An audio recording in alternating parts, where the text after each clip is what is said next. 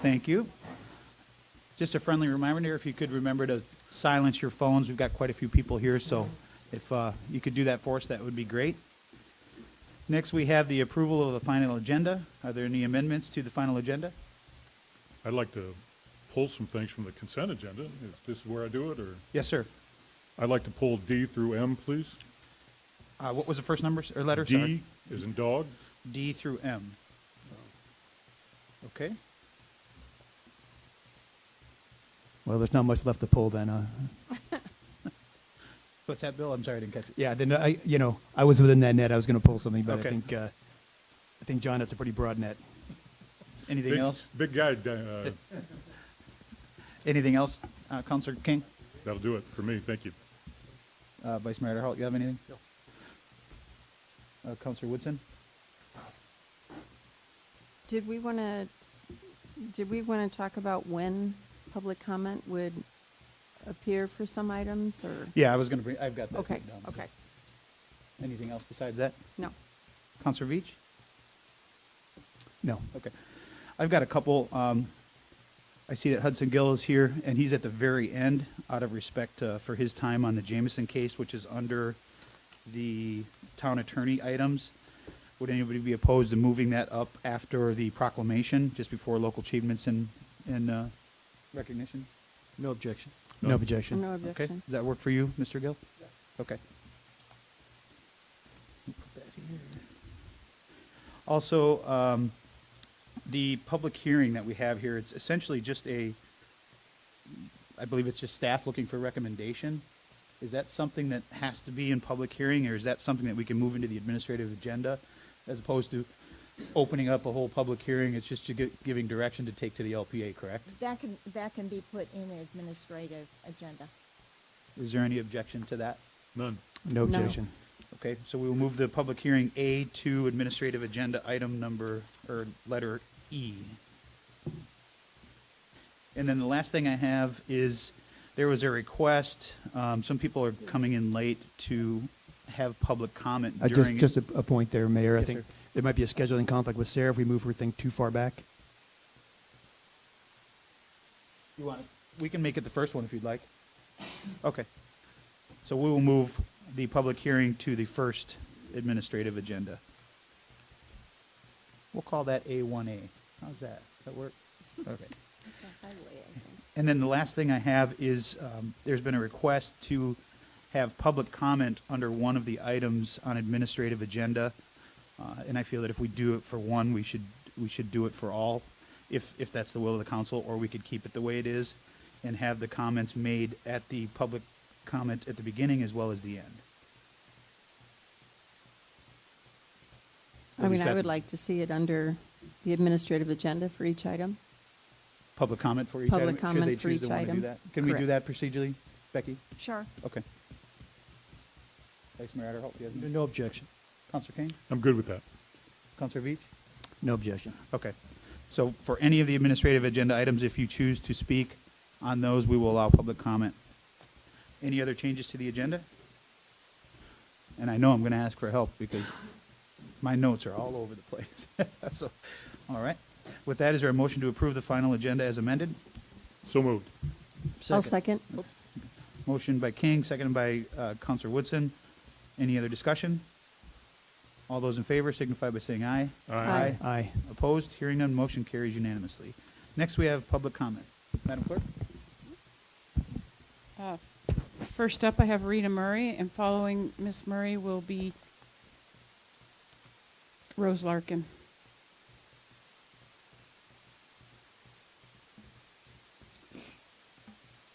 Good morning, Rita. Good morning. My name's Rita Murray. I'm going to be speaking on the water taxi. It's a non-agenda item for Curlew and Egret.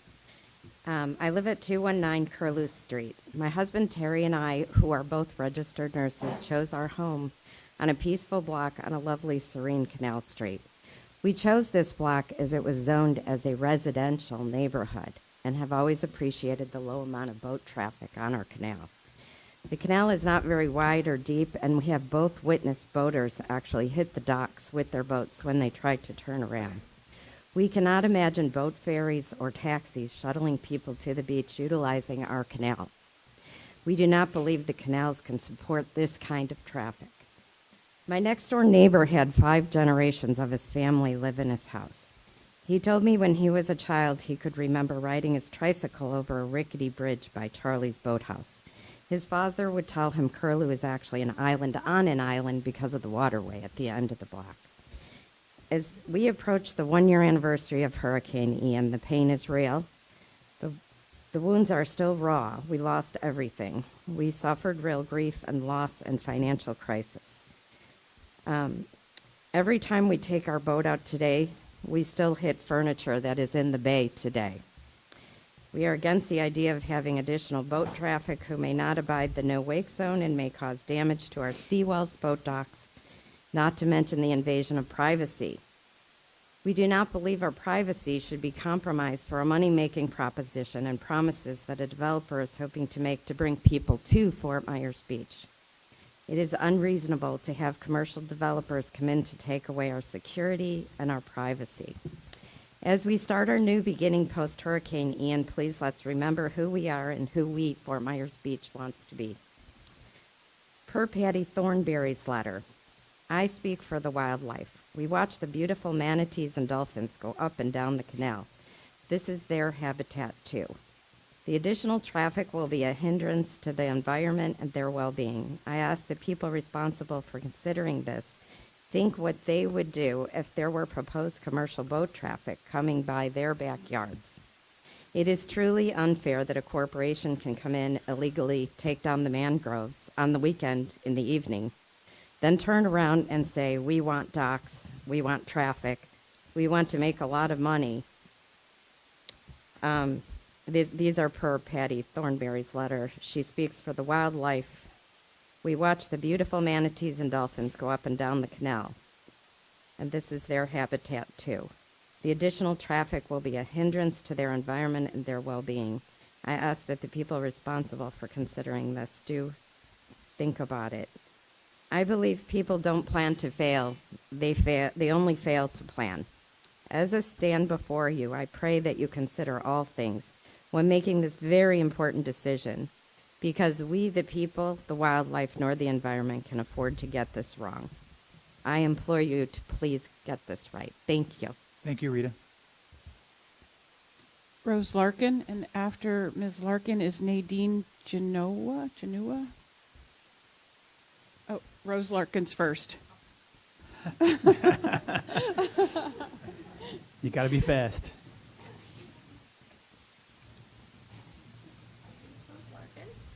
And, Hold the mic close. Got to pull your mic up there, Rose. and while I am a member of MRF, and I have no voice today, I am not speaking as part of the advisory committee. I'm speaking just as a longtime resident on Fort Myers Beach. I have lived on the island for over 37 years, and while Hurricane Ian has displaced me, I still own the land where my house sat. I moved here in 1985, and at that time there was an abundance of wildlife.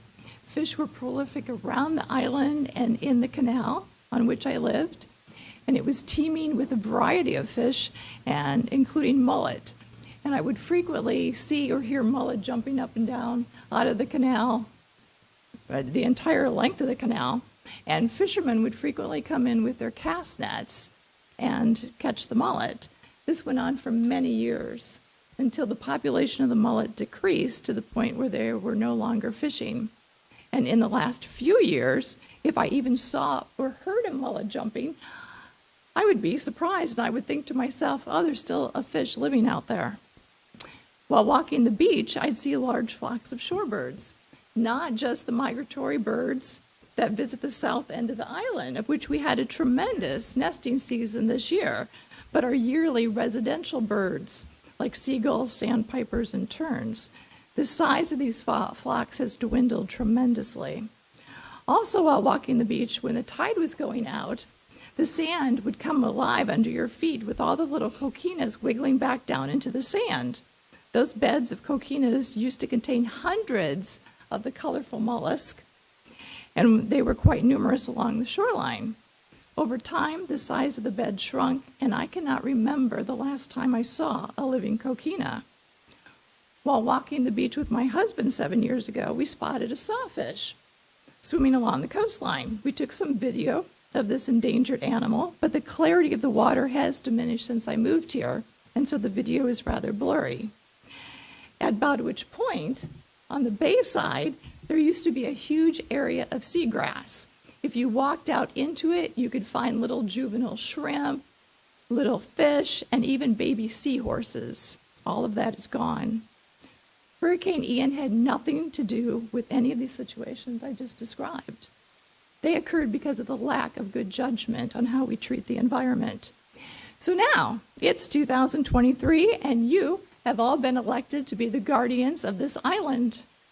The decisions you make will either continue the downward spiral of our ecosystems, or you will step up to this challenge and work towards a more healthy environment for the wildlife, the visiting tourist, and the residents that live here. Thank you. Thank you, Rose. Now it's your turn, Nadine. After Nadine will be Roxanne Orozco. You get your steps in. Oh, my goodness, that's tough to follow. Now I know why. And Can you Rose pull was the my mic down? Rose was my mother's maiden name. She's upstairs now, so that was meant to be. Anyway, thank you all, Town Council, Mayor, and Vice Mayor, and the Town Council for your service and your time in hearing us today and give us the courtesy to lead from the front end of this meeting, because we love this island as you all do. This is our home, and many of us lost a lot in this past storm. And I just am here to, one, and first and foremost, say that we chose this island to live on because this is birds and turtles and sea life, and it's vibrant and it's peaceful and it's tranquil. And we all live on, many of us live on residential canals. And we're hearing rumors, if you will. I mean, many of us have lived here for many years, so some of what we hear is true and some of it's not true. But we want to get in front of this issue because it's very important. Living on a canal, we have boats, but we have boats of people that live next to us, and we know them all, and we wave to them as they go by, and because we are a community, and we're a friendly island. But we're hearing the thoughts of possibly London Bay coming in and building docks on the Bahia Curlew side and doing water taxis from Salt Leaf to what was the old Charlie's. We're hoping to God that none of our canals, and I'm not going to just speak on behalf of me living here on Curlew with what could potentially happen at the Beach Theater as well, with the mangroves following Rose on that subject. There should not be any dockage at the end of a residential canal, nor should we have to watch strangers that we don't know coming through with God knows what. I'm a senior, and I know we got a lot of new people coming in, and we hope that they keep the values of that would have made this island so unique and so special. And keeping God in mind, and boy, I'm no thumping Bible pusher, believe you me, but I'm spiritual in nature. And I believe that God made all of us, and he made the wildlife too. And I think there's enough shoreline for us to share, and we should respect one another. And I'm sure you can find solutions that will help London Bay do what they need to do, and the Beach Theater do what they need to do from a commercial standpoint. And if that means setting up and utilizing marinas that are at each end of this island to bring in some water taxis, I know you got to find solutions. We can't always be complaining. But I think that if you take the access points where there are already marinas and you want to bring in boats that way, that may be an option. But not through the residential canals, and not through our backyards, and not through our front yards.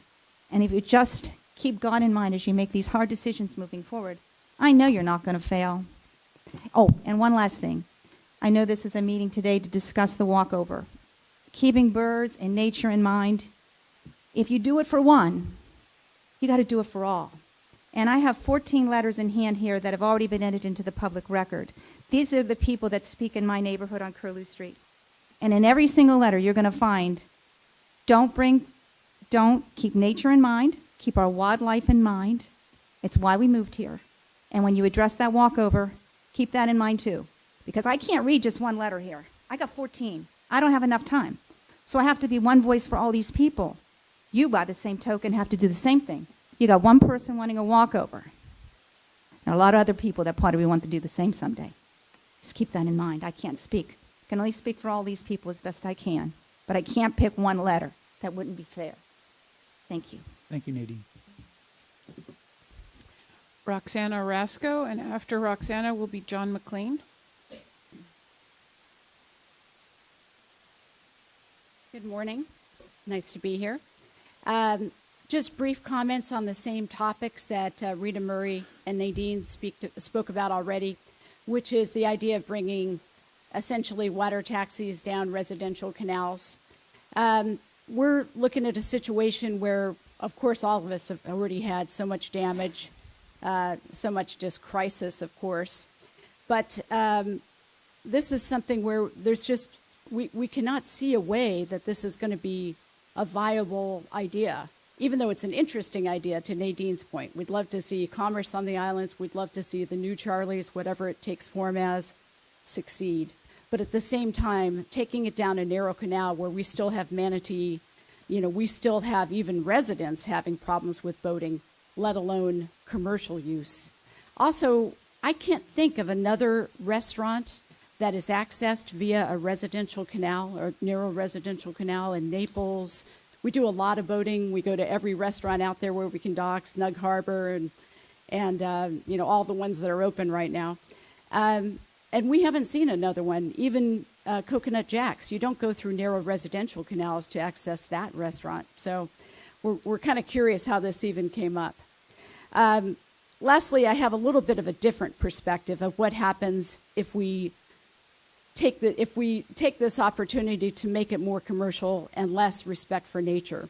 So I come from Malibu, California. And I don't know if you've been out there, but the dunes in California used to be covered with plants. And if you go out there today, there's not a single plant on the dunes. California always talks about their environmental side, but if you really go to their beaches and you see the wildlife, it is 1/1000th of what you see here. So we moved here in 2019. I'll never move back.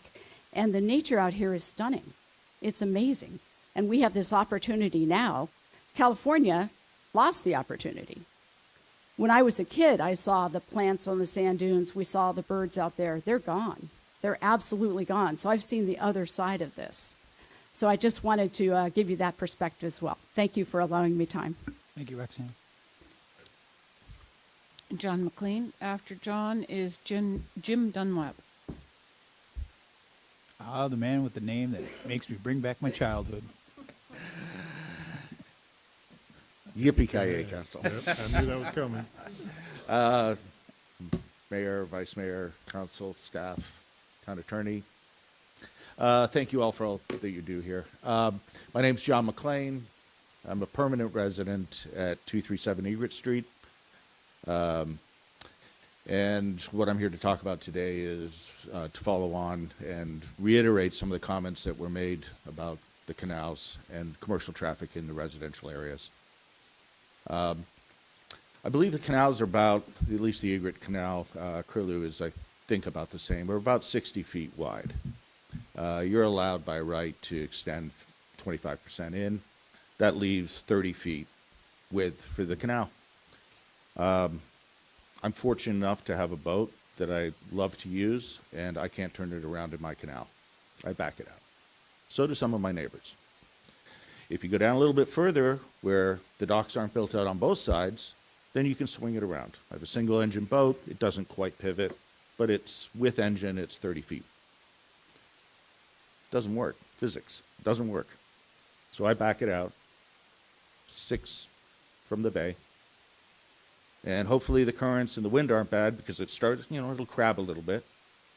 But that's the way I come down. So if you think about your average boat you can put on a trailer, it's 8.6 beam, right? Double that. You've got 4 feet on each side and 4 feet in the middle if you have those two boats coming at each other. So while I am very much in favor of the environmental impacts, of the loss of privacy in my backyard, all of those things matter. They're considerable things to take into consideration. But I think there's also a safety issue here as well.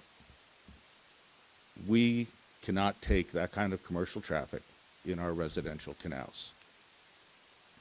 We wait till the canal clears before we leave. Some of us back out. Many will travel a little bit further down in order to find a place they can swing. Who knows what happens when it fully gets built out? But there just is not enough space in these residential canals for commercial traffic. I don't believe it's appropriate. Thank you very much. Thank you, John. Jim, and after Jim will be Cindy Johnson. Morning, Mayor, Vice Mayor, Council. Thanks for allowing us to speak. Jim Dunlap, 131 Egret Street, representing several of our neighbors on Egret Street on the same topic. We moved to Fort Myers Beach a little over 2 years ago.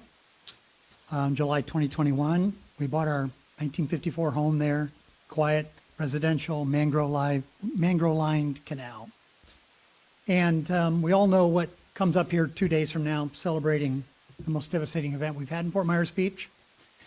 And while Ian did the things it did and threw all the stuff around and the lives that it cost, it didn't take away the culture of the community or the presence that was there before the hurricane came. The mangroves were still there. Unfortunately, over a couple nights and weekends, man did that, a few machines, and they're gone. And so the impact of that now we all have to deal with and live with. There's a responsibility and opportunity we have to step into this moment and think about rebuilding the culture or protecting the culture in Fort Myers Beach. I believe that culture isn't what you say, it's what you tolerate. And I'd ask you not to tolerate the type of development that we're getting without the consequences of putting the island in the place that it was before, those illegal mangroves removed, and now commercial traffic is proposed to be up there. Putting this island back together is a series of puzzles. We all see the big developments you're going to have to deal with, and those are realities. But we need to look at the little pieces in the puzzle because it doesn't get done until they're all put together, and then the whole picture comes together. So we'll be back when this is an agenda item as a couple communities, and we're going to express our concern for making sure that the folks that took away what the hurricane couldn't have the responsibility and the opportunity to make it right again by talking to us, by including that in development plans, and by supporting the culture that they're going to benefit from ultimately. So thank you for listening to us. Thank you, Jim. Cindy Johnson. After Cindy is Jason Howard.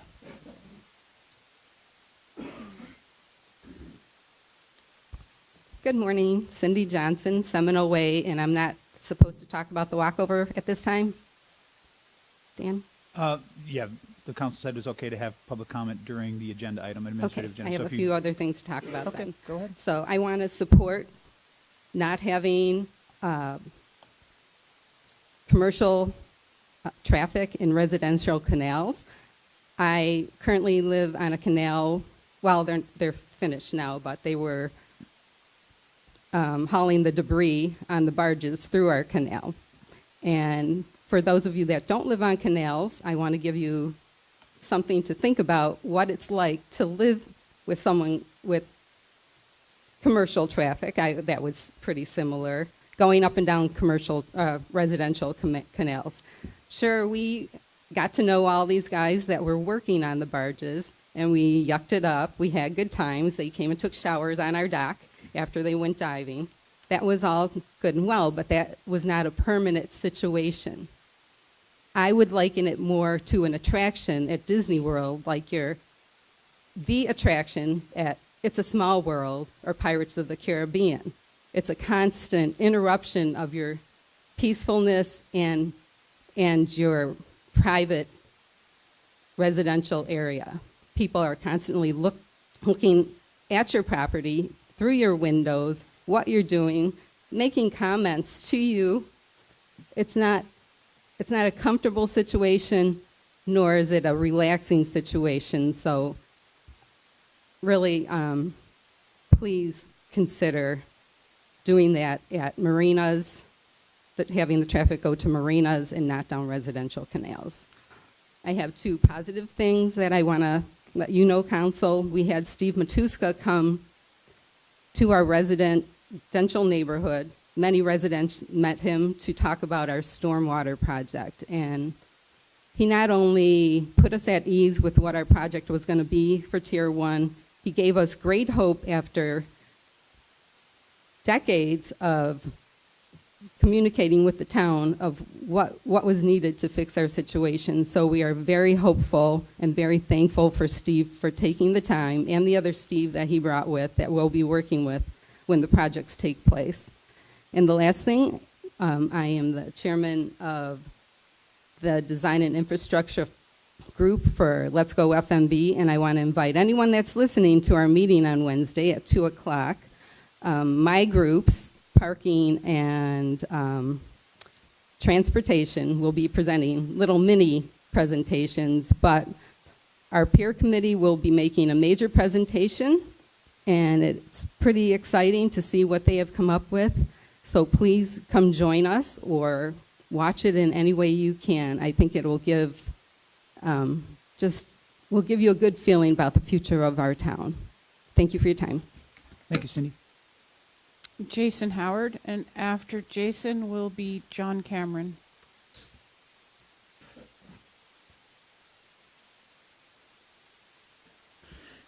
Good morning, Council, Mayor. I'm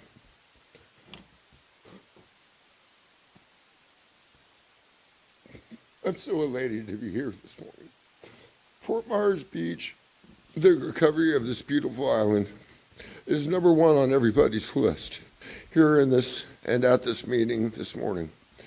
I only wish to witness and take place in its growth and its recovery. Excuse me. I have been a resident of this great community since 1978. My mother went to high school here and graduated from Cypress Lake High School. My daughter graduated from Cypress Lake High School. I graduated from Fort Myers High School. This beach was a part of my life, my whole life, growing up here as a kid and a child. My grandfather kept his boat over here in the marina back by the shrimp docks, and we used to go out almost every other weekend and go grouper fishing. My grandmother and I and my grandfather, my mother. I'm getting composure right now. What we're about to witness here is a bud, a blossom on a beautiful plant. We're getting ready to see the petals unfold into this great bird of paradise that it is. I'd love to see this beautiful island be again what it once was, and then more of. I mean, the potential that is here before us is just amazing and outstanding. I have a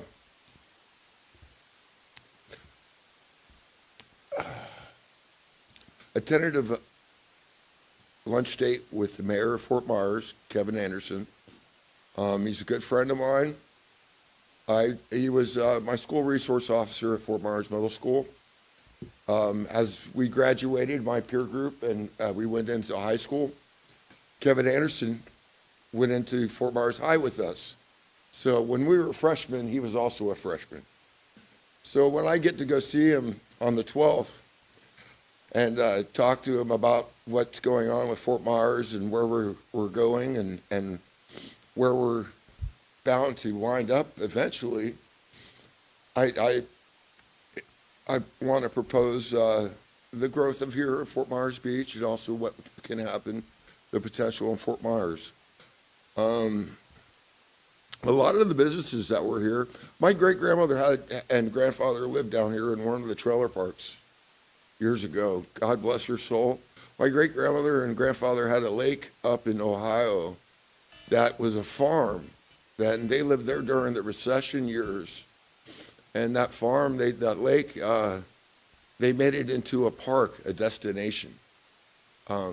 They had mobile homes and trailers that would come in from all around the upper northeast. And of course there was fishing and boats and the family. My great-grandmother had 9 children. I have a lot of blessed aunts and uncles that all live up in Ohio, and a couple of them reside down here in Fort Myers also. Jason, I need you to wrap it up. You have 3 minutes. Yes, sir. Thanks. I'm very glad and appreciative of being able to get up here. I'd like to see this growth happen. And I'm hoping that maybe possibly we'd be able to get a rental bike facility down here again. I know the former bicycle rental had taken their checks and they've retired, I'm sure. And I'm hoping to get my foot in the door on the ground floor. Thank you sir. very much. Have a good day. John Cameron. Okay, that's all I have signed up. Is there anyone else that'd like to speak? Yes, sir. Please state your name for the record. Oh, wait till you get up there, Mark. My name's Marty Bartow. I live on Bahia. I've lived on the island for 6 years, and the idea of commercial traffic going down, it's just ridiculous, like everybody said. But I'd like you guys to think outside of the box. Have you ever thought about a tunnel? Think about it. The Big Dig. I don't want to see the whole island look like Panama City with all these overpasses. You guys need to think outside of the box. The solution isn't, one or the other. There's other opportunities. Other places have solutions. Think outside the box. That's all I ask. Thank you. Thank you, Marty. Anyone else like to speak during public comment? Seeing none, we'll close public comment. That brings us to our presentation. We have the Honorable Matt Caldwell here from the Lee County Property Appraiser. Matt? All right. Well, thank you very much for inviting me out this morning. I know there's a number of questions that the council members have suggested are on residents' minds. So I figured what I'd do is start with kind of a 10,000-foot overview of our process, try to boil that down to just a couple of minutes, and then open it up to y'all's questions or however you want to handle that, Mayor and Council. So just a quick background reminder. Our role is the Lee County Property Appraiser. Unlike a lot of jurisdictions around the country, we oversee the valuation of the tax roll for the entire county. There's not a separate assessor. There's not a separate employee at each jurisdiction. Our responsibility is to determine the value of all the property, all the real estate in Lee County for the tax purposes. That's about 550,000 parcels in Lee County. And we do it annually. There are jurisdictions, many around the country, that don't update their roll but once every 5 or even 10 years. We do it annually. It is based on January 1st, and that's going to be an important thing to remember. For everything else, we talk about how a property is treated in the tax roll and what that means to ultimately the value of the real estate that affects your budget process is based on the condition as of January 1st. So who owns it on January 1st will determine all of the exemptions, homestead, or any of the others that are available to taxpayers. And the condition of the property on January 1st is the way in which it is valued. The only variance from that dynamic are very special circumstances authorized by the legislature, one of which was the refund process that happened last year that affected that roughly 3-month window after the storm for just that year's taxes. But once that period closed, we are back to the regular process. So this year's tax roll, the roll that you're basing your budget process on, is based upon the condition, the circumstances of the real estate here on the beach on January 1st of 2023. A couple of the things to note. I know there are pretty regular questions about how we deal with so much variability in property condition after the storm, what that means. The first test to remember is that you can only be taxed on your improved portion of your real estate if it can be used for the purpose for which it was designed. Now, usually that test comes in from the other direction with a new construction property. It goes on the roll not based upon when the inspector comes and finally gives it a certificate of occupancy. It's the standard that we use is whether it's done, really done. So if in the context of a house, if the toilet flushes and the air conditioner works, even if the inspector doesn't make it out there till January 15th, the house was done on January 1st. It could be used for the purpose for which it was designed, and it will go on the roll for that tax year. And I know there's some questions. For example, you've got a pretty major project underway. That'll be the standard by which we evaluate Margaritaville, for example, is where is it at on January 1, regardless of whether or not the CO has been issued at that point. We'll evaluate whether it's completed as a piece of real estate. The inverse is also the case. So obviously you have numerous properties on the island that were uninhabitable on January 1st, many of them still uninhabitable today, and may not be come January 1st, 2024. That is the baseline standard that we will apply throughout the process. And that is not, that factual issue is not something that's subject to any kind of deadlines or time frames. That's part of the review process. We just went through the trim season. The truth and millage notices went out to taxpayers, and they had about a 3-week period to file an appeal if they disagreed with the value. But you aren't held by that time period if there's a factual issue. If your property factually was uninhabitable on January 1st, you can tell us at any point throughout the year, and we will update it. Same as any other material error. If we say that you have a pool, but you don't have a pool, you don't have to sue us. You just have to make sure we know that we have a factual error in the property record, and we're required by law to fix it immediately and then adjust the valuation that follows out of that. See, Matt? Yep. If I could, I don't want to interrupt you, Yeah. but it can't be used for the purpose that it was designed for. Mm-hmm. So for a home that's still damaged and it can't be lived in, you're still going to appraise the property value, correct? But just not the structure? Is that how it works? Correct. So there's obviously two primary components to real estate, is the land and then the improvements. In only very few cases do you not have the land any longer. That did come to play in Matlacha, obviously. We had to work with several property owners that quite literally the land was gone. But in most taxpayer circumstances, you are still going to have to pay taxes on the land because the land is still there. It has the value associated with it. The uninhabitability part comes to play with the improved structure. And we will evaluate what that means. You know, uninhabitability is in the eye of the beholder. But obviously, if you have a function of government that says you can't inhabit it, that's a pretty cut and dry piece of evidence. So the fire department or the town or the county has said this is unsafe, and they've said it. We're not going to disagree with that and try to put your improvement on the tax roll. We're gonna defer to that. Outside of that, then it becomes an evaluation of what really the circumstance is, right? And we're going to work through that process like we do in the inverse in a new construction scenario. And Matt, this is so critical right now for our island. So you just explained it for a home. For a condo, do you take, if the building is not inhabitable, do you still take the value of the land that the condo building is located on, and then take the value of that land and divide it by the number of units? Is that what the people see on their trim notice then when they see value? Correct. So we had to, as best we could, categorize the condition of all the condo buildings on all the islands in particular. We attempted to get as much communication from the management associations, since they're really the central clearinghouse, should be for those of you that live in a condo. Your association manager should really know at some level what's going on with everybody.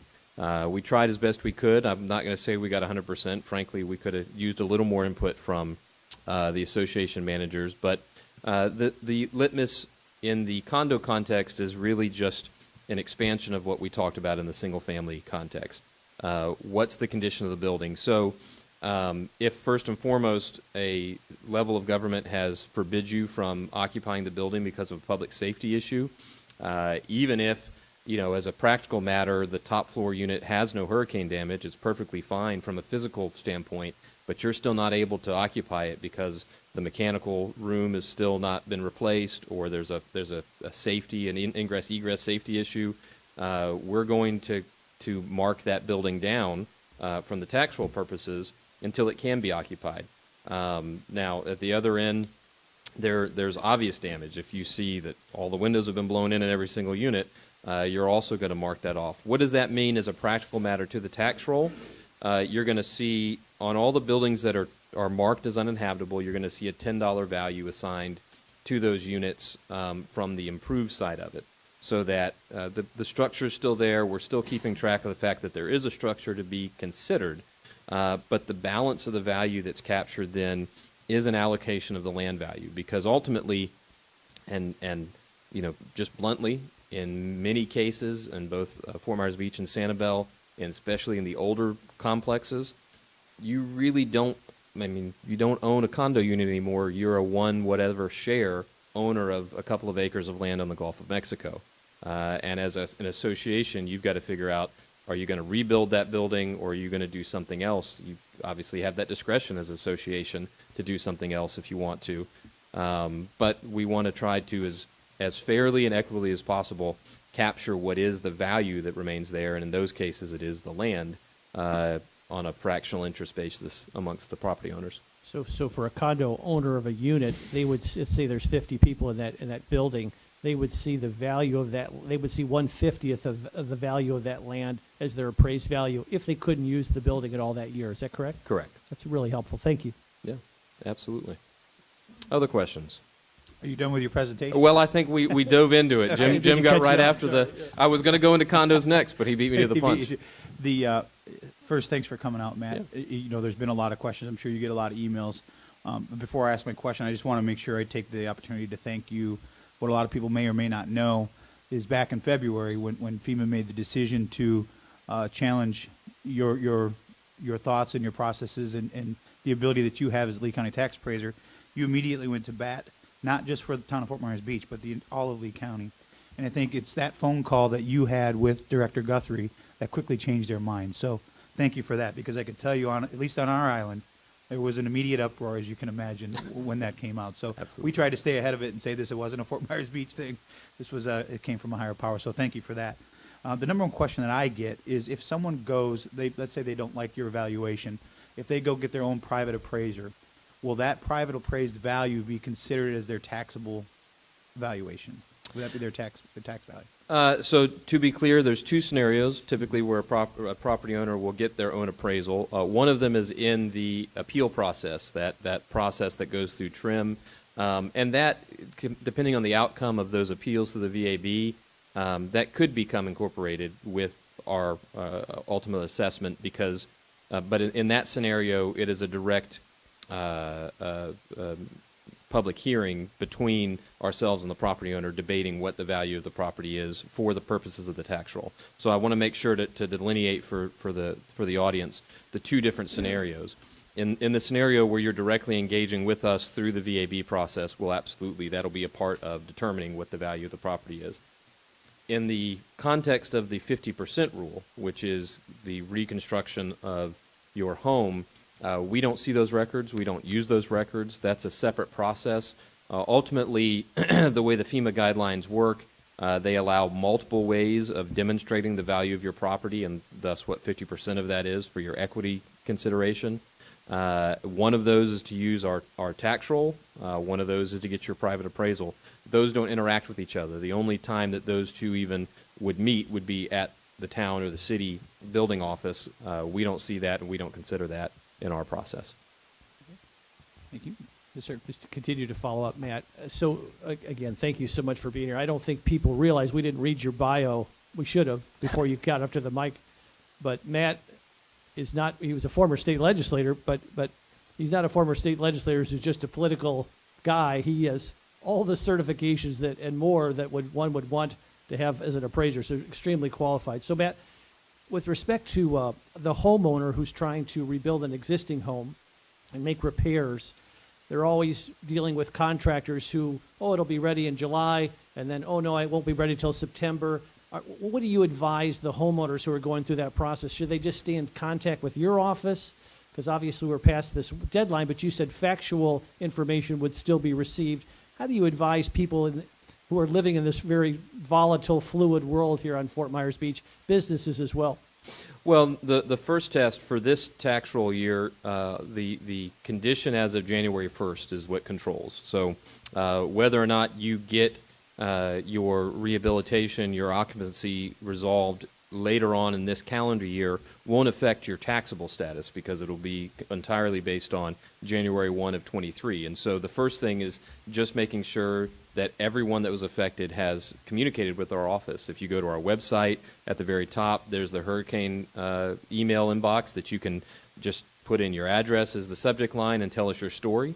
Attach whatever photos or details, things. The more you can tell us, the better, the quicker it'll be for us to be able to evaluate what we can do in terms of addressing the physical reality of your property as of January 1st. And we know there are a number of people that still haven't. Based on our modeling, immediately after the storm, and this has been confirmed by all of the data points we've gathered over the last year, this storm affected about 100,000 properties countywide.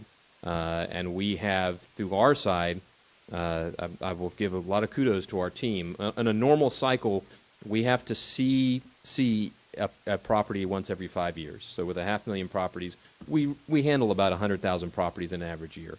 As of the middle of September, we were somewhere closing in on 300,000 properties that we had interacted with this cycle.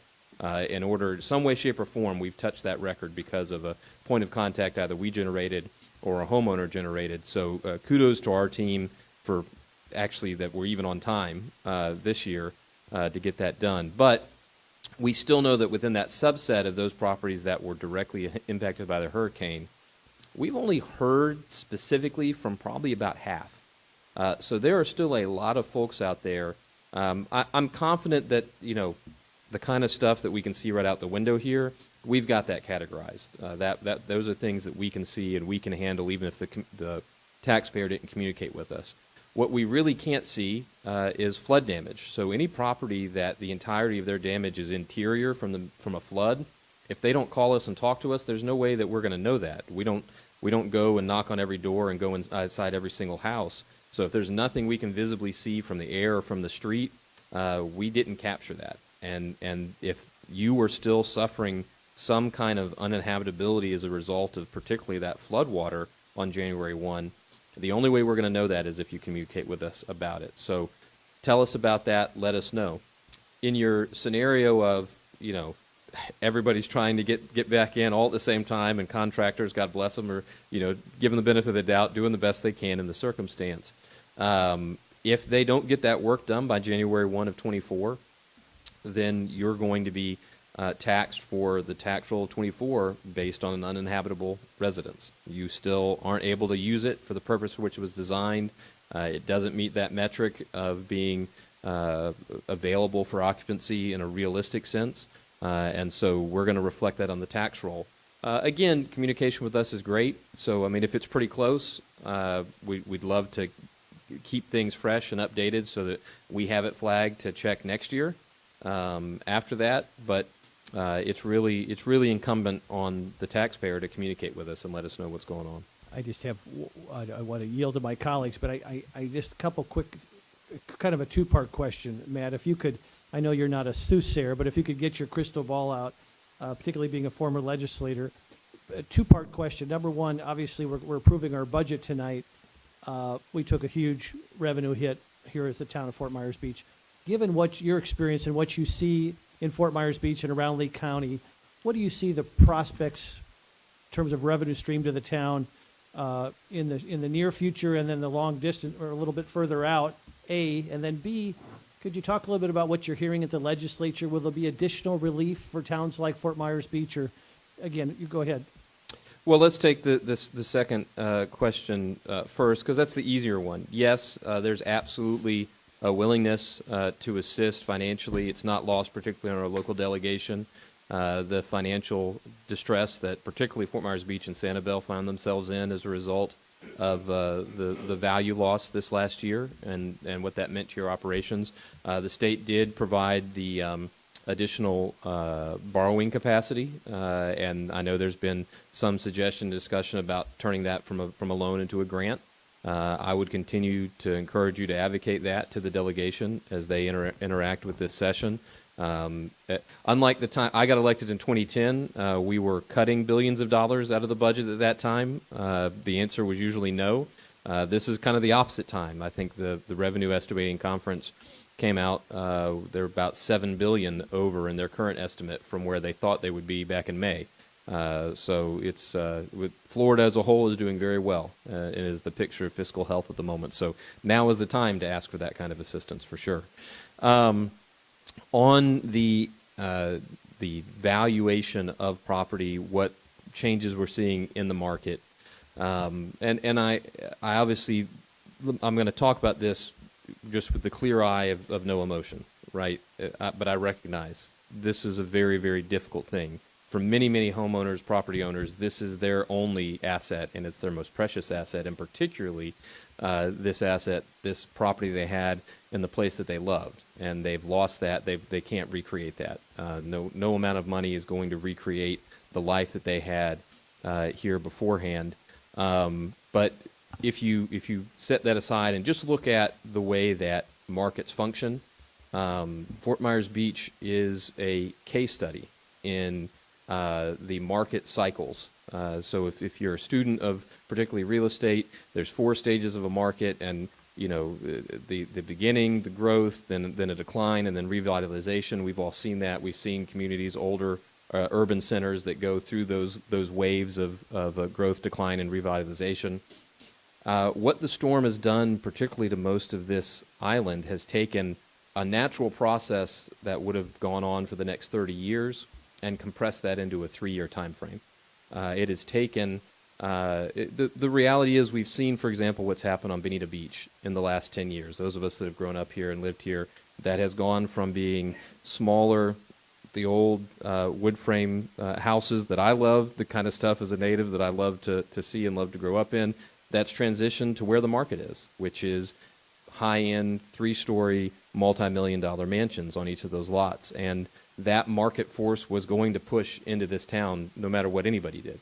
But that would have taken decades for that evolution to happen. Now you have all of these properties that have been either completely destroyed or severely impaired, owned by families that for whatever reason, they would have never considered selling that property at any price prior to the storm. That's a different paradigm now.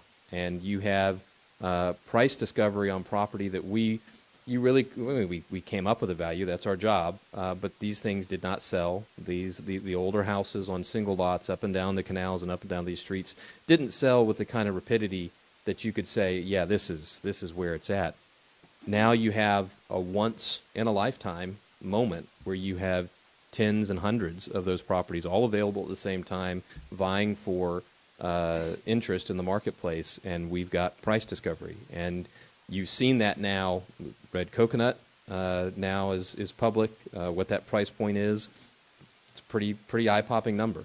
And I think you should expect that to follow suit up and down the island as these properties change hands. And what that means then in just the basic math of your tax roll, Fort Myers Beach will have an incredibly different tax roll, if not in 2024, then by 2025, because of all of this new activity that is pouring in to replace and fill the gaps that were created by the storm.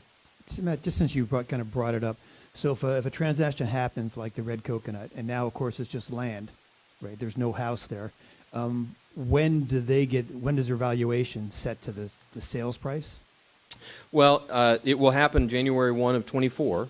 We will, like we do every year, revalue the entire town, and that new sale will be a part of the data set. Now, the way mass appraisal works, it's not a one-to-one. So my prior career as a private practice appraiser, the kind of appraisal you get when you get the private appraisal, you've got your property and you've got individual comps directly compared to it and adjusted specifically for the differences. It's the same theory, but it is not a direct one-to-one. So we take all of the properties that sell in the previous year and we try to boil them down as best we can into their component parts. So how much in the single-family context, how much is a pool worth, how much is a bathroom worth, how much is a waterfront canal lot worth. And then we combine those back based on the features we know about each of your properties. Red Coconut's, a little more complex than a single-family house, obviously, but it is indicative of what is many acres of Gulf front land worth on Fort Myers Beach, and will absolutely heavily influence the model's determination of what all the rest of this Gulf front land is worth up and down Estero Boulevard. And another it's a series of questions. Let's kind of go forward to a shiny, hopeful future when people are rebuilding or rebuilt. So I know that you read the trim notice, and it says that if you're that your increase is going to be capped by 3% or 10%, depending on whether or not you're homesteaded. What's the effect of someone who loses their house and rebuilds it on their valuation going forward? Correct. So the statutes contemplate that. You are not forced to lose your homestead protection, particularly the buildup of Save Our Homes. That is the real benefit, even more so over time. And you have essentially 3 years to get back into the home. I think the legislature is going to have to address that. It flows out of the portability statute that gives you 3 years of flexibility to move that Save Our Homes value from one property to another. Again,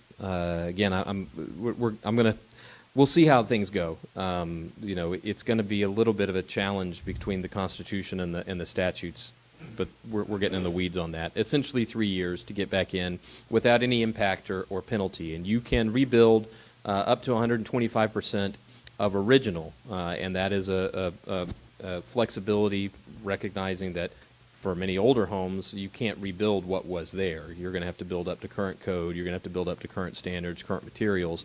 So that's going to result in larger spaces and higher cost. That 125 is for value or for area or? It's for area, but we work with you. Look, our office in particular is not interested in trying to squeeze the taxpayer. So essentially the statute's designed to not penalize you for rebuilding and giving you some flexibility, recognizing that you can't rebuild exactly what you had in 1975, for example. But if you decide that when you do that, you're also going to build brand new features. So now you're going to build an extra garage or an extra bonus room. That does come on at full value. We basically calculate the different pieces and meld them back together and give you a new cap floor from which to move on your Save Our Homes. But the essential thing, particularly in that circumstance, is to talk to us and let us know. So tell us that you intend to maintain that as your homestead, even if you can't live there right now, so that we are constantly on a pretty regular basis evaluating driver's license registration, voter registration, all of the other details that are pretty widely available about each one of us and where we live and where we do business. And so when we pull those records and see a disconnect between where you claim is your homestead and what the records are telling us, that's when you're going to get flagged for, is this still a qualified homestead? Obviously, we use that for people that move, and in my experience, 95% of people that have a disconnect, they forget. They forget to tell us that they've moved out of state and this isn't their homestead anymore, and so it's a simple cleanup.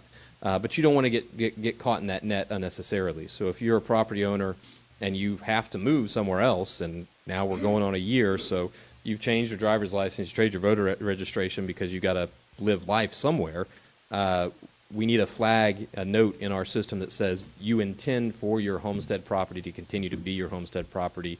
We continue to keep that on the record for as long as we have the flexibility to do so, and then communicate with us about what it is you plan to do. And we can kind of walk you through as you, depending on the ambition of your plan, as you walk through with your contractor and your architect, we can talk to you about what do we view the impact's going to be.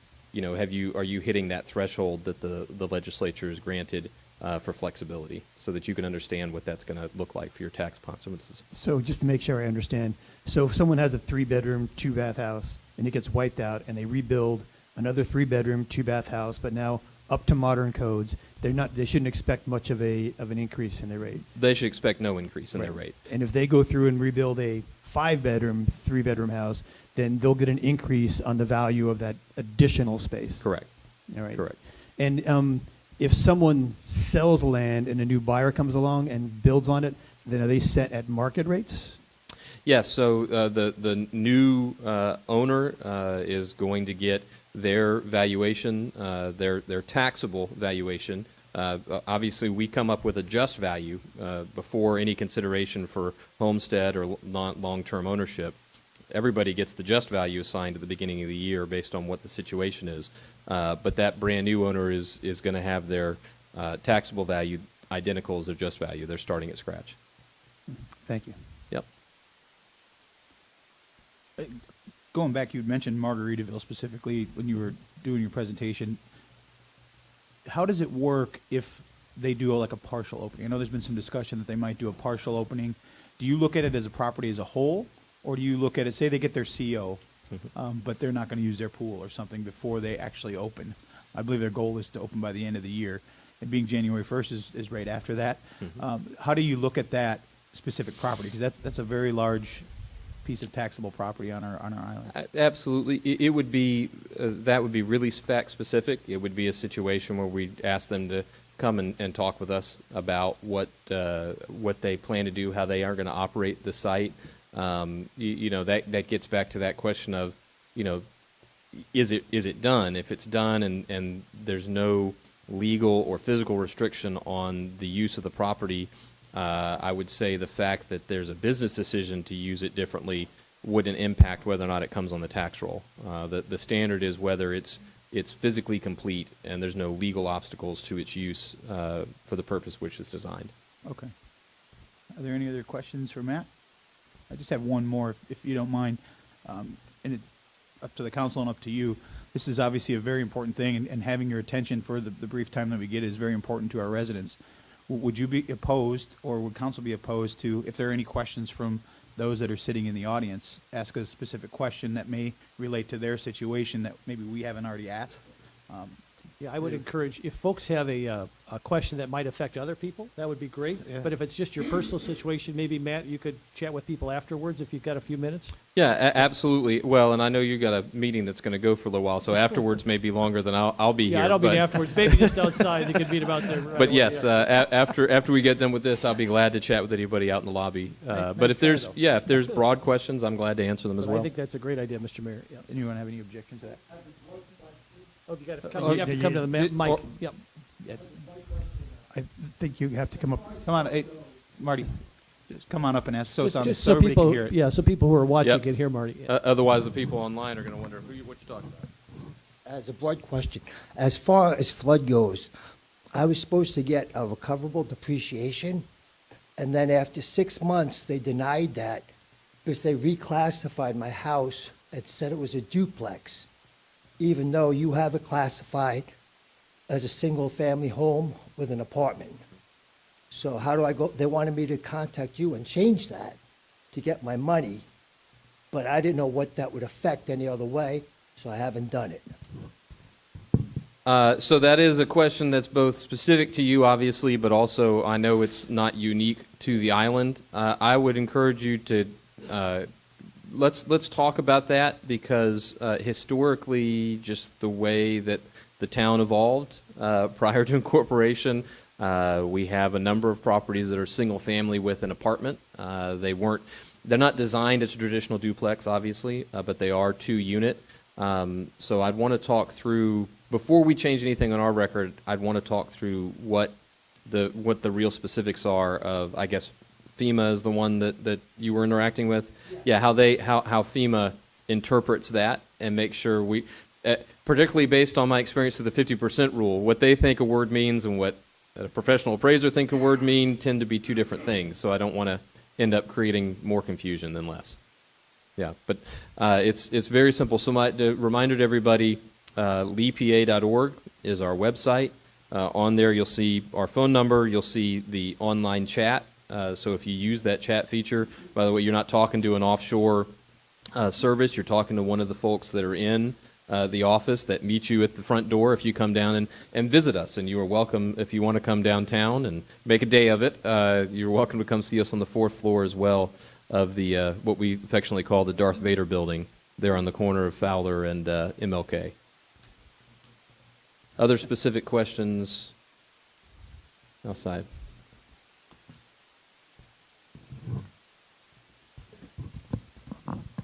Congratulations. Jerry Kemp, and I'm congratulating Matt. I had a particular question, so maybe a couple clarifications. I called his office on my trim on a Friday.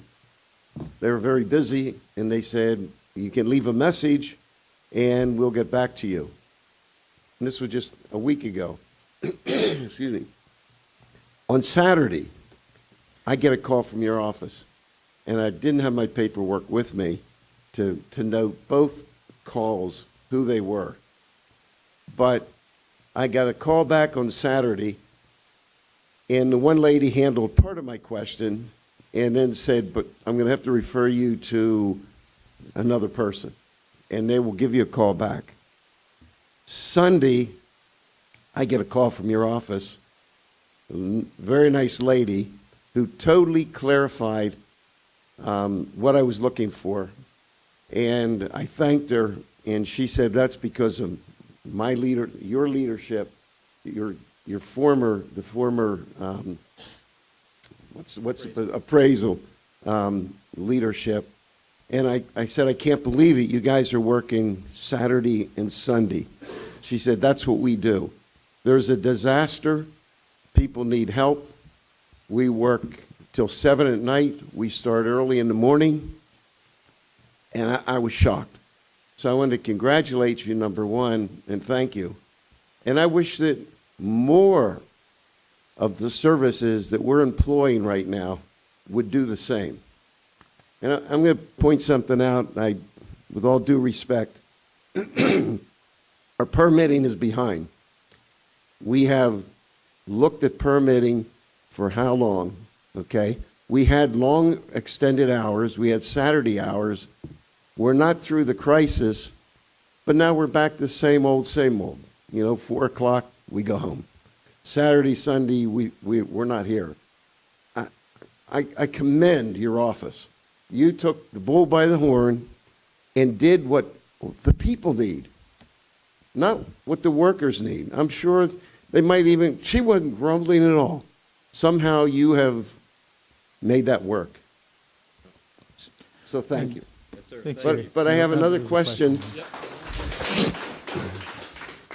The one lady I did talk to said that we have up to 3 years till the end of 2025, December 31st, to begin the project.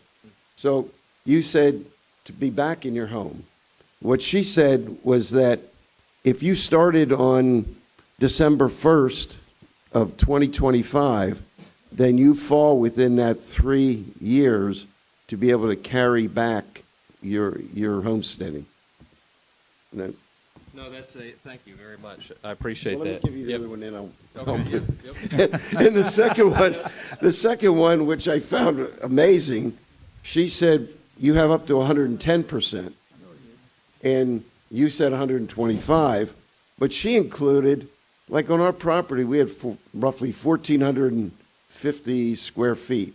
She said we have up to 2,400 square feet because they include the decks, the patios. It's not just the square footage of the house. And to me, and all the people that have lost homes and are trying to rebuild, that's significant. The fact that you can build a 2,000 square foot property and your taxes, because that was my scary part. We pay about $4,500 right now a year, and I'm thinking, God, we rebuild and we put a $600,000 house, and now we're going to we'll be paying $15,000 even though we're homesteaded, and that's not the case. No, thank you. Absolutely. Thank you. No, we have a fantastic team, very willing to dive in and help. We're actually pretty surprised. So we had tens of thousands of customer interactions. We always evaluate the official appeals that are filed. And again, over 500,000 properties. We usually average about 2,000 appeals countywide that are filed, so a pretty de minimis number. We were projecting and preparing for as many as 10,000 this year. We only looks like it's going to end up around 4,000, which we think is pretty good considering all the circumstances. And we suspect we'll resolve most of those because people just, for whatever reason, didn't realize their issue was one we could settle as a matter of factual issues about the property, not a valuation concern. As to the rebuilding and the time frames, the reality is we're going to stress test these statutes, how they're written and how we interpret it in terms of, for example, starting the clock when the time starts and ends.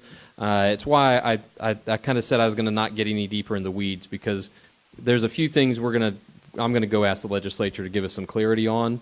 But the big take-home picture is, if what you had before, you're going to rebuild it, you're not going to be penalized for it, even if it's not going to be. It's going to rebuild to modern code, so it's not exactly what it was before.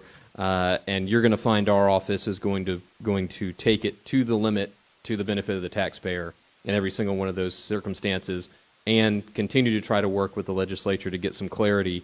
Again, nobody's really stress tested all these statutes the way they were written, particularly not at this scale.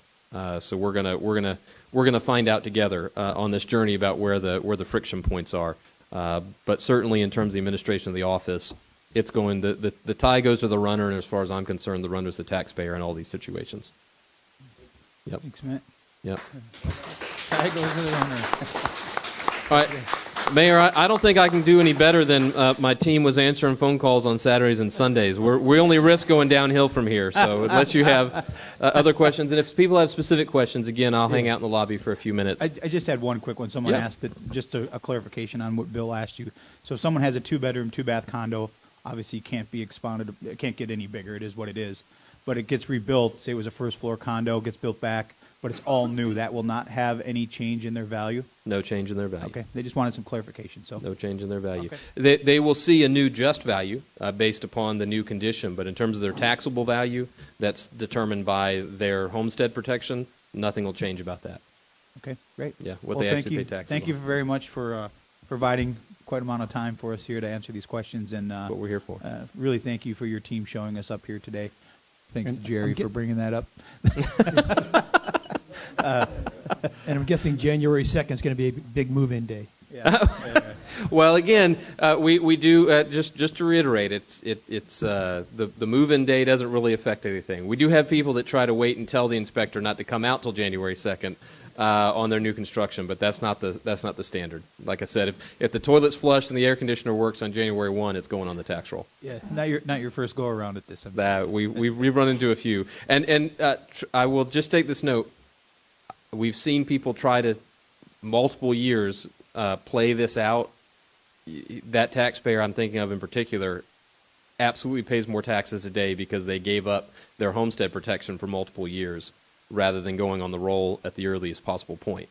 Because you got to think every year that you're not on the roll with that house, it's not getting protected at the 3%. So it's better to get it done and get it on the roll and get the protection. So I assume, I know you're done, we're not quite letting you go yet, but so if someone is living in temporary accommodations on their property, like in a trailer or something, then they are still registered as being there and being homesteaded. Mm-hmm. Yeah, absolutely. Absolutely. Yep.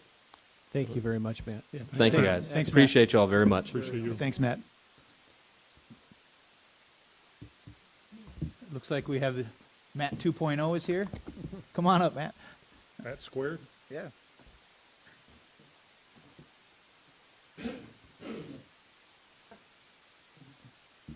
For Thanks those so much. Appreciate it. Hey, Matt, just for those who didn't, this got on the agenda late.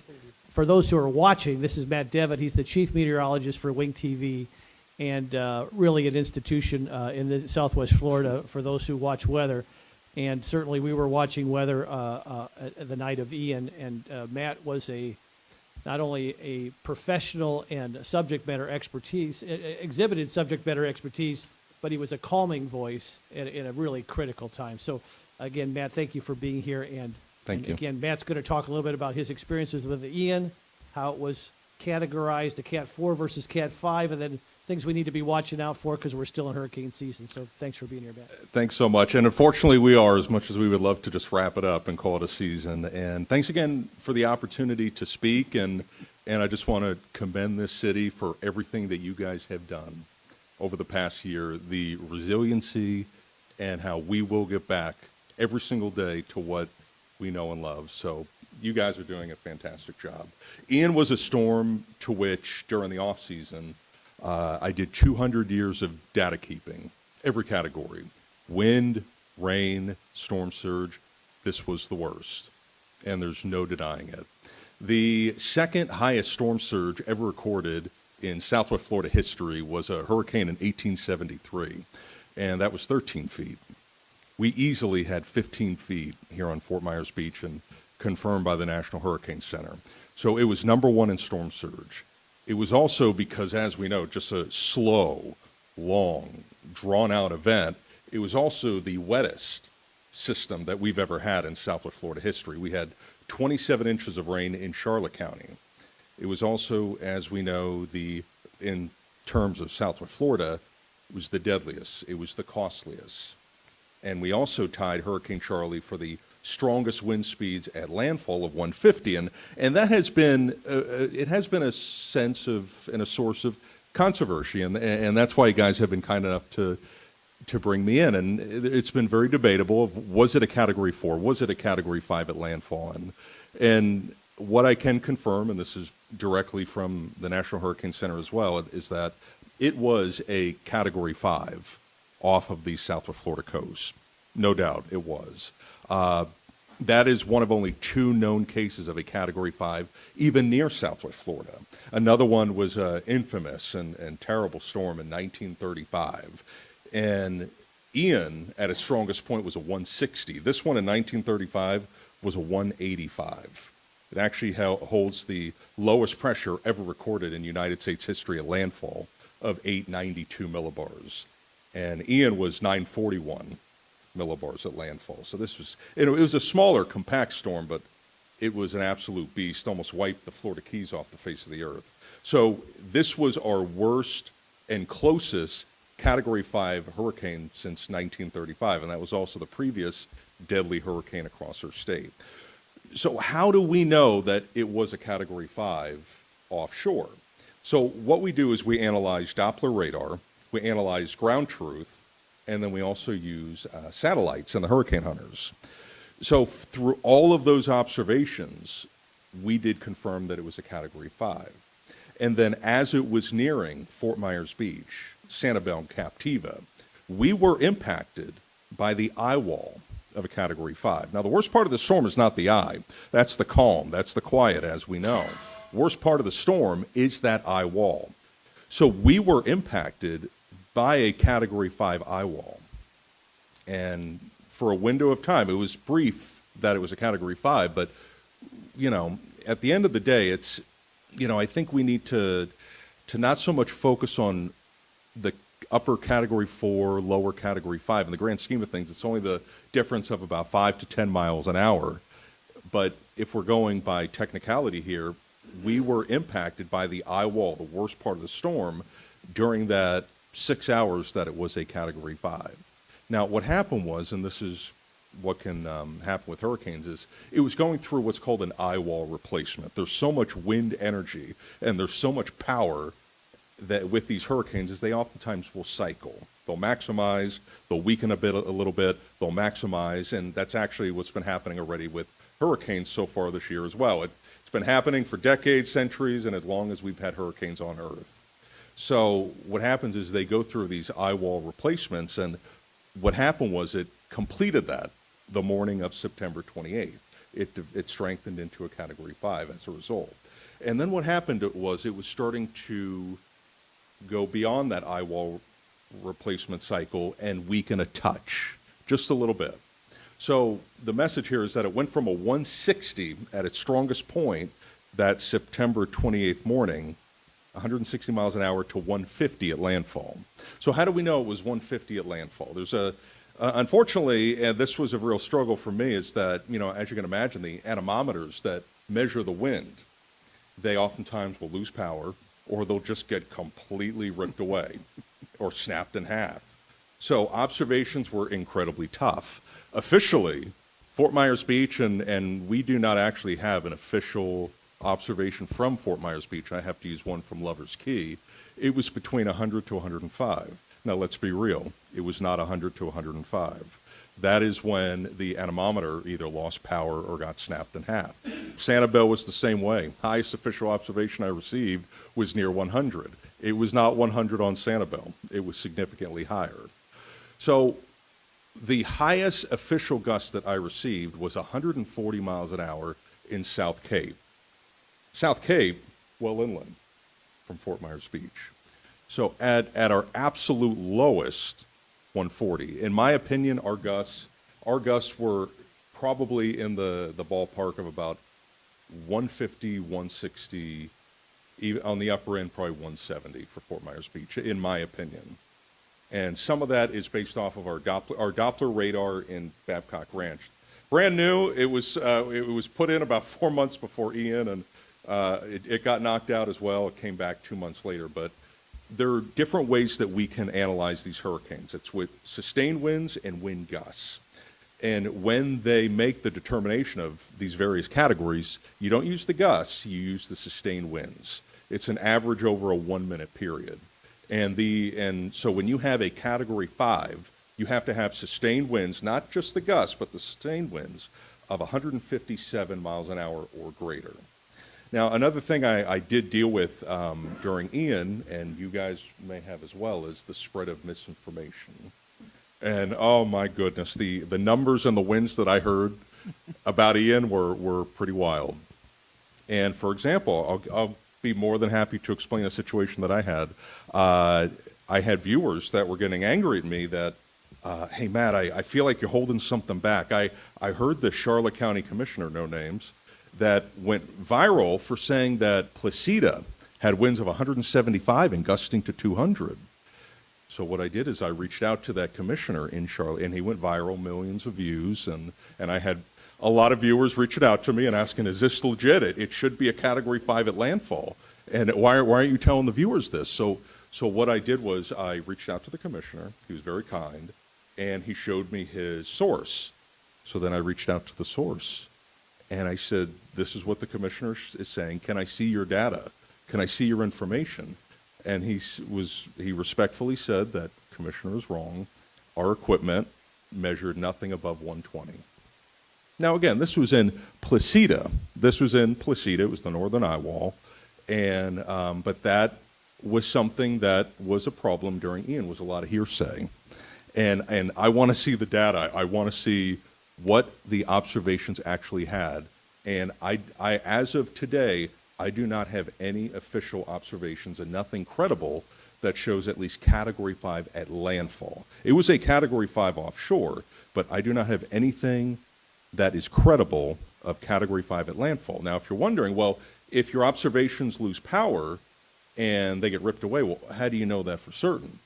So we had the hurricane hunters, they were flying into the storm at landfall, and they had noted that the pressure went from 937 to 941. Lower the pressure, the stronger the storm. So the pressure was rising, a sign of slight, keyword slight, weakening. But the problem is, even if and Katrina's the shining example of this, Hurricane Katrina went from a Category 5 to a Category 3 at landfall, but even if a storm weakens, you can still possess Category 5 storm surge. Even if the winds come down, you can still maintain a Category 5 storm surge. So, and that is what we experienced here on Fort Myers Beach. Yes, it was a technicality that it was a 150 Category 4 landfall, but it still possessed and maintained a Category 5 storm surge. And the 150 was, in fact, again, confirmed by the hurricane hunters, who they released these devices that go into the storm, and they analyze wind speeds, lowest pressure, and they were the ones, as our ground truth was failing, and also I did confirm it with our Doppler radar that it was about 150 at landfall. All those observations led to the notion of 150 at landfall, not 160, because it was on the back end of what's called that eye wall replacement, and we also use satellites, we use Doppler radar, but in the grand scheme of things, 150 to 160, when you have a powerful historic storm like Ian, and again to reiterate, one that we have never had in at least 200 years of data keeping, in the grand scheme of things, it doesn't change the impact and what we experienced. I recently just went on I recently just did a story on San Carlos Island. A woman, she was at 7.2 feet of elevation. She had 7.5 feet in her home. So she had about 14.5 feet. San Carlos Island, not even Fort Myers Beach. And she said, Matt, hey, come over here. I want to show you the Charlie line. And she showed me the Charlie comparison. And that one was up to her ankle. This one would have been 2 feet above her head. And you may recall that I had mentioned that Charlie also was 150 at landfall, but Ian was slower. It was bigger. And that's why I just can't stress enough that every storm is different and the impacts that they bring. So now that brings us to this season, unless you have any more questions about that. It is technically possible, God help us. I would love to have a nice, quiet season. That would be wonderful. I have a newborn and a little baby, so sleep has been hard to come by this year, but in theory, it can happen where we can get hit back to back. If you've lived in Southwest Florida for years, Charlie, Wilma. Charlie 2004, Wilma in 2005. So in theory, it can happen. This has been a very interesting season in terms of how I've been relaying it on TV. It's been a boxing weight heavy match between El Nino as well as record warm water temperatures. And El Nino has had a pretty significant impact, not only on what's happening so far with our hurricane season, but also our local weather. Has anybody noticed that our rainy season has not been, now don't take last night for what happened there, but have you noticed that our rainy season hasn't been normal? Well, that has to do with an El Nino influence, weaker high pressure in the Atlantic. Now, when you also have a weaker high pressure in the Atlantic, have you been noticing that recently a lot of our storms have been taking a hard turn north? That's because a weaker high, that causes storms to turn north earlier. If you have a stronger high, it pushes them more west, and that's when they do become sometimes legitimate threats to the state of Florida. Now, that normally doesn't have a gigantic influence on what happens in the Caribbean, and that is what, for the next month, I am going to personally be on alert for and looking at is anything in the Caribbean. And, while other parts of the country are enjoying fall and cooler weather and cold fronts, we cannot be complacent here in October. We have had powerful hurricanes in the past, even during October. Michael, Category 5 in 2018. Wilma, as that made landfall as a 120 Category 3 about a week before Halloween. And heck, we've even had Category 2s a week before Thanksgiving in 1985 with Kate in the Florida Panhandle. So the message here is that we're doing good so far. We dodged a bullet with Idalia. Yes, we had surge. Yes, we had rain. We had impacts, but thankfully not to the caliber of Ian. But hang in there.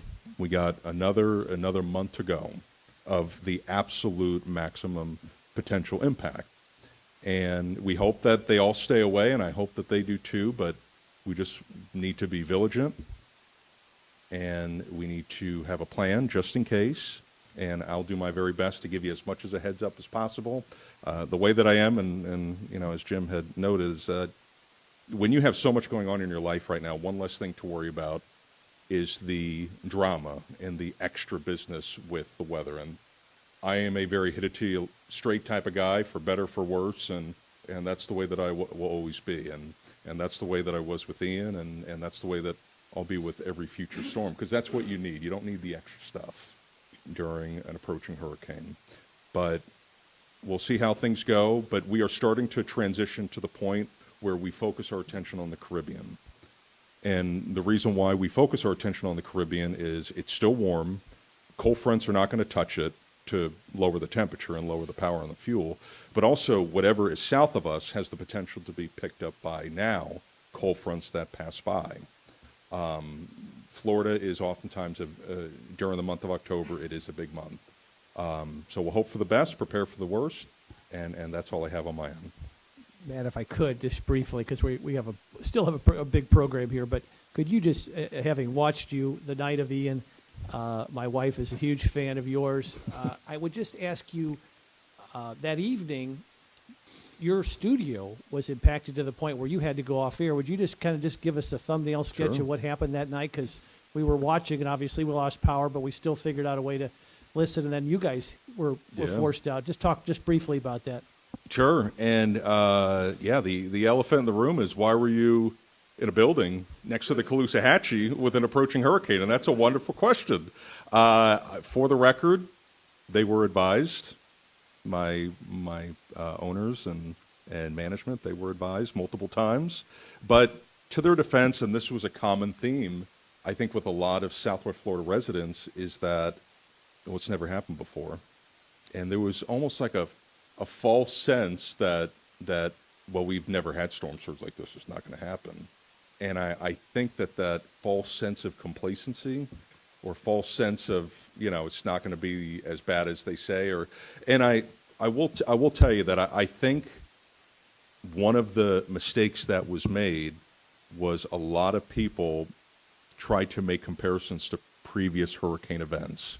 And for example, with Irma, we all know that we dodged a bullet here in Lee County, coastal Lee County, with Irma, in that at the last minute it made that shift about 30 miles to the east. It took the worst storm surge 30 miles to the east. Now, for Goodland, Marco Island, Everglades City, they saw the worst and life-threatening storm surge that we could have had up to Fort Myers Beach and Sanibel. So in that sense, in this specific area from Fort Myers Beach to Sanibel, Cape Coral, we dodged a bullet with that one. But the problem is, I think the damage was done where I had people who said in Cape Coral that Irma was not that bad for them. Now, Golden Gate and Lehigh, they got slammed. And Marco Island, they got absolutely pulverized. But for Fort Myers Beach, Cape Coral, and Sanibel, this, I think that because they did better with Irma than they expected, they thought that maybe this was going to turn out the same way. And I just cannot stress enough with all future storms, just make sure that every storm is different and the impacts that they can bring. But what happened at my station, it was, I basically tried to get some sleep between 3 and 4:30 a.m. It didn't work. Pure adrenaline, as probably everybody dealt with as well. And when it got the bump to 1:55 at 7 a.m., that's when I knew. And that this was going to be a day that we've never had before. And then when I started to get Doppler estimates, and this was even before they made it a 150, a Category 5, I started to get OBS with our radar of like 170 offshore of some of the winds. I knew what was going to happen, but as you had noted, you cannot let the general public know that. And to that caliber, you can't scare them, you can't cause panic.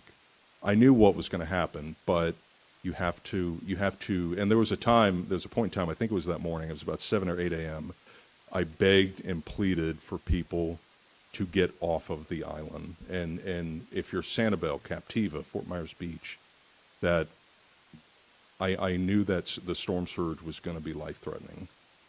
And you do the best that you can, and you drive that home. You stress as much as you can that point. But at the end of the day, I give you the tools, but those tools are your own, and you have to make that decision. Some did it, and some did, and some didn't. As you may have seen in that video, there were kids playing around on the Fort Myers Beach pier, and there were others who just thought it was every other storm, and I think that that's a mistake that won't be made again. And also, in terms of our station at Wink, it's a mistake that we will never make again either. We purchased a new building in Gateway, elevation 25 feet, and we already have a makeshift set. Heaven forbid if we have another hurricane, we will be going there until we finally move in late 2024, early 2025. So yeah, Wink Management said that was enough, and we're moving, and it'll be absolutely worth the investment, because we've been in that building since the 1950s, even surviving Donna and storms from the past, and nothing has brought storm surge to that caliber. And as I had noted, that was reiterated by management, and that's why we stayed, and it was something that we will never do again. But to clarify, they were advised, and at the end of the day. Thank you, Matt. Matt, I think to wrap it up, I think you made a very good point about complacency, and we've talked about that quite often over the last year, about myself included, people that got complacent. You guys get a lot of jokes about a job on the planet where you can be wrong every day but still keep your job. We've all You're heard that right. 1,000 times, and you talked about data collection. If anything came out of this storm that is positive, is the data that you now have to be able to show people who maybe were on the fence. We did get complacent because of Irma, at least on the island, from people that I've heard from, myself included. And now that you have the data, now that you have the video, now that you have all the social media posts, you have all the things that we didn't have 10 years ago or 15 years ago, to be able to show people, to say, yeah, we may be wrong, but at one point you knew, like you said, 100% this was going to hit us. And at that point, hopefully you guys can show that as a reminder to keep those that were on the fence about leaving or sitting on the pier and jumping off the pier that, you know, we may be wrong, and we certainly hope that we're wrong, but this is what can happen if we are right. And maybe that'll be enough people to get into those shelters and get off the island. So thank you for coming out. If there's no other questions for I just Matt? have one. Go ahead. Yeah. First of all, thank you for being here today. And Oh, my pleasure. I am also a huge fan. I watch constantly. But you mentioned looking at the Caribbean. Are you seeing anything that gives you cause to beware or anything and like that? You do bring up a very good point, because you would be amazed how many emails I get every single day, and I got one last night. They'll see something that was put on the internet, and they'll get scared. They'll get nervous when they see that. And something to keep in mind, as we know, there is the European model and there is the American model. We hear that all the time. But what you actually see oftentimes is what's called the deterministic model. It's one. But embedded within the American model and the Euro model are what's called these ensemble members. They're possibilities. The American model has over 30, and the European model has over 50. So when I make a forecast, I am not looking at just one. And unfortunately, that just one, that's what you see oftentimes spread across the internet, and especially after Ian, it can cause some serious mental harm. And my message is to just look at things like that and take it with a grain of salt, because you need to look at all various models. And when I make a forecast, I look at the average of the over 50 possibilities from the Euro, the over 30 possibilities from the American, other models combined. So that way I have about 100 models with an opinion of what's going to happen, and you oftentimes want to look at the average. Another thing that I forgot to hit on, and I think it's very important, is, and I think I've done 32 hurricane talks this year, and the one thing that kept coming up was, and it's okay to talk about this, is that, you know, you said it was going to go to Tampa Bay, or you said it was going to go to the Big Bend, and I think that is, in my opinion, it's a messaging problem, and it's something that I am committed to fix. And that messaging problem is because of the cone. And I'm one of those where if something's not working, I want to fix it. Because the reality of the situation is, as we had started this talk, this was the deadliest hurricane in the state of Florida since 1935. In 1935, they didn't have satellites. They didn't have Doppler radar. You could understand that. In 2022, that is unacceptable. With the type of technology that we have, we know what's coming, how it's coming, and I think what happened was, and I think it was a case of, we got the cone, and we looked at the middle. We looked at the one fixed point in the middle. 3 days actually before landfall, the National Hurricane Center official cone, this was 11 a.m. on Sunday, was pointed towards the Big Bend. It actually made landfall 250 miles away from that center line, as we know, on Cayo Costa. This was just 3 days before landfall. But the problem is that right side of the cone of possibilities, it never left sections of coastal Lee County, and actually where it did make landfall, never left. So I think we need to bust this notion of just looking at one fixed point in the middle of the cone. If I wanted you to do that, we wouldn't have a cone. We would just have a center line. I want us to look at the cone in its entirety, all the possibilities. So what I did a couple months ago is I took out the center line. Starting this year, I took out the center line. And I know by human nature, we're probably going to look at the middle anyway, but I have to do something. I have to do something with hurricane communication and threat. And that's the other thing is, oftentimes, you know, I'll give you a classic example. Naples was not in the cone for the majority of the storm approaching Southwest Florida. Naples, they had wind gusts of over 100 miles an hour. Downtown and Tin City, they had storm surge of 8 feet, and they had gusts over 100 miles an hour. They were not technically in the cone. So impacts can definitely be felt outside of the cone. And another thing that a lot of people don't realize is that the cone only accounts for 2/3 of actual landfalls. A third of the time it happens outside of it. So it's not a perfect system. And you know, now to the credit of the National Hurricane Center, Ian was not one of their better looks. It was not one of their better forecasts. Idalia, a couple weeks ago, they did incredibly well. It was very accurate in terms of its landfall. It was predicted to stay away from Southwest Florida. It stayed away from Southwest Florida. It went right into the Big Bend. So every storm is different. And some are forecasted incredibly well. Others have very tricky dynamics like Charlie and Ian. And that's why, as you all have said, you cannot be complacent. You have to have a plan just in case. But we are now starting to transition to Caribbean season. That's where I'm looking. And heaven forbid, if we have something that pops up, we hope for the best. And we hope that it curves away and stays away from Florida.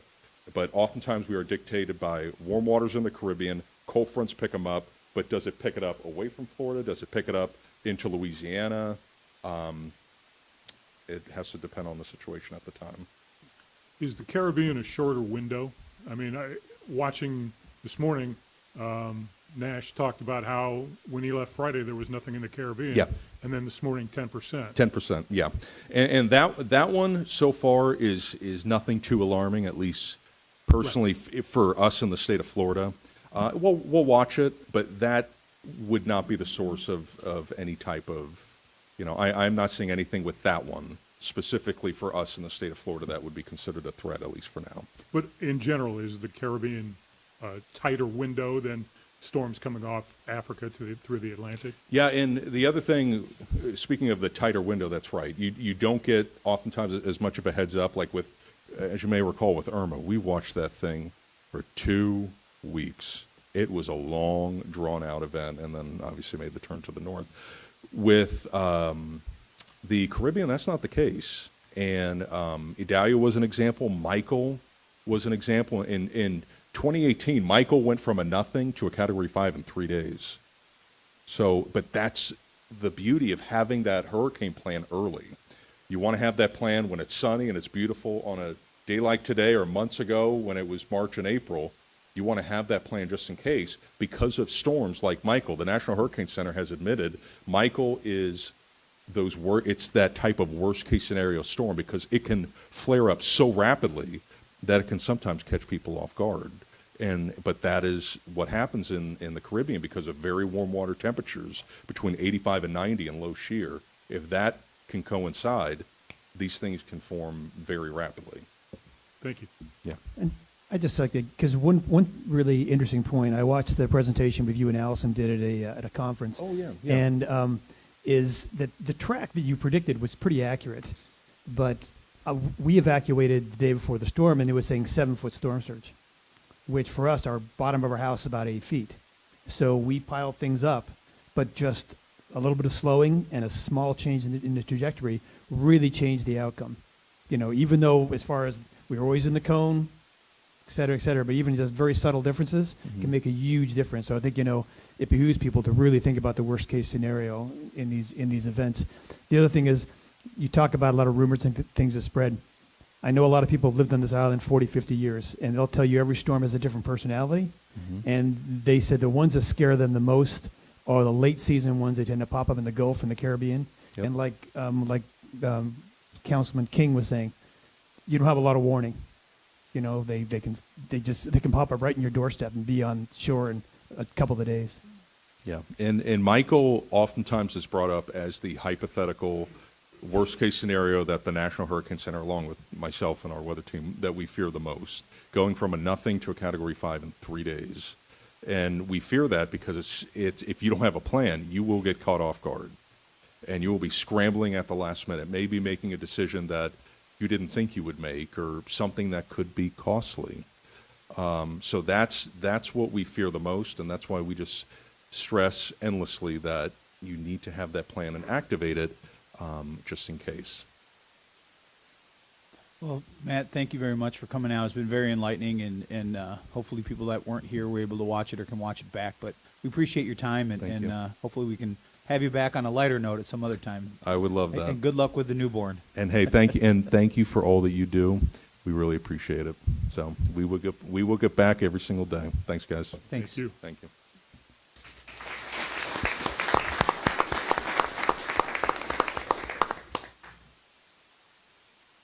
That brings us to our, does anybody need a brief bathroom break before we? Halfway out the door. We'll take a 10-minute break. We'll be back at, say, 10:57.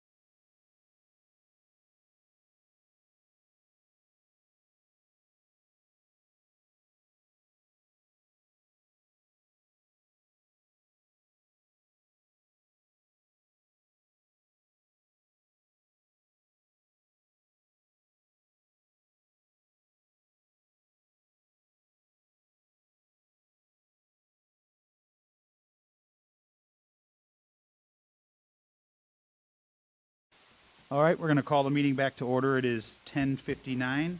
Next, we have a proclamation, Florida Climate Week. Is anyone here to receive the proclamation?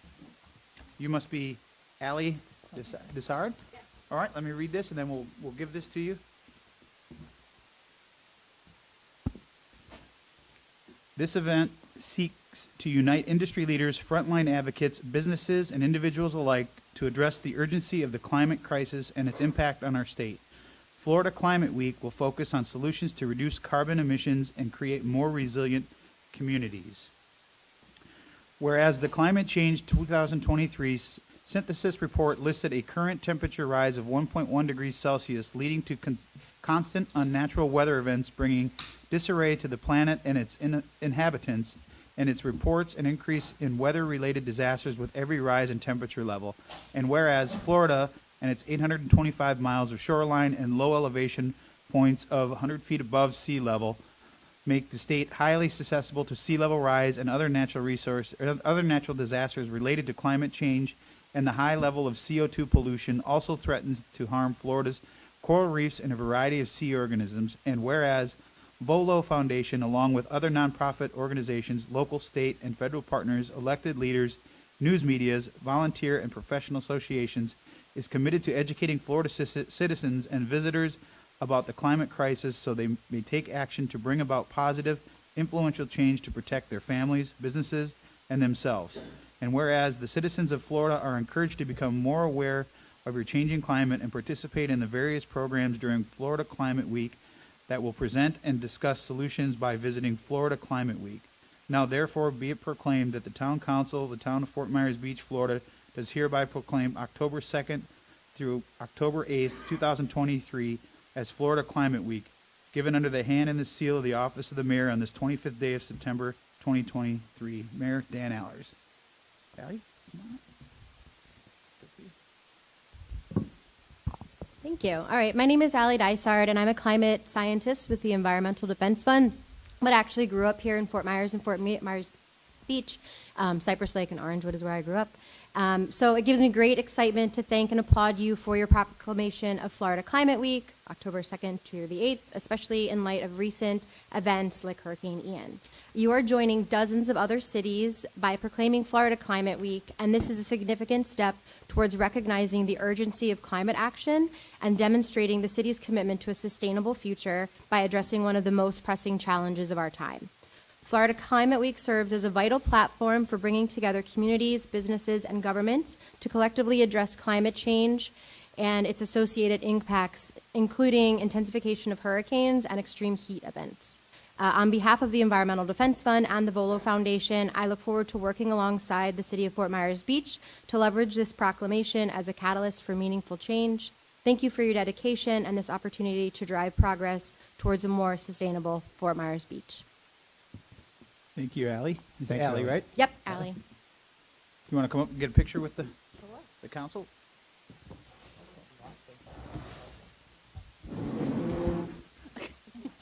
Where's Jenny? Hiding in the dark. Let's get closer. I don't freak out.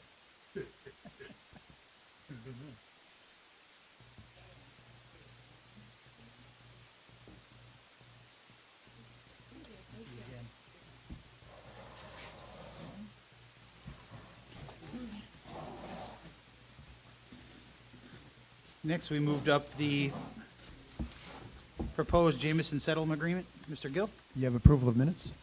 Oh, did I go by that already? Not yet. No, we moved up the Jameson proposal to just before local achievements and recognitions. Yep. Go ahead. Good morning. My name is Hudson Gill, and I am outside counsel that represents the town of Fort Myers Beach in litigation that is currently pending in the 20th Judicial Circuit in Lee County. It is a lawsuit brought by an individual named James Jameson against the town of Fort Myers Beach, and I'm here to present for the council's consideration a settlement agreement that has been signed by Mr. Jameson. Before I get into what the settlement agreement contains, I thought it would be helpful to go over sort of the history of the property and the litigation so everyone understands how we got where we are and why this settlement agreement is being presented. If you pull that mic up. Oh. There you go. There you go. Perfect. I thought it'd be beneficial to go through the history of the property and the litigation so that everyone can understand how we got to where we are today and why this agreement is being presented for your consideration. The property at issue is approximately 7 acres. It is bordered by Mango Street to the west, a canal to the east, and then Chapel Street runs kind of through the middle. It is platted as 40 single-family homes or single-family lots. It has been platted that way since 1919, so more than 100 years that plat's been in existence. James Jameson purchased the property in April of 2002 with a partner. At the time he purchased the property, it was designated as wetlands on the town's comprehensive plan. What that designation meant at the time of purchase and still today is that development is limited to 1 dwelling acre per 20 acres. And because it's a 7-acre parcel, it really wasn't eligible as a matter of right to be developed. That designation was a carryover from Lee County. So from before the town even incorporated, that was its designation. When he purchased the property, there was also in place something called a minimum use determination process, or the MUD process, which is common in Florida in land development regulations, and it basically allows an owner of a lot that is non-conforming and can't be developed for some reason to get the right to develop 1 home per lot, and it's designed to avoid a takings lawsuit, which is what this is about. The MUD in place at the time probably would have allowed Mr. Jameson to develop the property, get the right to build with 1 home per 40 lots, per each lot. But at the time, there were also some other development obstacles in place. There was a conservation easement over some of the property, which has now been resolved. So that was in 2002. That was sort of the lay of the land. Within a year of Mr. Jameson purchasing the property, the town council at the time, as part of its adoption of its own land development regulations, amended the MUD to insert a provision in there that said even if you qualify for the MUD, which Jameson likely would have, anyone who gets that entitlement still can't put a single-family home on any lot that is designated as a wetland, which essentially meant at the time then Jameson could not get the right to develop this property as of, I think, March of 2003. Fast forward to 2009, Mr. Jameson acquires an undivided interest in the property, so he owns it outright, and then he sets about trying to develop the property in a number of different ways. The first thing he does is he goes to the South Florida Water Management District to get what's called a wetlands determination, where they come and analyze the property, and they determine that the property was 61% wetland, 12% other surface waters, and then 27% upland, which would theoretically be developable property or the kind of property suitable to be developed. So there was some developable property on there, or non-wetland property. He then goes to the town in 2011 and asks the town to go through an administrative determination to say that we had designated the property a wetland in error and it should be changed. And that was for all 40 lots. The town responds and says, well, based on what the South Florida Water Management District said, we don't think it's wrong. We encourage you to try to amend the designation for a smaller portion of the property, essentially the upland portion. Jameson decides not to do that, and instead he applies in 2012 to go through the MUD process for all 40 lots. And the council says, comes for the council says, well, we don't think we should approve this because the provision in there says you can't put a single-family home on any property that is, in fact, designated wetlands.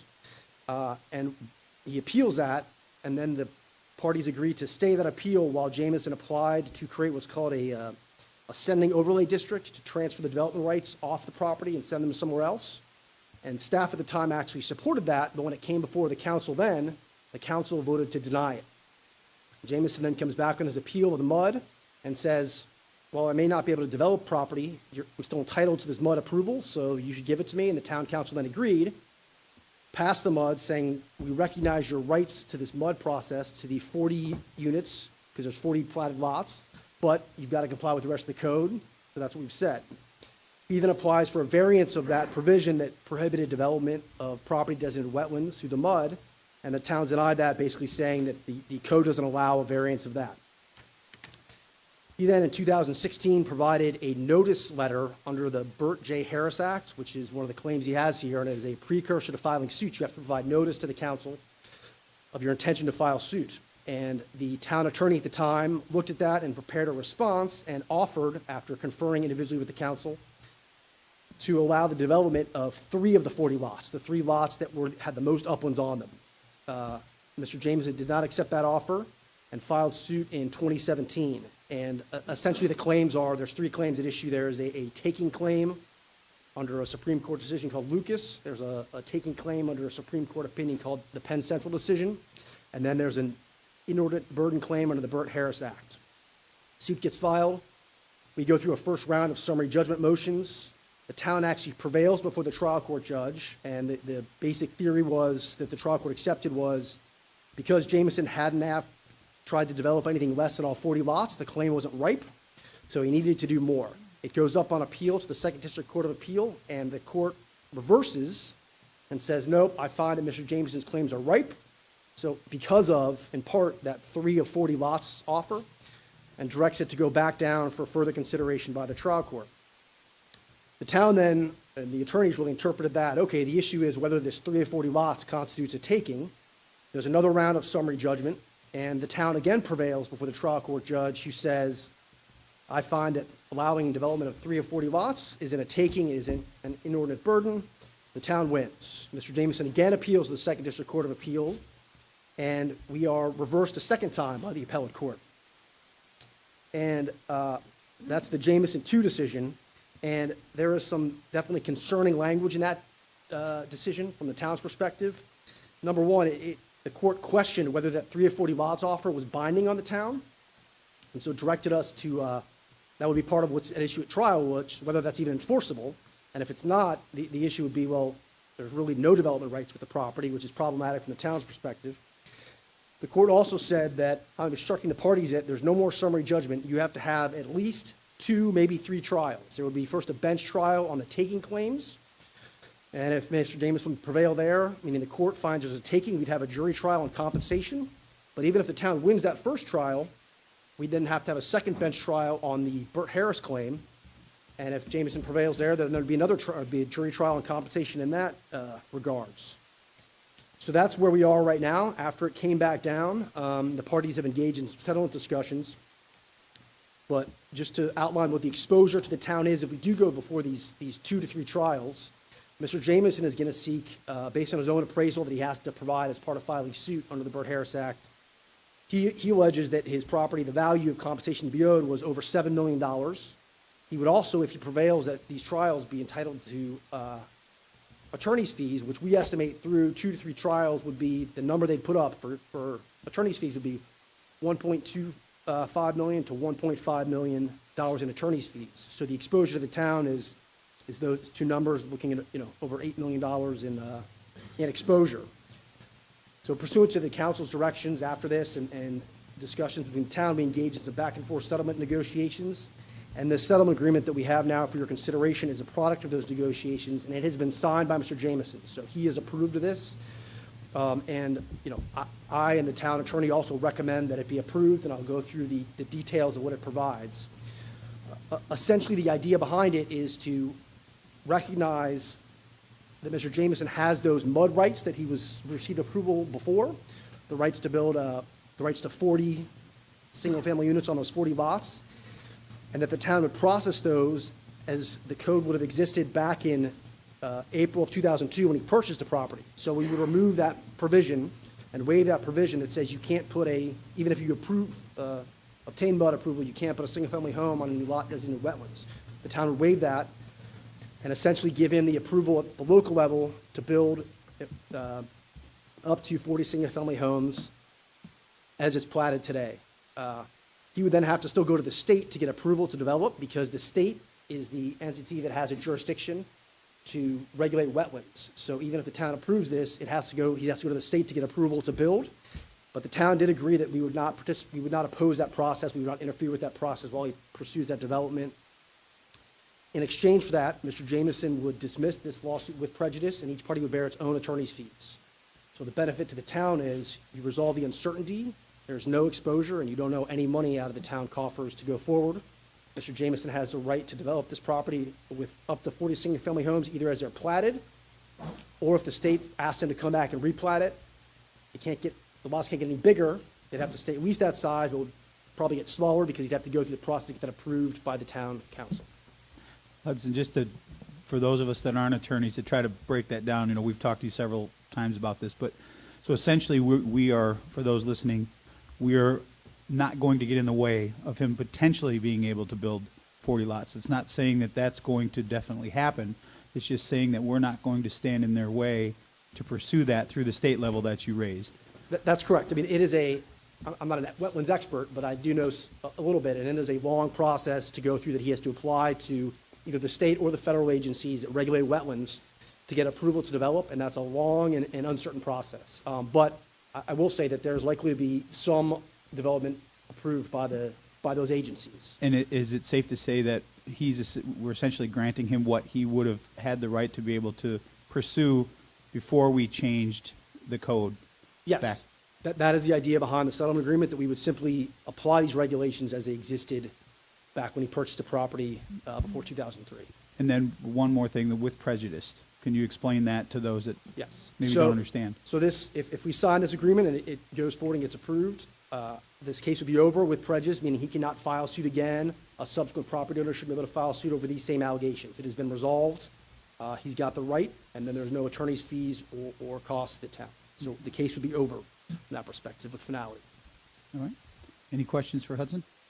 I have a question. I just want to confirm that, I think we talked about this the last time, that these are 40 single-family lots, and even if he chooses to sell this after we agree or whatever with the settlement, it has to remain 40 single-family lots or less, correct? It cannot turn into condominium, hotel, anything Yes, like that? That is the intent of this agreement. It specifically provides for that, for 40 single-family lots.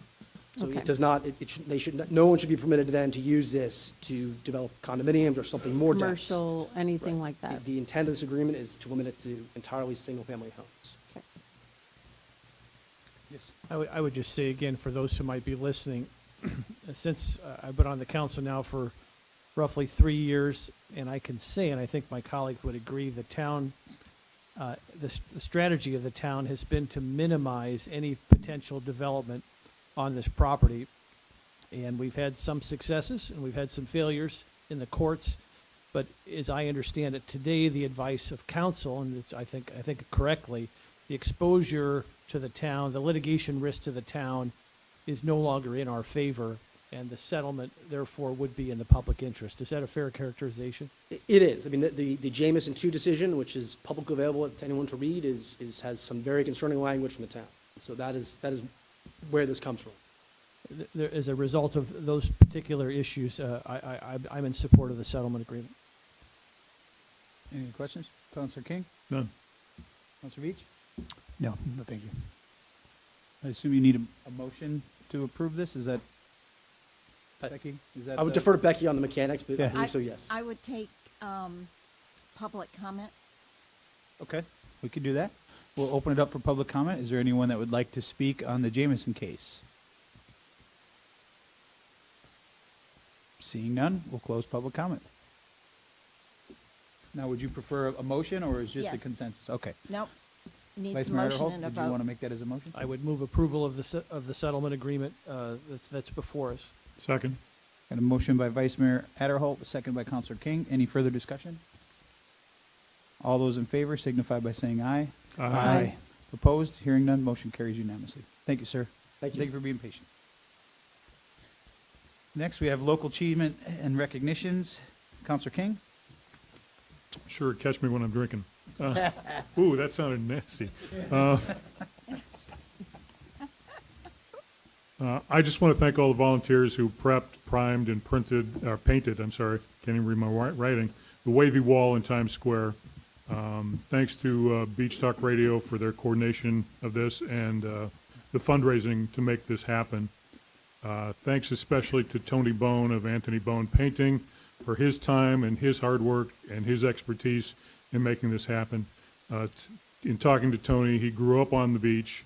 He worked for his dad, and that was something I could relate to as I grew up in the Donut King. Tony mentioned he did have a disagreement at one point with his dad about pay, and That stunned me because I never got paid. I did Sounds like you get need to yelled be at better for at eating a agreeing. donut because I was eating at the profits, but Tony, thank you for all your hard work and all your efforts, and you did a great job, and we appreciate it. That's it. Vice Mayor Adderholt? Just very briefly, Mr. Mayor, there's a remembrance ceremony at 9 o'clock on Thursday for the 1-year anniversary of Hurricane Ian. And the mayor, the town staff, and all of our team, vendors, contractors, et cetera, have done a great job on the park. I just wanted to say that for those, and I know I speak for everybody up here at the council, who understand that as wonderful as the opening of the park is, there's one little piece that's still missing, and I just want people to know that it's not forgotten, and that's the Veterans Memorial. I've been in touch with our town manager and our director of operations, and we have a plan to have a memorial for our veterans. It's going to contain a quote from John F. Kennedy and Ronald Reagan that honors our veterans. It's going to be on a piece of stone that will be the design work will be done by an artist who's from Sanibel, who actually did the work on the Vietnam Memorial, the person who put all the names on the Vietnam Memorial. And so that's going to take more time than obviously before this Thursday. But I just wanted folks that it had an understandable concern about the veterans piece of the park, that is coming, and that'll be a nice piece to that overall puzzle. So that's all I have, Mr. Mayor. Thank you. Councilor Whitson? Well, I just want to reiterate what was already said about our wavy wall and Bayside Park and everything that our town staff has done. There are a lot of things going on Thursday, and I certainly don't want them.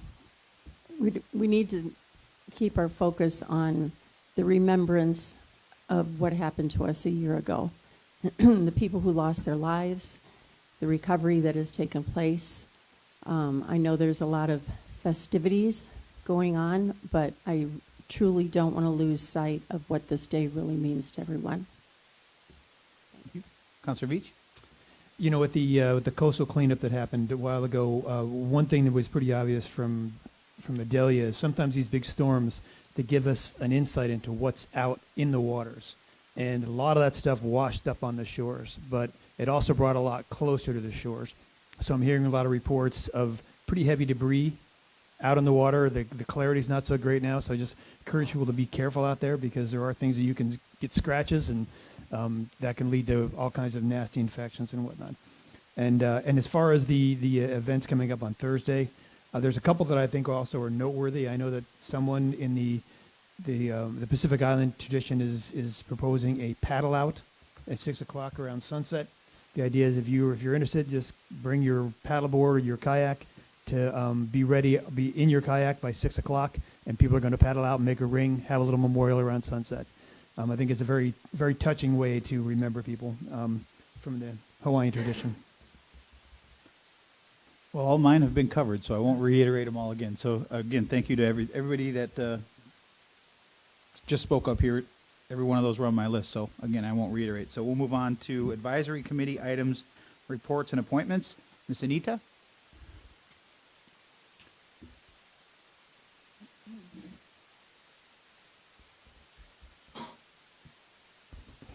Good morning, Council. Good morning, Town Manager. And Frank, I haven't met you guys, but a pleasure to see you in person. I'm here to formally request a joint meeting with the Council. I believe that Kendra has sent out emails to the LPA members to see if we were all available on the 5th, which I believe is your regularly scheduled work session. The reason that we're requesting it is at our last meeting when we were discussing the first two elements of the comprehensive plan and changes that are being proposed for those, it occurred to us that you all haven't even seen this. And for us to be talking about something that you're not even on the same page with us seemed a bit futile. And so the request is that we all sit down together and discuss these changes in order to move on with one voice.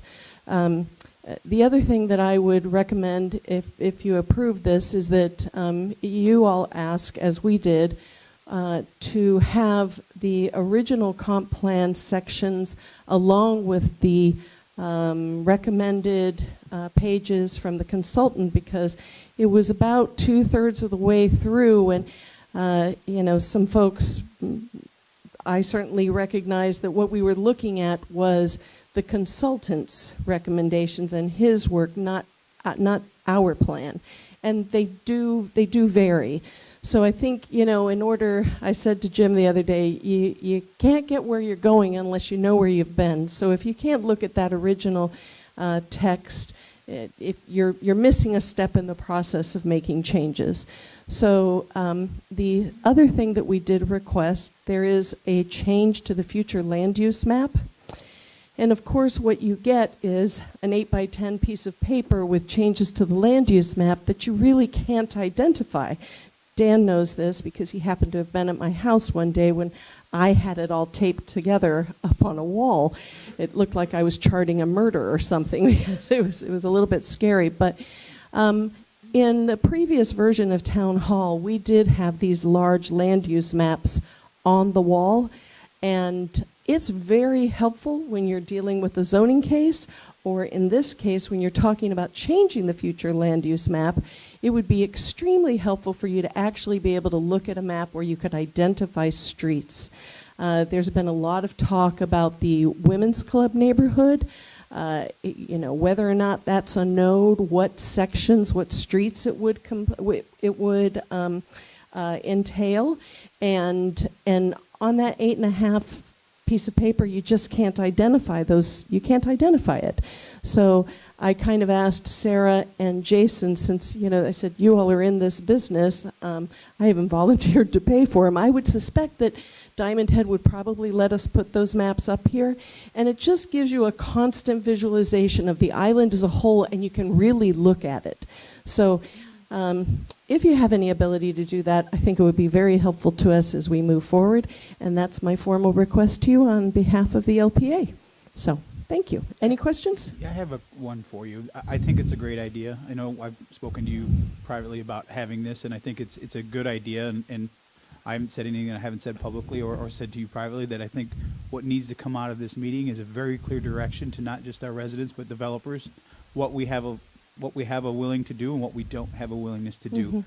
Mm-hmm. And the reason I say that is, proceeding out of order, I wonder if it would make sense to hear from the public during this MMP meeting, to allow them to have a public comment, to voice for or against some things, or at least let us know. The people that we work for should have an ability, in my opinion, to at least hear their voices, not necessarily just through voicemail or through email, but allow them the opportunity during that meeting. And it might get a little long, but I think it's important to hear from our residents, what their gravity of change or not change is. Mm-hmm. So, Mr. Mayor, I don't disagree with you on that. I would suggest that if that's going to, we don't usually allow public comment during a work session. If you want to do that, that you do it at the end of the meeting, so that the discussion so that people aren't reacting to things that will likely be hashed out in the process. I see that there could be an advantage to have it at the front end, so, well, you know what? I could argue both sides of this fence, so go ahead. Sorry. Yeah, no, the reason I think... Because at the front end, you hear what they're thinking before we talk about it, so that could also be beneficial, would be beneficial. Yeah.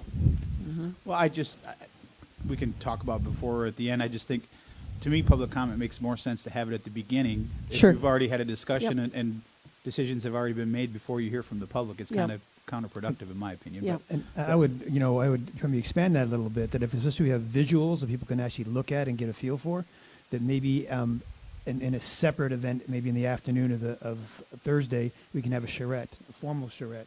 We invite all the public and maybe have the LPA and the council members there for them to speak to.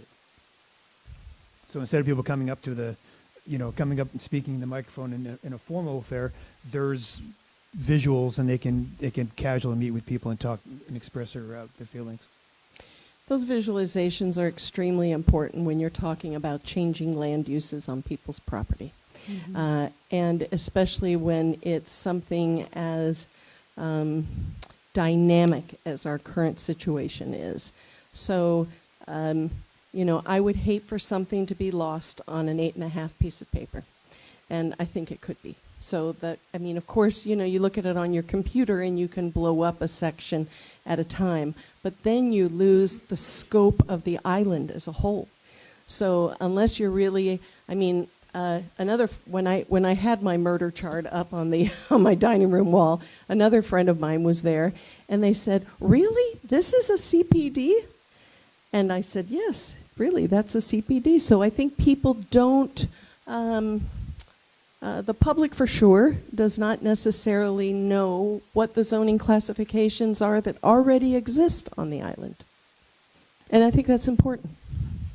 Is that something staff can, obviously got to work with Diamond Head, but I don't think that there would be an issue with, we've had them up here for the FEMA meetings, have a above and below of this is what we currently have and this is what is being proposed, so that it's right there, it's very Yep. easy to see, and maybe what you're saying, Bill, makes sense to have before we have the discussion. Again, I go back to, I prefer to hear from the public before we have discussions, because if it may, people that may be on a fence one way or another on a certain item, having public comment, again, the people that you work for, let them talk to you and tell you what they have a feeling for. That may, if you're on a fence one way or another, may have you go one way or another. So I prefer to hear from them before we have a discussion than after discussion. I think in that case it would be really critical to have a well thought out agenda, which you and I had already talked about working on. It would be critical to have a well thought out agenda and allow your comments to be agenda driven, agenda related. That way you don't, I mean, they're difficult conversations to have, and having them in a cohesive manner is, would probably be very helpful. I agree. So, go ahead. You were No, I ready to was say something. no, I was just going to say that, you know, this has definitely been a long time coming, and in some cases a long time overdue. So whatever we have to do to be ready for this for October 5th, and I totally agree with the public comment. And I too would rather hear before, because this has been, It makes more sense, doesn't it? yeah, it's been it does. bubbling, overflow bubbling, and it's time. Yeah, I agree with you. If I could, Mr. Mayor, Yeah. the chair of the LPA rightfully recently challenged everyone, and I think appropriately so, to read the comp plan again. And I did that over the weekend. Listen, at FedEx it costs $201 to print, But by the way. it's also online, and you can find it on our website. And I think I would also encourage people to watch the last maybe hour of the most recent LPA meeting. There were some unknown bombshells dropped that I think create uncertainty with respect to Senate Bill 250, with respect to how the comp plan. That was a biggie. Does the comp plan limit height? Does it not? There's a lot of vagaries out there still that I think we all need to wrestle with, and I think that kind of prep work would be really helpful for a public meeting. You know, we have a fantastic community development staff, very well versed, very professional, intelligent folks who, you know, love our island like we do, and they're very helpful. But I tell you, Becky, that Senate Bill 250 was like boom! It was like the bomb went off, and everyone seemed surprised that nobody had a clue what it was, but you know, we didn't. The comprehensive plan, you know, is the proverbial how do you eat an elephant one bite at a time, and even if you simply read the sections for the future land use map and housing and density, if you read and the overall goals start at the beginning, it would lay out something for you that I think is pivotal right now. I mean, we have this golden ticket to really actualize the goals of that plan. And, you know, when we incorporated, everyone said, why'd you bother? You're already built out. Well, here is why we bothered. This moment right now.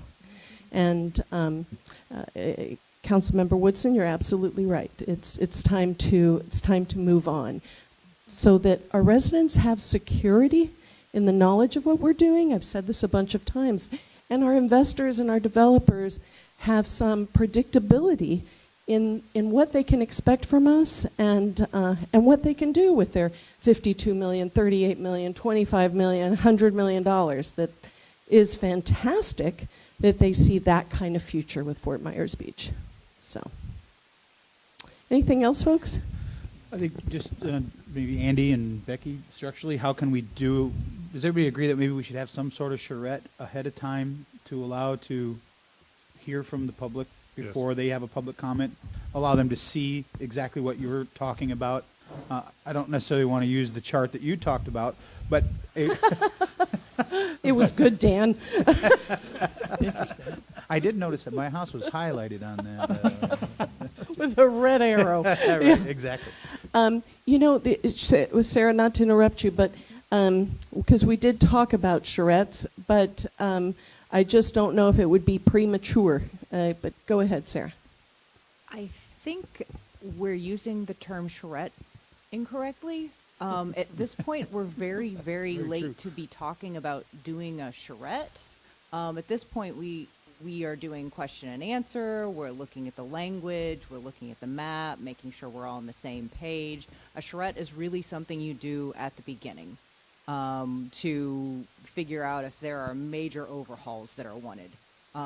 So at this point, I mean, there's certainly tons of room to change, but we're not thinking that there's interest in completely reversing course and changing something completely. So I think question and answer makes a lot of sense, having, you know, like an open conversation, but maybe not something that we would call a charrette. You know, it's a very good point. And for me, I was more envisioning residents that do not maybe understand a lot of things that get talked about at the LPA or at the council when it comes to changing land use maps, for them to be able to interact with staff and ask specific questions. I see that this is this, and if it changes to this, what could the potential outcome be of that? Because I think that would educate them to be able to then ask the questions or give their comments during a public comment. Well, you know what we could include, Sarah? We could include some of the charts that already are in the plan in the LDC that designate what uses, density, height, and everything else that accompanies those land use designations. That would be very helpful.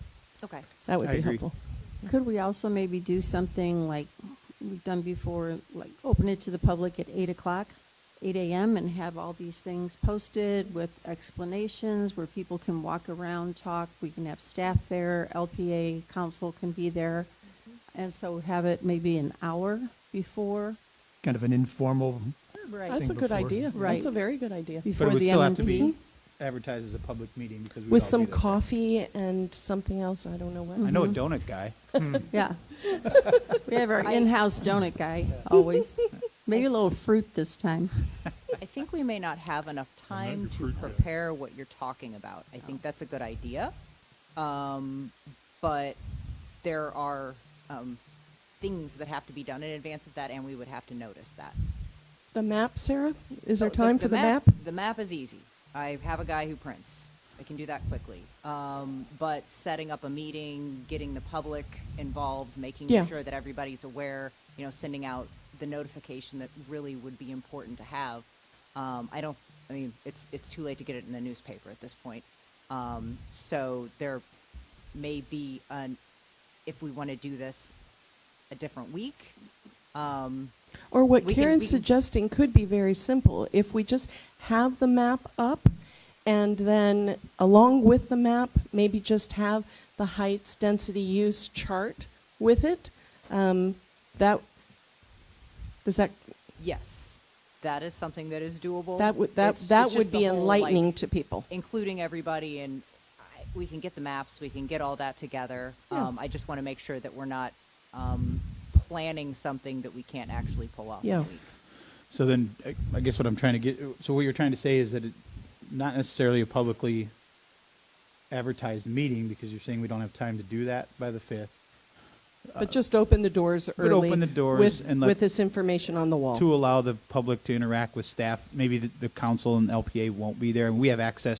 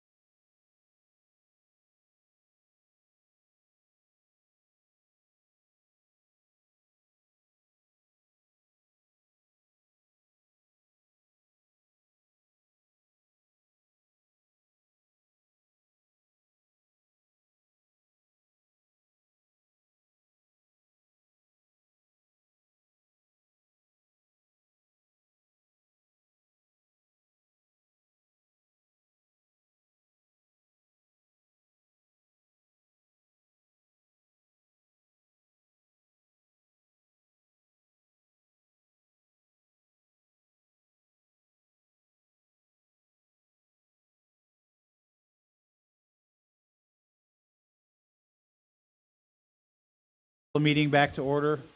You ready, Jacob? All right. We're back. We're going to call the meeting back to order at 11:48. Miss Anita, where you left off? So I was just asking Sarah if my suggestion created a little bit of a nightmare, and Sarah has time constraints on the 5th, and you all have quite a few.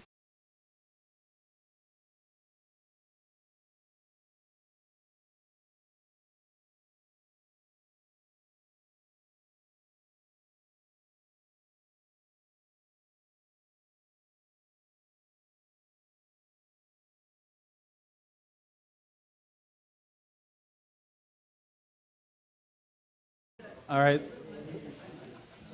We're gonna try to call this meeting to order again at 11:54, and let's hope sweet baby Jesus is watching. And 3 times a charm. Go ahead. So Anita. ultimately, we're requesting this joint meeting. It looks like your work session that is scheduled on the 5th has a couple of very important other issues. Sarah has a time constraint. Karen just raised the issue of whether or not it could happen on the 2nd. You know, I think time is of the essence, and so because you know it could be the following week at the LPA meeting. I don't know, but time is of the essence. So I guess you'll have to. I think maybe that makes the most sense, Anita, is to have it at the LPA meeting, have a joint meeting. Then that would give enough time to then advertise. Does that work better for you, Sarah? That would actually work very and well. that day is, what is that date? It's just the next. The 10th? The 10th. Is it Tuesday? So it's 5 days later. Tuesday, the 10th. I Okay. would support that. Yeah, I think that makes sense. Dawn That could be the Sudduth only thing wasn't- then on the agenda, or is there already things on the LPA agenda for that day? No, we were coming back to talk about that. Oh. Amy, we'll check.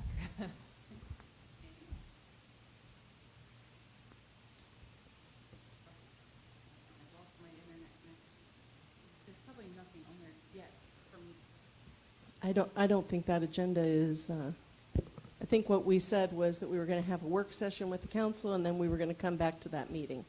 So, Jason, do you remember? Do you remember? Is there anything else for that LPA meeting on the 10th?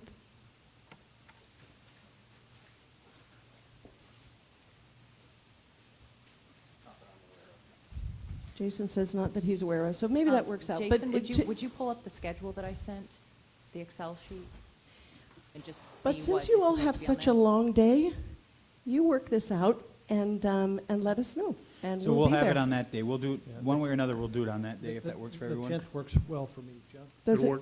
Does it work for you? Yeah, it works for me. Okay, so Okay. whether it's before or after, that's the only thing. Perfect. We'll work So that it'll be logistically on the out. 10th. Our joint meeting will be on the 10th. Yes. And we'll have all of our show and tell materials. And That's as soon fantastic. as we have the dates or the time, yeah. It'll be on the Thank you 10th. very much. All right. I appreciate the time. Thanks, Anita. Good luck all day long today. We'll see you in a little bit. I mean, you're going to come back, right? I don't know. Because you love us. All right, next we have Jennifer Rusk from Murph. Come on up, Jennifer.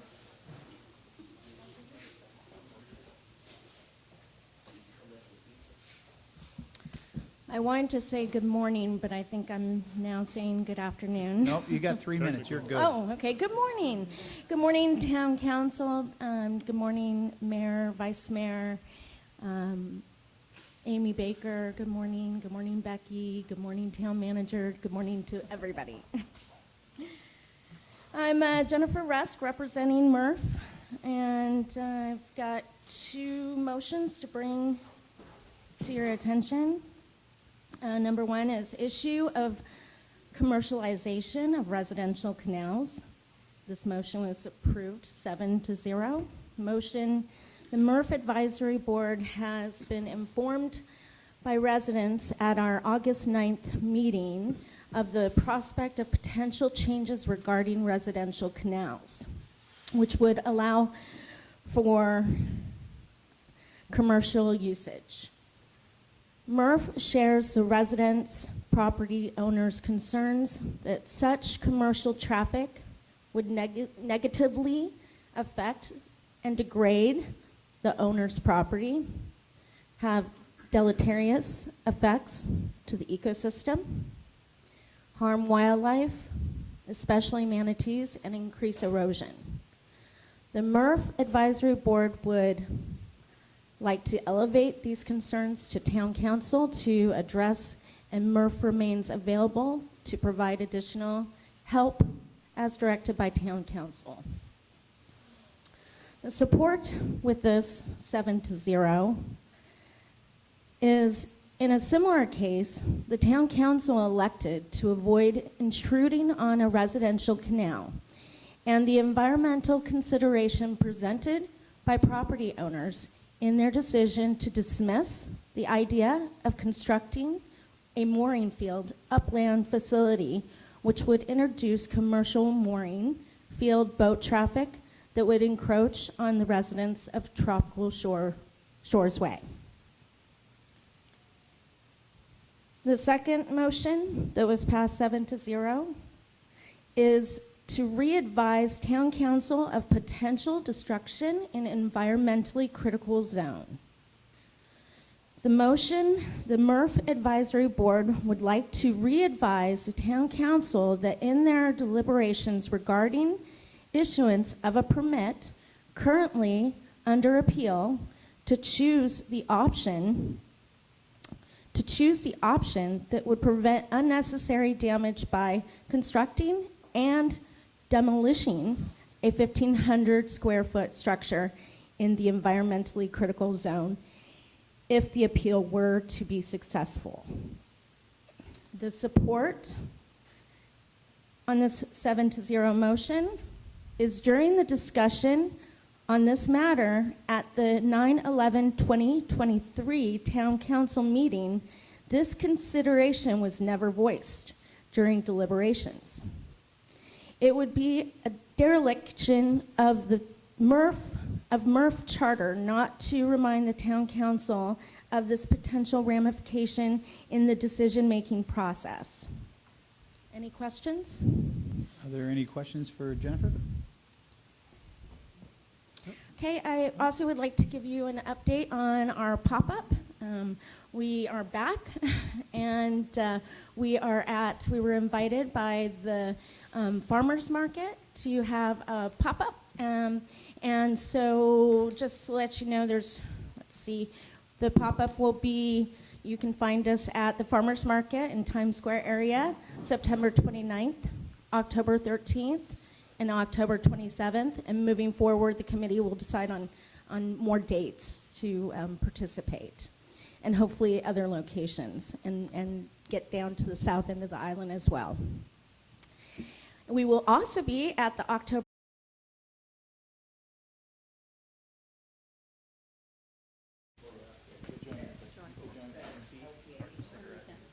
The DOs are going to the joint session. We're going to maybe hopefully get Sarah's other item now or after Jen's done speaking. October 10th is Good? Ready? Okay. All right, we're ready. which is the LPA meeting, so. Yeah. All right, we are going to try this again. It's 12:05. Take it away, Jennifer. Finish up what you were. Okay, so just an update with the MRF pop-up that we will be at farmers markets on the dates of September 29th, October 13th, and October 27th, as well as Bay Oaks October 20th for the kids' spooky night. Should be really fun. I hope I get this word right.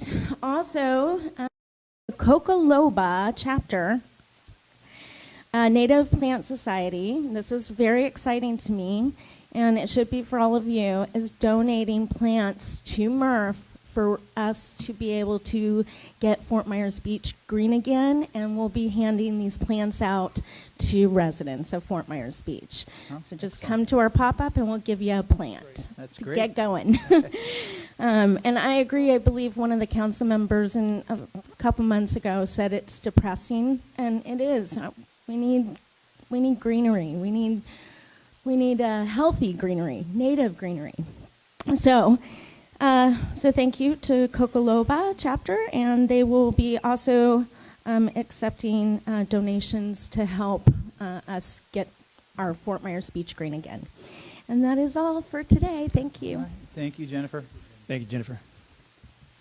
We were just informed that Sarah has to leave a little early, so we're going to, if it's okay with the council, proceed out of order a little bit and move her, what was the public hearing, and then went into the A1A agenda item about the provide input regarding downtown zoning district requirements of the view and open space requirements.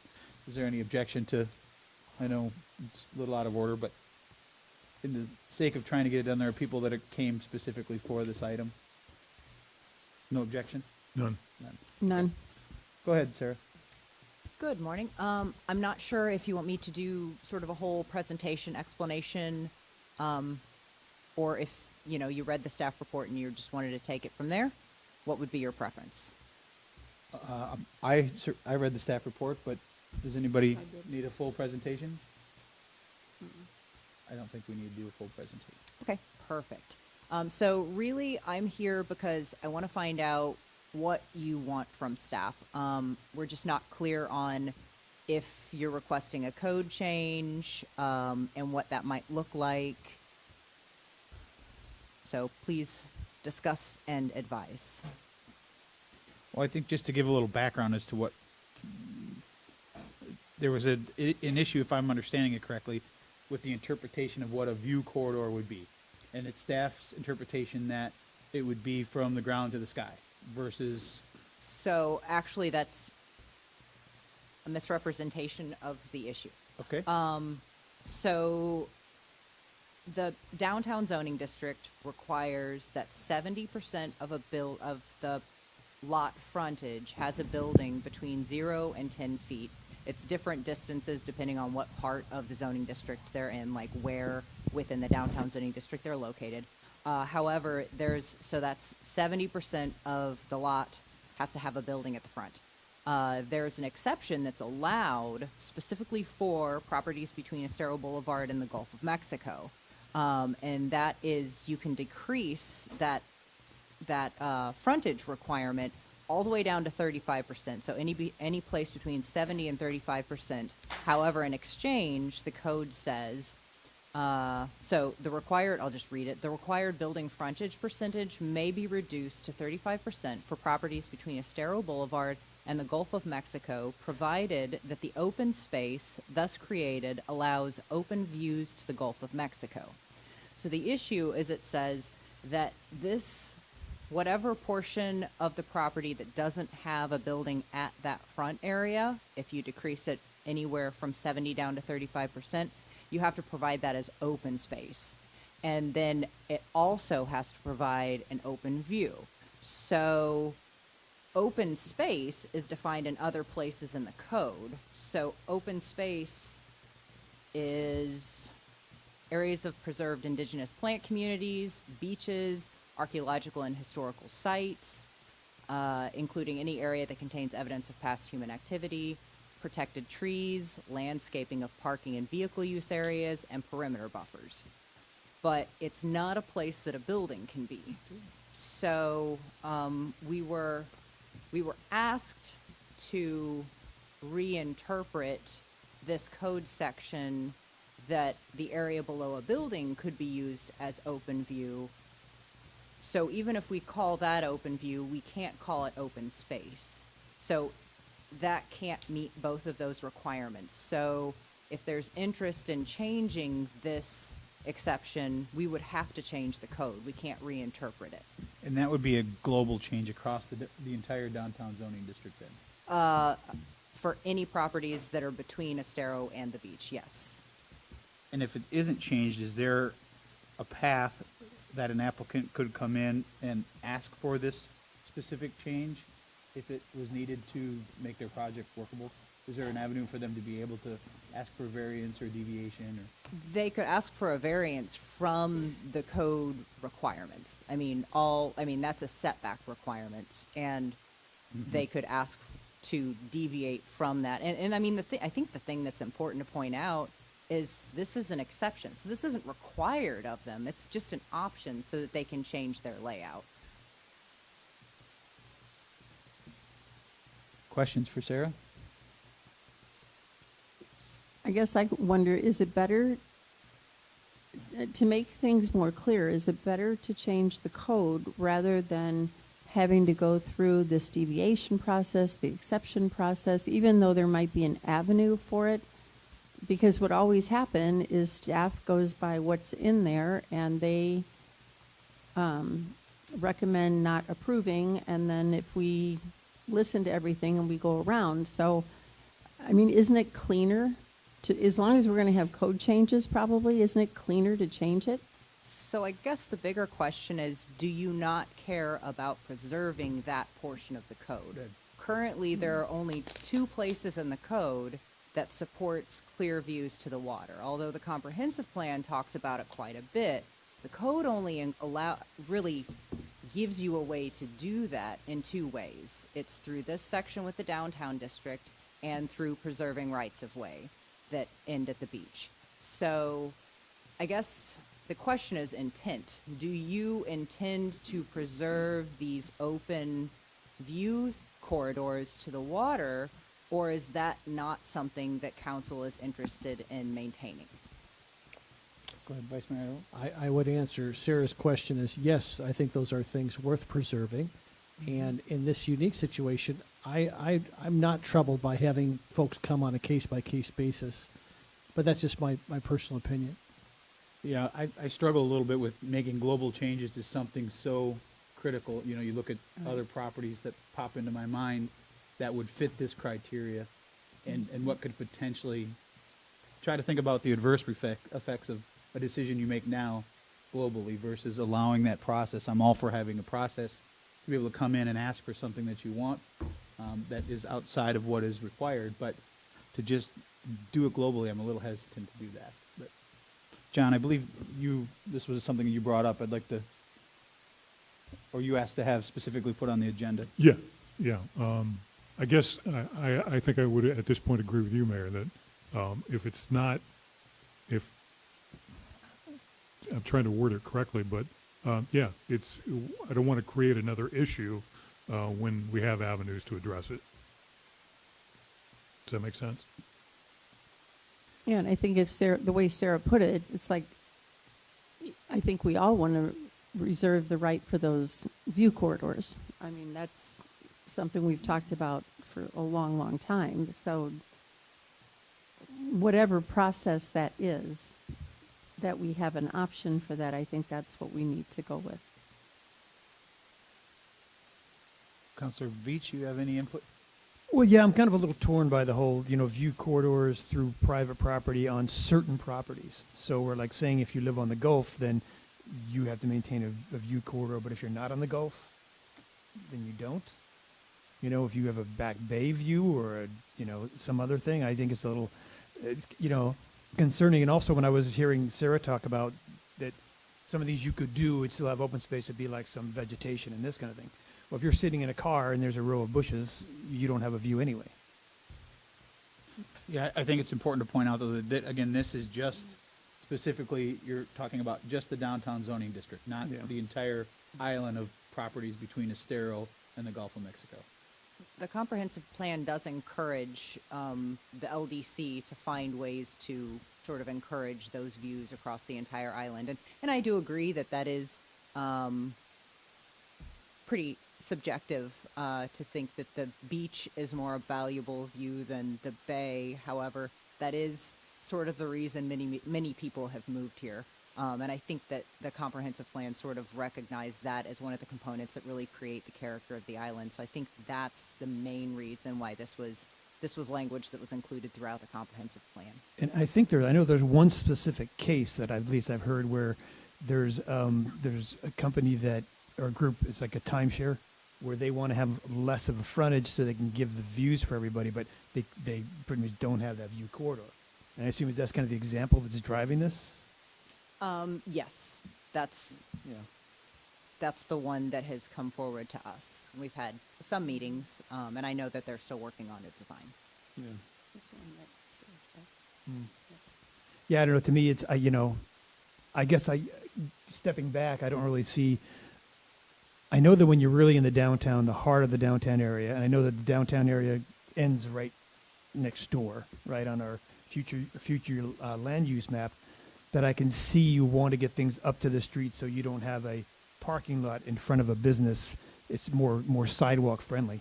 I'm just not sure if, it just seems like to encourage someone to build right up against the road, I don't know if that's really beneficial for anybody's view when you get away from the heart of downtown. It depends on your view of design. That's a common feature in a lot of downtown districts to sort of build that fabric where you sort of feel like you have sort of the enclosure, you have the architectural features up against the road. It slows down traffic.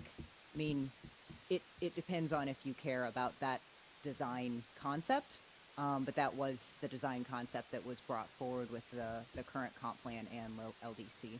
Yeah.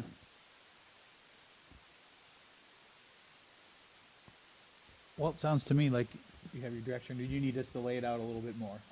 It doesn't sound like there's a lot of willingness to want to send this to the LPA for recommendations. And I'm fine with that, and that was all I needed from you. If you're fine with, the applicants do have the option to come forward and go through the variance process, and we'll certainly be working with anybody who comes to us all along the way.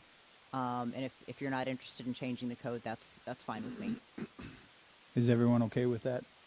I'm fine with that, Mr. Mayor, but as you were kind of laying the groundwork for this, I hope our friends are watching who have the property next door, because I don't think there's been any movement on the debris removal. Have you seen any movement on that front? I spoke to them during the break. Oh, you did? Okay. Yeah, Very and good. they believe today that the finalization of the legal part of getting out of their other contract will be suffice, and they can move forward with hiring a new debris removal person very, very quickly. So Excellent. Thank you. that was the update I was given. Appreciate that. Thank you. All right, there you have it. Thank you. We don't need to take an official vote, right, Becky? It was just a discussion item. Okay. Now let's see if we can get back to where we're kind of all over. But now, Bill, we are at the approval of minutes for the Town Council meeting of September 11th, 2023, the Town Council budget hearing September 11th, 2023. Is there a motion to approve the minutes from those two meetings? So moved. Second. And a motion by Counselor Veach, seconded by Counselor King. Any further discussion? All those in favor signify by saying aye. Aye. Aye. Opposed? Hearing none, motion carries unanimously. That brings us to the consent agenda. Items D through M were pulled by Counselor King. So Counselor King will start with item D, and then we will go through the ones you pulled and go back and approve the consent agenda as a whole. Basically, why I pulled these is I just wanted to share more information for basically the viewing public, because if you're here, you have this on your agenda. So if we can just get a synopsis of what this is all in regards to. Mayor, would you like more me to just information go, share. I think- move through them? I'm okay with that. Would you like me to read the resolution? do You give that. the synopsis, then we'll take the vote and move Staff on to is- the next one? Staff is here to Is respond, everybody okay yes. with that process? You Sure. okay with it, Becky? Okay. The item D is Resolution 23-120, Bayside Park Repairs, a resolution of the Town Council of the Town of Fort Myers Beach, Florida, ratifying action of the town taken regarding the waiving of the town's competitive procurement policy and approval of the proposals received for turf, irrigation, and landscape for Bayside Park in the amounts not to exceed $92,050 and providing for an effective date. Mayor and council, under the extended local state of emergency with Hurricane Ian, we're allowed to make certain purchases and do certain things. And with the impending date of the 1-year anniversary coming, we move forward with that. And it just so happens that we also, during this time of the construction, the governor and Mrs. DeSantis are providing with $500,000 grant through the Florida Volunteer Florida program, so that covers this type of expenditure, plus other expenditures that we put in there as well. And the park is almost there with the sign and the monument still to come. Okay. Any questions for Andy? You want a motion? Or you Thank want to do it you. all at once? We'll do each one. I think we just do each one. A I'll motion move for to each one? approve Yep. Resolution 23-120, Bayside Park repairs. Second. And a motion from Counselor King, seconded by Counselor Veach. Any further discussion? All those in favor signify by saying aye. Aye. Opposed? Hearing none, motion carries unanimously. Next is item E, Resolution 23-1, 119, Bay Oaks Electrical Work, a resolution of the Town Council of the Town of Fort Myers Beach, Florida, ratifying action of the town taken September 7, 2023 regarding the waiving of the town's competitive procurement policy and approval of the proposals received for electrical work for Bay Oaks Recreational Campus in the amount not to exceed $177,000 and providing for an effective date. Mayor and Vice Mayor and Council, as we move forward with the replacing and upgrading and construction in Bay Oaks Park, and again, under the local state of emergency with Hurricane Ian, we were moving forward. We need electricity to be able to do the rehabilitation of the rec center, to be able to start getting lights for the baseball field and other things, and as well as the new town hall. This needed to be done. We had to get that rebuilt, and it had been obviously 100% damaged from the flood waters, and so we moved forward with this. There's also, this is covered under the loan that we have for the Bayside Bay Oaks Park renovations and upgrades. Any other questions for Town Manager? Move to approve Resolution 23-119, Bay Oaks Electrical Work. I'll second. Motion by Counselor King, seconded by Counselor Veach. Any further discussion? All those in favor signify by saying aye. Aye. Opposed? Hearing none, motion carries unanimously. Item F is Resolution 23-118, Estero Island Beach Truck Haul. A resolution of the Town Council of the Town of Fort Myers Beach, Florida, approving an agreement between the town and Coastal Engineering Consultants, Inc., for the final design, bid phase services, construction services, and stakeholder and administrative services for the Estero Island Beach Truck Haul project, and providing an effective date. Andy?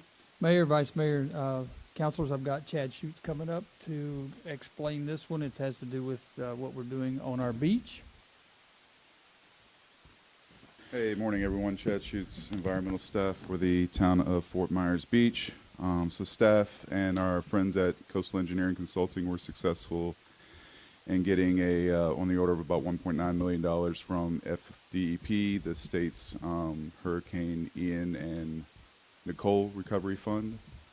So those funds will be used to purchase about 26,000 tons of mine sand, which Coastal Engineering, this STA, will be doing the bid phase services. So you have the construction plans, tech specs, contact documents, etc., for getting that invitation to bid ready, as well as the construction phase services and monitoring construction of the, we have the priority accesses, a berm on the 7,000 block, which did not qualify for the FEMA berm, as well as hopefully having enough fill left over for Carlos Point Beach to fill in the scours over there. So in general, you usually price out about $100 per cubic yard. I'm looking to try and beat that effective cost rate for us and try and make the best use of this sand. And again, that's what this STA is, the engineering services for those beach projects. Chad, I saw some pictures over the weekend of Estero Beach and Tennis Club. It looked as if an emergency berm is finally starting to work its way through the critical wildlife area. Is that part of what you're talking about? No, sir. So that's the FEMA berm project continuing after the shorebird nesting season has ended with Idalia. We've been cleared to resume that FEMA berm project. This is a separate project funded by state funds rather than FEMA. That's great news. Could you just elaborate a little bit more on how extensive that'll occur in the critical wildlife area? How are you going to be able to do most of the properties in the CWA, or what's the plan of attack? Yeah, so this it's going to be from Wyndham to around. I just say Mr. Marty's place. I don't know if y'all know Marty, but he's around the 7,000 block, kind of like midway. It's kind of a bigger house. I forget the address, but about midway in that Grand Old Man neighborhood section. And from there all the way to about halfway of Carlos Point condo, there's no FEMA berm included. There's been a lot of king tide, and obviously with Idalia, flooding of those properties. So we've been from the outstart trying to get funding for getting a berm in there to protect those properties. And then back to your question, the FEMA berm project from has already been installed in front of Islands End, and then just continuing that little portion that was closed off because of the shorebirds in front of Carlos Point. About half of Carlos Point is covered by the FEMA berm. I think that's great. And will Leonardo Arms be impacted by any of this? I know there's probably not a lot of room for an emergency berm, but Right. So Leonardo Arms will get the FEMA berm on the southern building. So kind of starting there in the middle point in front of their pool area, down the runway on the landward side of the lagoon, up towards the 7,000 block past Sun Caper, I believe it is, all the way going down to, again, that 7,000 block where this project kind of basically completes the berm in between those two. thank you. Yes, sir. Any other questions for Chad? Move to approve Resolution 23-118, Estero Island Beach Truck Haul. I will second. Motion by Counselor King, seconded by Mayor Allers. Any other discussion? All those in favor signify by saying aye. Aye. Opposed? Hearing none, motion carries unanimously. Item G is Resolution 23-121, Box Modular. Approve a 4-year lease agreement with Box Modular, waive the town's procurement policy, and authorize the town manager to execute the necessary documentation for the new temporary town hall business complex to be located on the Bay Oaks campus. Mayor, Vice Mayor, Council, this is our new temporary town hall. I'm going to let Frankie, a project he's been working on, talk about. So basically, the trailers that we're currently Got to using. identify yourself, sir. Sorry. Frankie Kropacek, Operations and Compliance Director for the town of Fort Myers Beach. Currently, the trailers that we're using were provided by the state of Florida after the emergency. We've since become the renter of those as of July. The cost to stay in those current trailers, and especially if we had to do it for the long haul until our new town hall facility could be built, would be almost double the cost of pursuing another vendor or another option. There's 3 basic modular companies that deal with these facilities in the state of Florida. We reached out to all 3, including the current vendor that we're staying in, and Box Modular came in way under everyone else. We were able to get them on site, develop a plan for best fit our needs moving forward, and using funds that we already had available to us, and that will be 100% reimbursed back by FEMA for temporary housing. We were able to secure a new facility. Do you have a time frame yet, exactly when we'll be moving? Exactly, no, sir, but we hope to be by Halloween. And there's been a lot of different dollar figures thrown around as to what this is costing the town. Can you espouse on that? Yes. So basically what Expand, we've I looked at is we wanted to get the longest term possible that would meet our needs in case of overages on time for a new town hall facility. So we looked for basically a 4-year lease, knowing that we're not going to be in these physically for 4 years. And that reduced the cost greatly. The longer you stay, the less you pay, kind of thing, at least rent on these. We're basically all in with everything that we need. As far as improvements, we've doubled the size on a couple of these trailers to include a dais on site in our new town hall trailer, so we can move our smaller meetings there. And some of the other operations, we're looking at just southward of $1 million over that 4-year period. If we were to stay in the current trailers that have been provided to us, it would have been almost $1.5 million for 3 years. So it was a cost savings to the town just based on that alone. And the current ones we're in are not in the best shape. The current ones we're in probably won't make it to the end of this year, let alone the end of 3 years. So if I could, Counselor King, just to give a summary, you're leasing brand-new trailers arranged in a way that'll be more user-friendly for our residents and also potentially to accommodate our town hall meetings for half the cost of what it costs to rent the existing used trailers. That is correct, sir. That's a pretty good story, so great work. Thank you. Bigger, better, and cheaper. And I think just to expound on that, something you said that shouldn't be overlooked is that this is reimbursable through FEMA. That is correct. So Our- although we our are rental outlaying the costs. capital up front, we will be getting reimbursed. That is correct. As well as the contract doesn't mean we have to fulfill that 4 years. If we can build a facility No, sir. before that, Our town attorney, Becky, and I have been working with Box Modular. I think we've got a really good lease agreement put together, and it's beneficial to the town. All right. Any And other- we have a new location. We'll Yes. be at Bay Oaks. Yes. Move to approve Resolution 23-121, Box Modular. Second. Motion by Counselor King, seconded by Counselor Veach. Any other discussion? Hearing none. All those in favor signify by saying aye. Aye. Aye. Opposed? Hearing none. Motion carries unanimously. Next is item H, surplus items. Declare listed items as surplus and authorize staff to dispose of these items utilizing a municipal government auction service. Andy? Mayor, Vice Mayor, Council, we have 5 items that were damaged by floodwaters with Ian. It's a New Holland tractor, a Bobcat skid steer, a trash compactor, and a Caterpillar mini excavator. Those all will be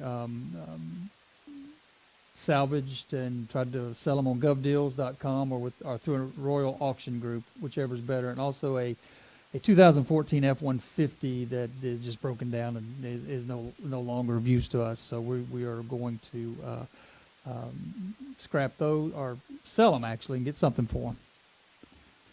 Any questions for the town manager? Move to approve the surplus items. Second. Got a motion by Counselor King, seconded by Counselor Veach. Any other discussion? All those in favor signify by saying aye. Aye. Aye. Opposed? Hearing none, motion carries unanimously. Next is item I.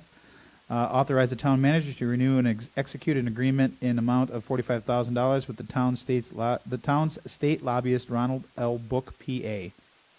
Thank you, Mayor.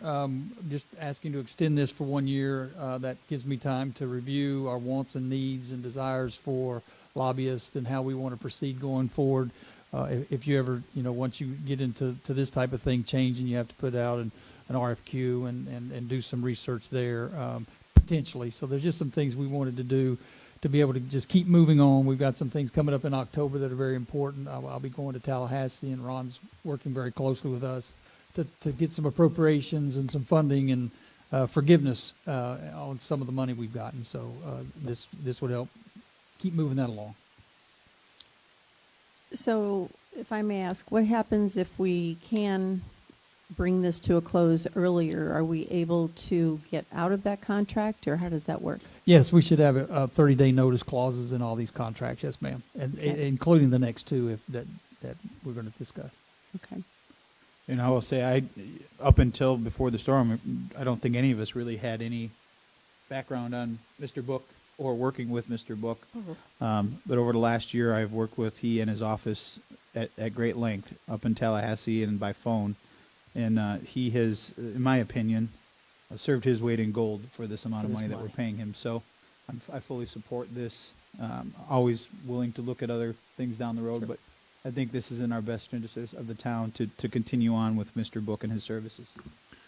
Move to approve letter I, a lobbyist Ronald L. Book, PA, contract renewal. Second. Got a motion by Counselor King, seconded by Counselor Veach. Any further discussion?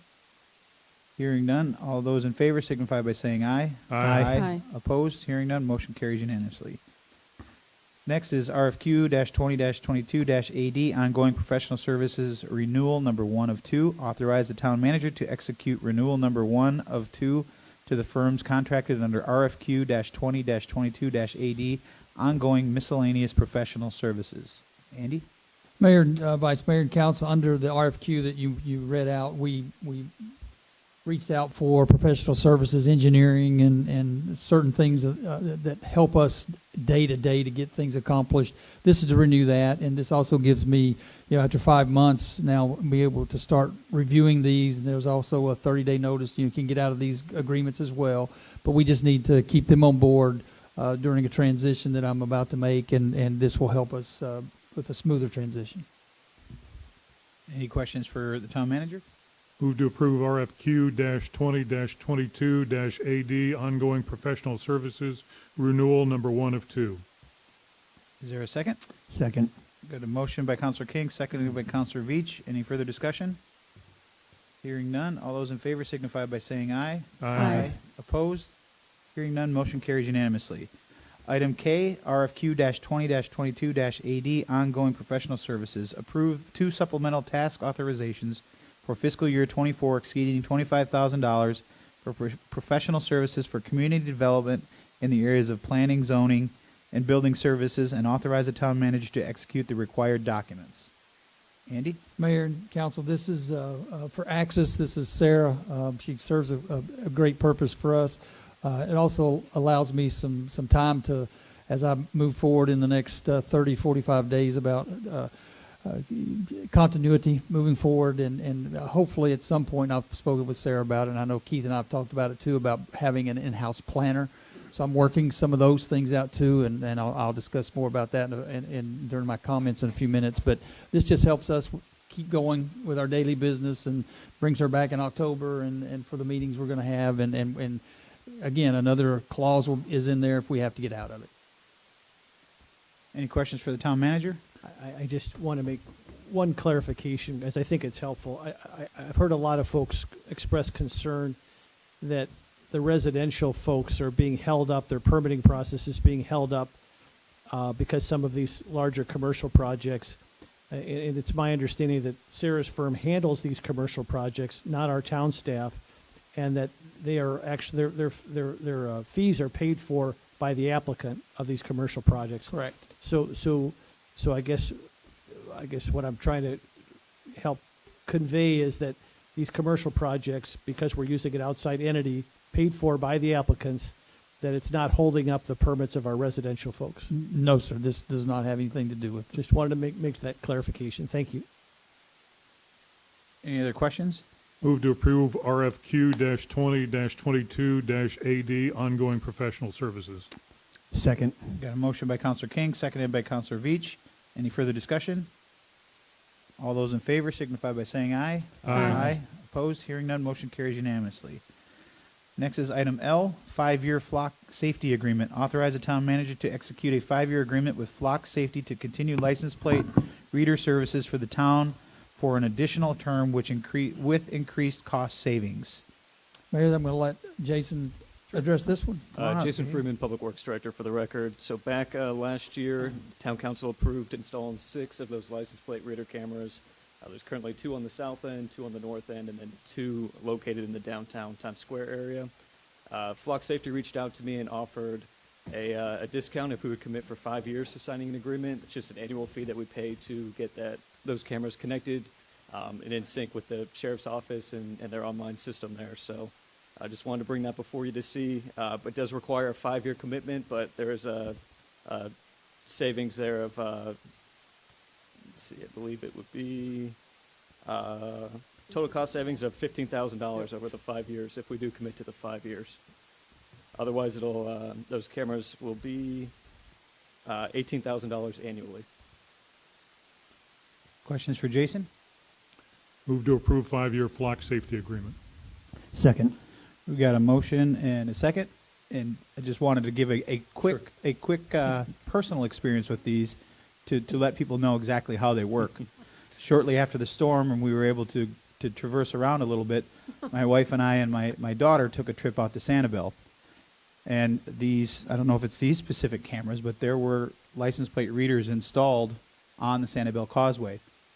We went to the Mucky Duck, we had lunch, we were coming back, and then we were quickly surrounded by several of Sanibel's finest.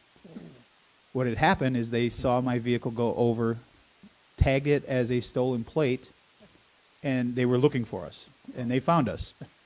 Come to find out, someone had taken our license plate off of our vehicle. They did everything. They were excellent, by the way. Sanibel's police were excellent.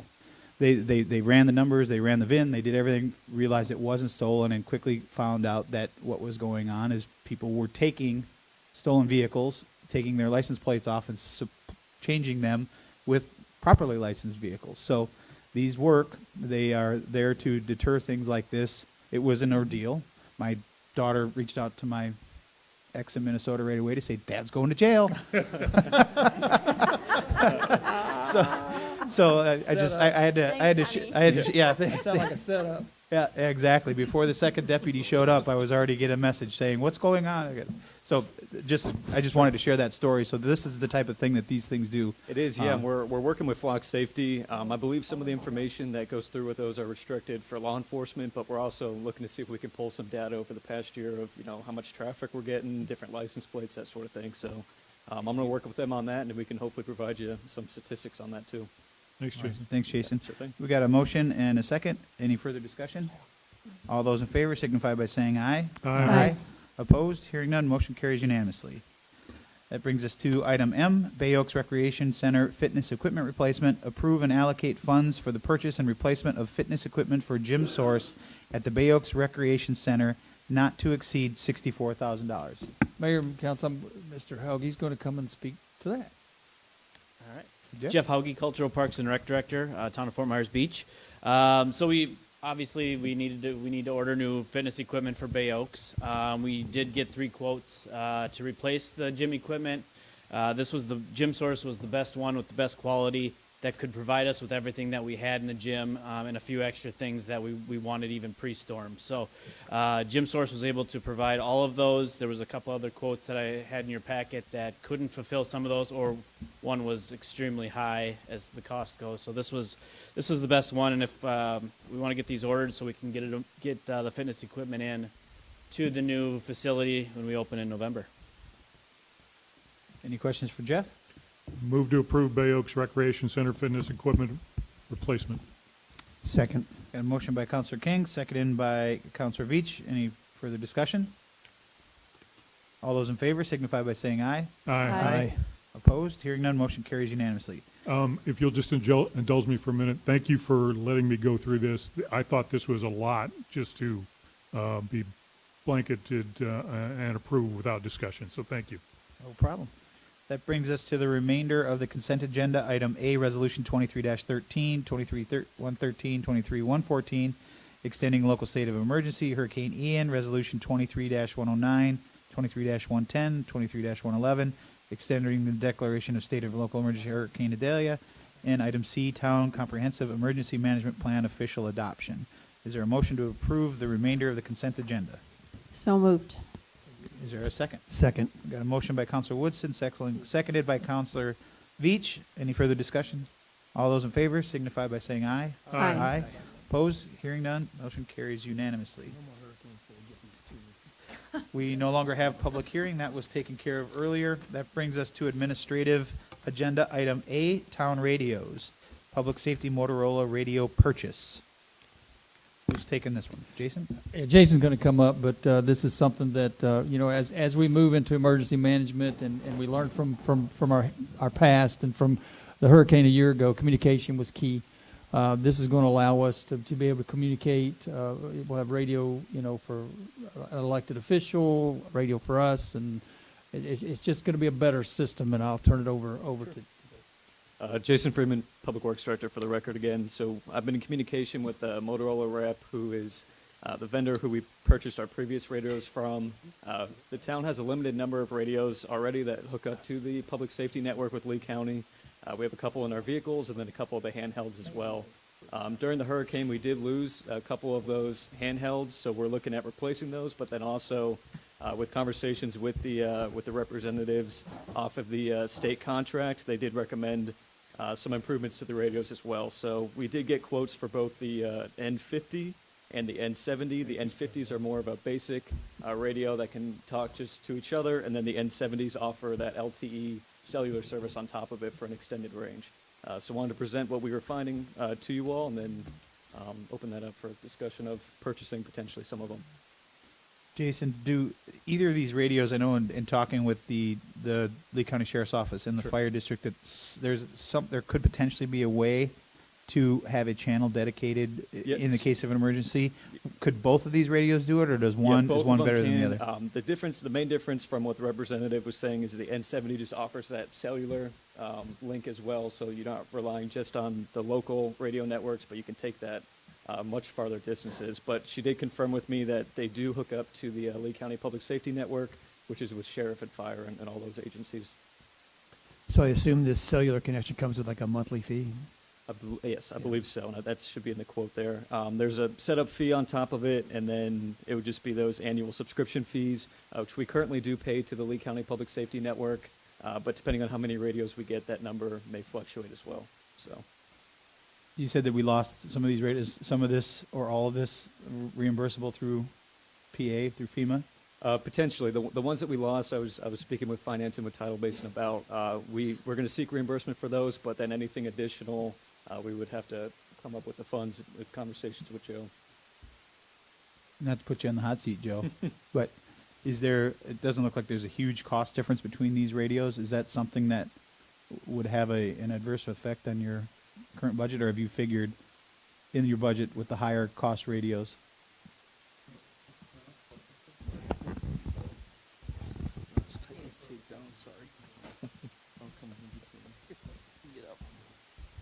It's not budgeted specifically, but we can certainly work with it and bring a budget amendment if we need to. But we do have, excess, I shouldn't say excess, but we do have ARPA funds available which can be used if there is no other funding source available. So I don't have an issue with it personally. Okay, that's I guess what I was kind of getting at. I would be in favor of the more robust radio N70s. than the cheaper model. Any option that we can have to get outside communication, should we have to deal with this again, would be beneficial. Do you need to know a specific, or do you need a motion for each specific one, or? I think so. We can work with quantities of how many we want to order, and then we can put that together. Mayor. But the quote on there. Public comment.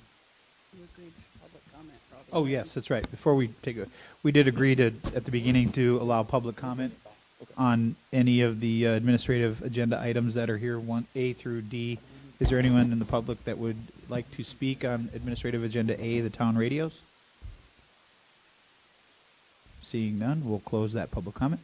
Yeah, so then we can get a total quote then for the N70s only with the installation, the subscription costs, and then we'll bring that back to you all for final approval. Sounds great. Perfect. Perfect. Thank you. Thank Thanks, you. Jason. Thanks, Jason. That brings us to administrative item B. Approve the replacement of the outdoor fitness equipment for a not to exceed amount of $140,000. Approve the purchase of the National Fitness Court outdoor equipment. Excuse me, Mayor. There was no motion and second and a vote on that last item? Oh, well, they said they were going to bring it back. So do we have to take a motion to table it and bring it back? Oh. I would table it, yes. Okay. I'll move. Hold that thought. We table the discussion on town radios. I'll second. A motion by Counselor Veach to table the discussion to get the final numbers, seconded by Counselor Woodson. Any further discussion? All those in favor signify by saying aye. Aye. Opposed? That motion carries unanimously. Go ahead, Jeff. All right. Again, Jeff Hauge, Cultural Parks and Rec Director, Town of Fort Myers Beach. We have proposed and want to approve the National Fitness Court that we had already designed pre-Ian. It was about ready to go in. We already have the pad. We did unfortunately lose all of the equipment to the hurricane, and are looking at getting that back in that front parcel at Bay Oaks. We already have the one-way lane coming in by the pool there. We were just asking for funds not to exceed the amount of $140,000. They are giving us a grant that we had before with an additional $10,000 on top of that. But this would get our equipment back and installed. We do have some insurance money that we can use for this as well. So how much is the grant? Is it 30? 40? 30 plus the 10 we did not receive the 40,000. first time, so 40. Yeah. Jeff, just a question for you, because I had heard conversation that before, when we were doing this, we didn't have any shade, or we didn't have any shade flags, Yeah. whatever those things are. Is that included in this 140 as well, or would that be additional? That would be additional. We are working with the company, though. We can either go outside of this company and do it, or they have their own kind of shade structure that comes in. But that is part of the process and part of the thing to do as a shade structure on top. It is part of the plan? Yes. It is part of our plan to put shade cells over Shade that. sales, that's the word I was trying to think of. So we're Thank you. actively looking at quotes and getting those for that equipment. And how much insurance do we get from this? Joe, remember? A lot. Wasn't a lot. 40? And is 40,000 any maybe? is any of this? Yeah, just under 40,000, probably something like that. For the insurance, you mean? Or For the insurance, yeah. So we're 80,000 between the insurance and the grants? Correct. And is anything else on this reimbursable from FEMA? I don't believe so. Because it wasn't installed, would be my guess. It wasn't. Right. It was under our contents and not the actual structure. Okay. Any other questions for Jeff? Now, originally, the whole thing was kind of paid for by a grant, right? Or did we, or was this a I similar wasn't deal part of it. originally? Maybe Jason can come up. I wasn't part of the initial one. That wasn't in my scope of work at the time. So Jason, I think, was more involved with that, so I'll let him speak on the past one. Yeah, so it was a little bit before my time as well, but we did do some research, and it looks like we paid with park impact fees. We can get that total amount there. I think we might have attached the old resolution to it. If memory serves me right, it was the through a grant, the equipment was covered, but not the installation or the setup work that the town had to do to receive the equipment. Right. So we were in the middle of preparing. We just poured that concrete slab there on that front parcel. I think everyone's probably seen it at this point. And then we were actually gearing to have that installed at the beginning of October, but that was right, unfortunately before Ian hit. There was a small grant. NFC is offering the original grant amount of 30,000 with additional 10. So there's a grant out there. So we'll be pursuing that. But yeah, I believe the difference after the grant was paid with park impact fees back a couple years ago.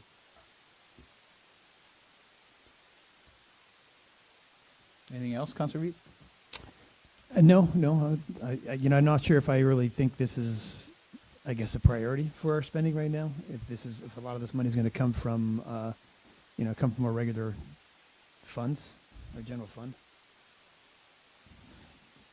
Well, but if 80 is covered between insurance and the grant, and then we have another, or was that other grant that you were just talking about, was that in addition to the other grant, or is that the same grant? So we have a total of 80 between grant and insurance? Yes, correct. So a total of 80, so it's 60 at this point that's out of pocket. Correct.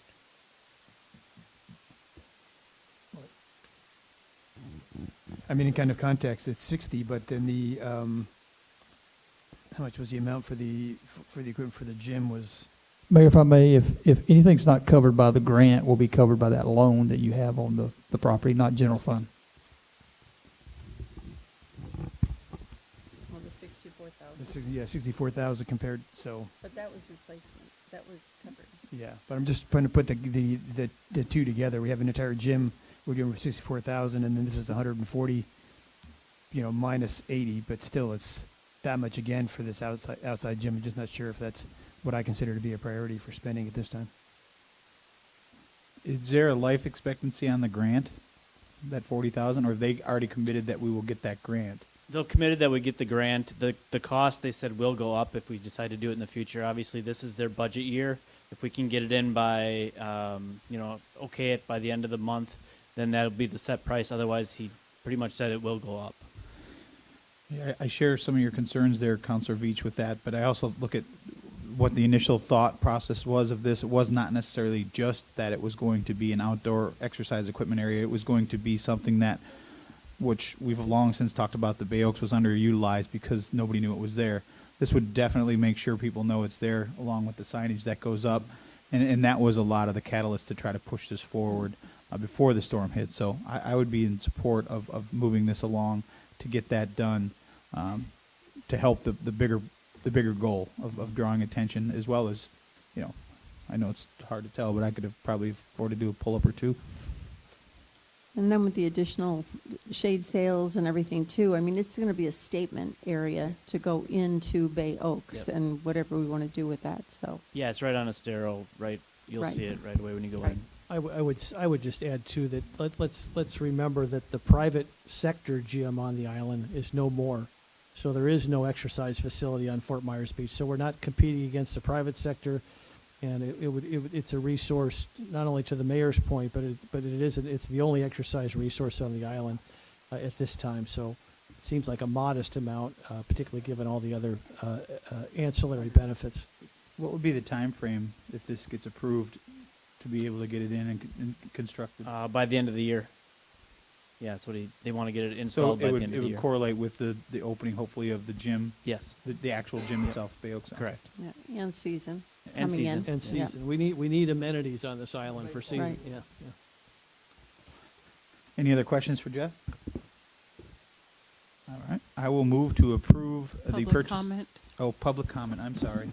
Dang it. Oh, we'll open it up for public comment. Is there anyone that would like to speak about the equipment, the outdoor exercise equipment? Come on up. You gotta come on up here, sir.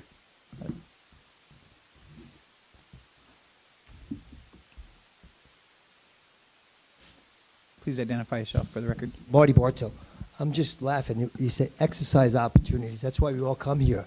And the people who actually go into Hammerhead's gym isn't the same type of person who's going to use an outdoor place or bike ride or walk or whatever.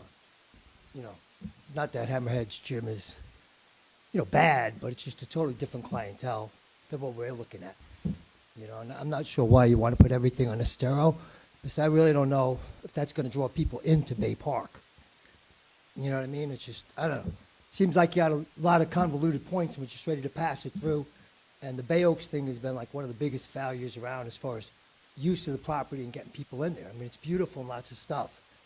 I'm not sure this plan sounds so good, especially without the shade sales included. I mean, it sounds really half-assed, quite honestly.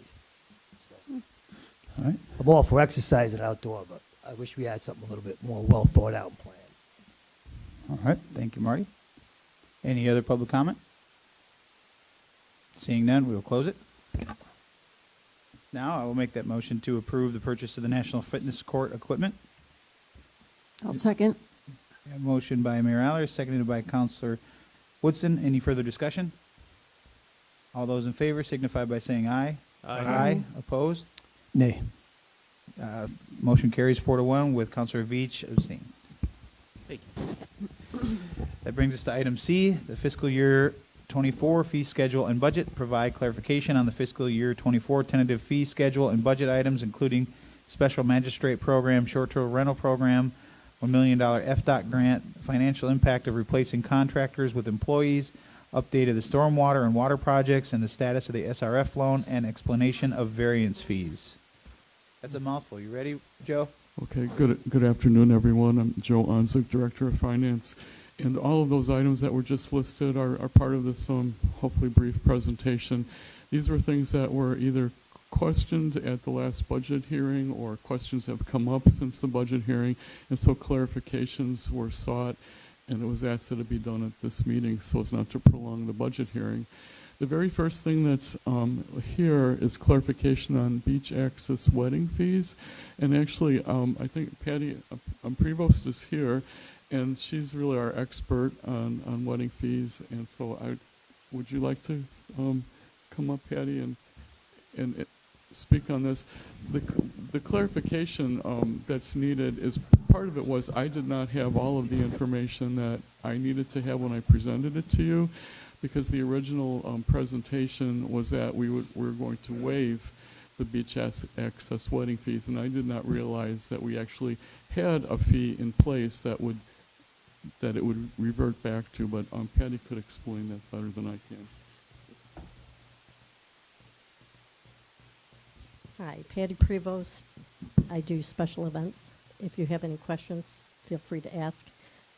My main concern was there's two separate fees, and to me, a special event permit is a special event permit. Somehow it got a little convoluted when they started separating weddings from a special event, which to me, a special event includes weddings. And I understand that you were going with the flat fee of $150 and $350, which I am for that raise, because doing special events is like any other permit. Other people have to review it. It is not a one and done. That permit probably gets touched at least 5 separate times. So there's a lot more to it than just taking in an application, because technically they're supposed to give you a full application, and in the almost 9 years I've been doing it, that's only happened maybe 5 times. So I just would prefer, for continuity's sake, that it either be $150 or $350 to go to council, or back to the $50 and $100 to go to council. Patty, I guess I'm a little confused. I thought the 150 and the 350 were to use or to rent the beach access, is not necessarily specifically for a wedding. It could be for anything. But the figures that were the flat fee versus the hourly were for the beach access rental.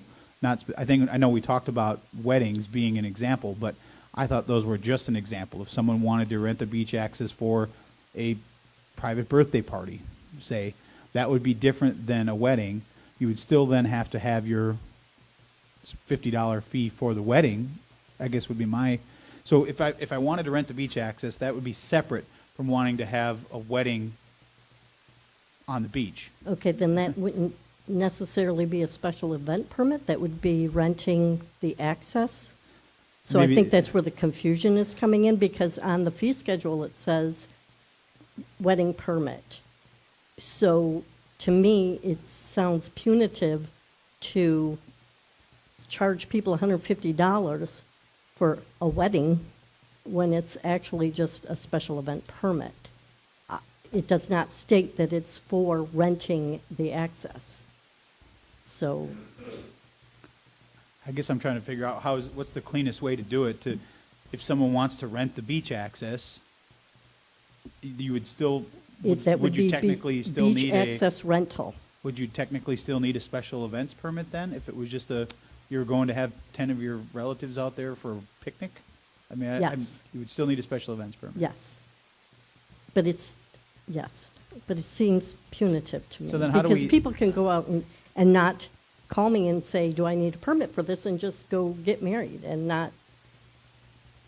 Do you see where I'm going with this? Am I Well, making I'm just any trying sense? to correlate it how it's, whether it's Bayside Park, whether it's Mound House, is there a separate fee if someone wants to rent just the property? And then do they then have to also have a special? Do they Event, also? yes. So you'd But that's- have to be separate. They would Correct. be separate. So they would need to change that from a wedding permit to renting of the beach access, to make it clearer. I guess that's what I'm trying to get at. Do we want to make this all, you rent the Mound House, that includes your special event permit? Or is it, you rent the Mound House and then you get this? Correct. So- You rent the Mound House, and then you have to get your special event permit, because the Mound House is not for weddings per se. And I guess, what's the easiest? And I'll stop talking here after I say that. What's the easiest? To me, it seems very difficult. If I'm coming to rent the Mound House, I would hope that the fact that I'm renting the grounds would include my special event, or at least not have to pay another fee on top of that, if that makes sense. So if It I'm does. paying, we'll just make up a number, $1,000 to rent a piece of the town's property, I would think, I guess from the outside looking in, I would think that would include the cost to cover the special event that I was going to have on the property that I'm renting, and not have to do a separate special events application process. Historically, that's how we've always done it. They are two separate issues. But you can include that in the fee to rent Mound House, or it all started because of Newton Park. You could get a permit for $50, a special event permit for $50, but then Allison was having a difficult time getting people to rent Newton Park, because why should they rent Newton Park when they can just get a special event permit for $50? So that's where it all started, but now Newton Park no longer exists. Yeah. So, yeah.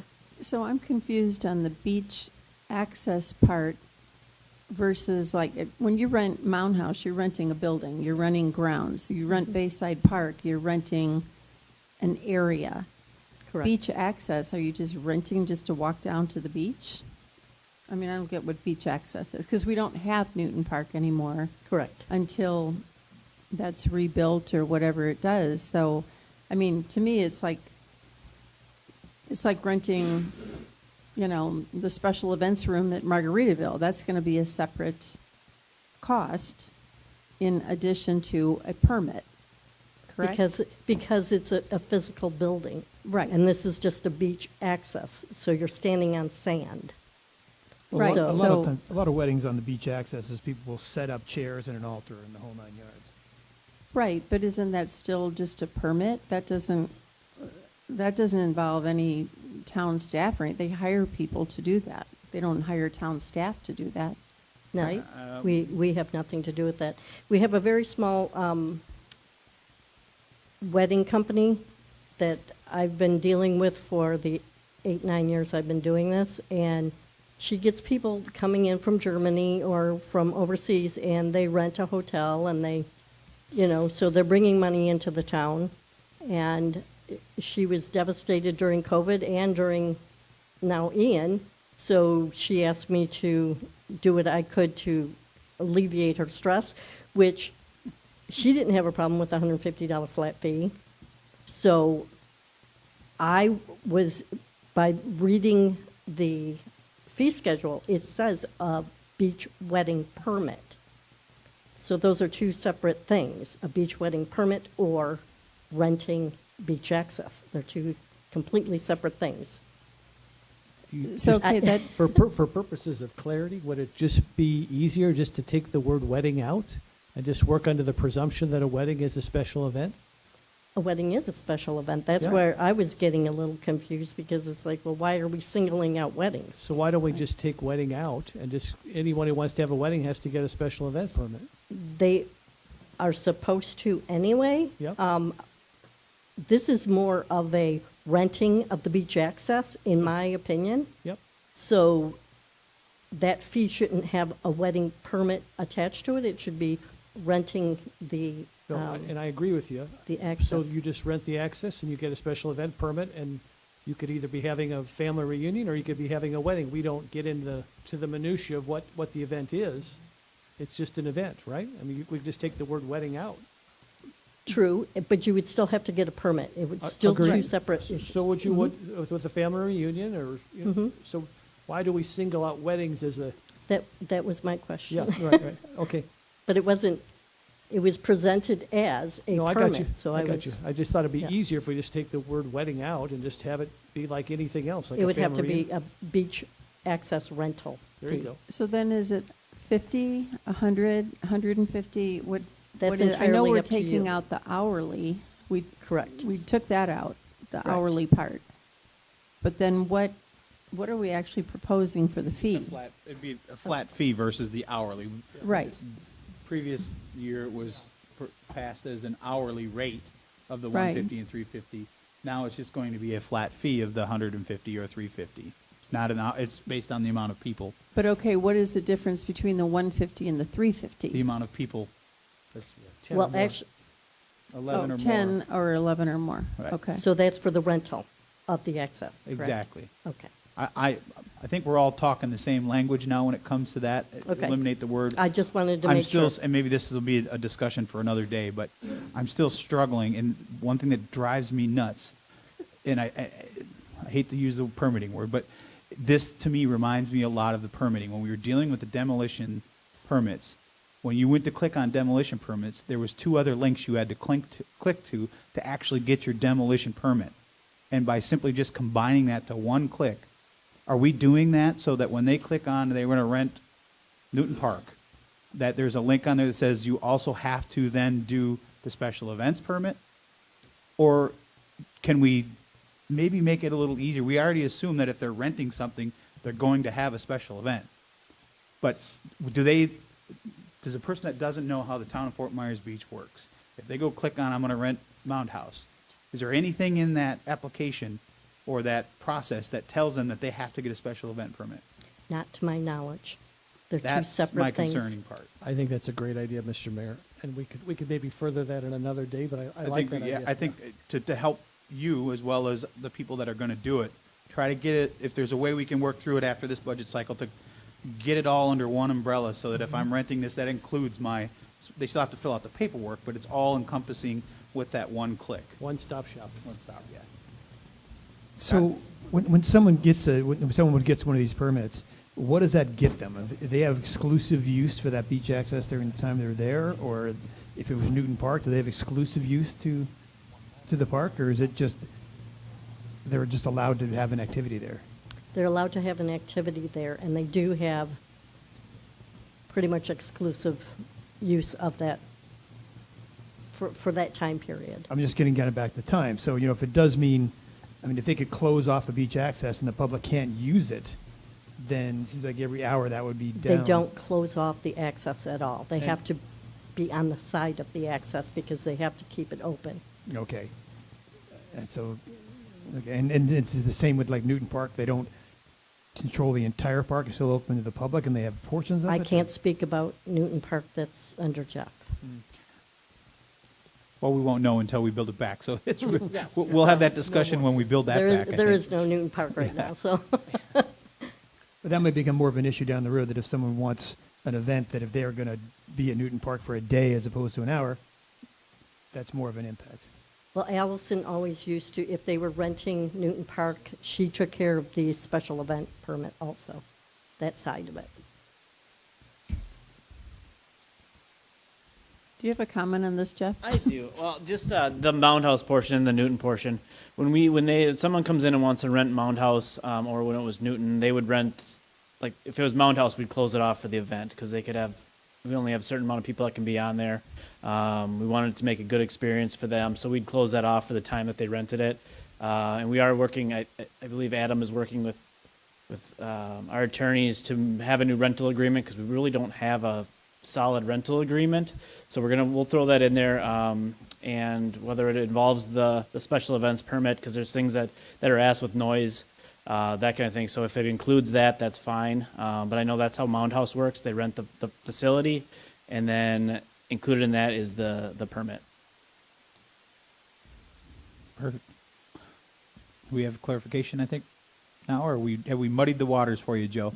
No, I think that helps. So then, just so I'm clear, just to reiterate, so what we're settling on is that we're going to remove the word wedding, and it'll just be beach access rental. And actually, the word permit too. So it'll be beach access rental will be the fee of either $150 or $350 flat fee, depending on the number of people.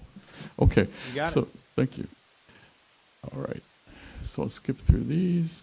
Okay, then the other point of clarification was regarding the special magistrate fee of $250. And this, again, I did not know everything about this or enough to present it accurately.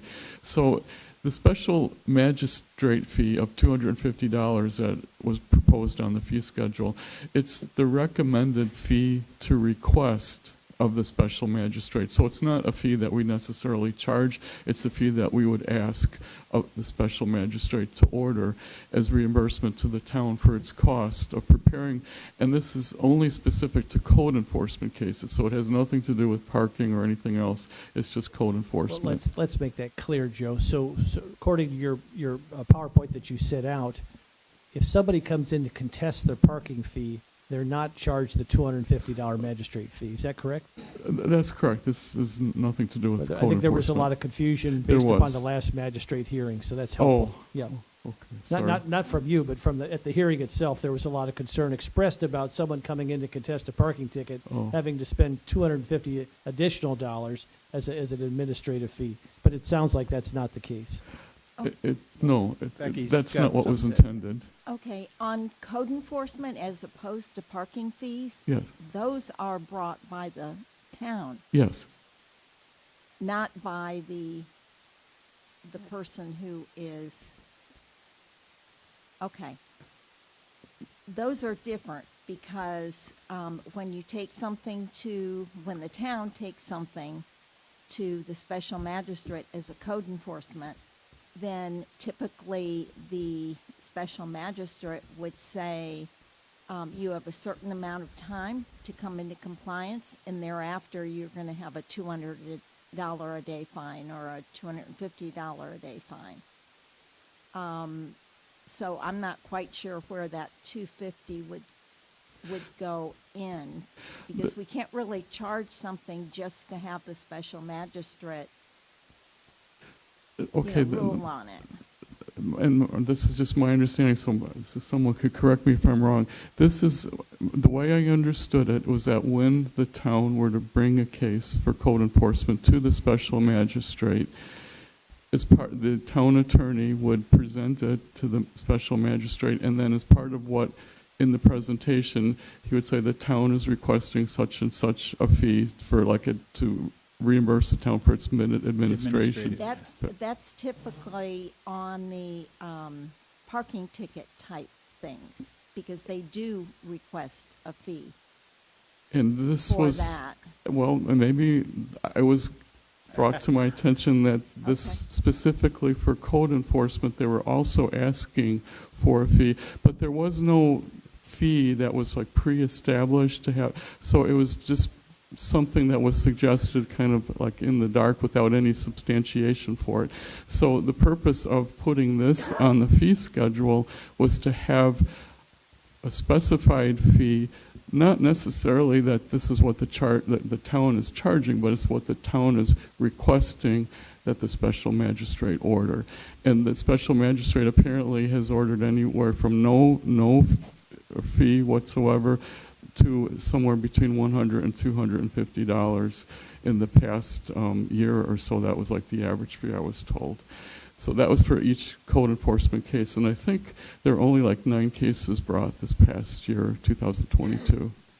Okay, I think I better go back and look at the minutes and everything. And Sure.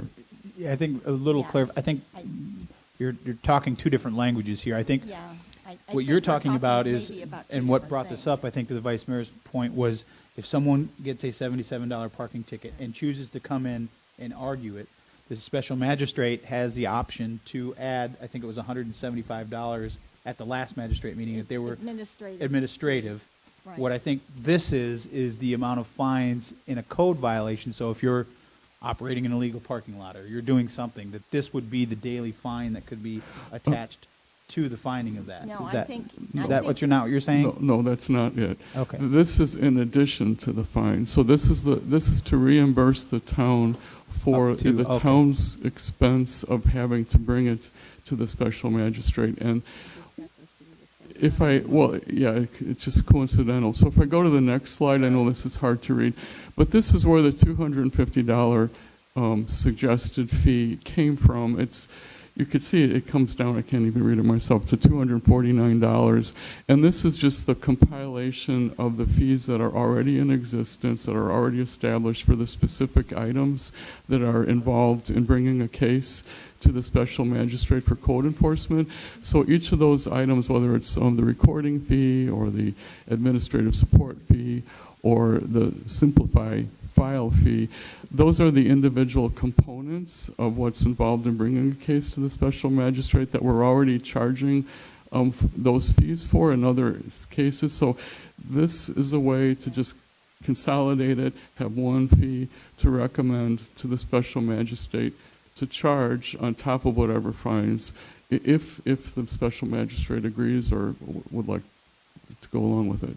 So Okay, now I see where you're going with this. Okay. Okay, and I'm fine with the 250. Okay. So, but this is just, now maybe I'm speaking the wrong language. So if I come in for a $77 parking ticket to the magistrate, That's not, this is just for code violation. This is nothing. It's just for code violations. So how are we addressing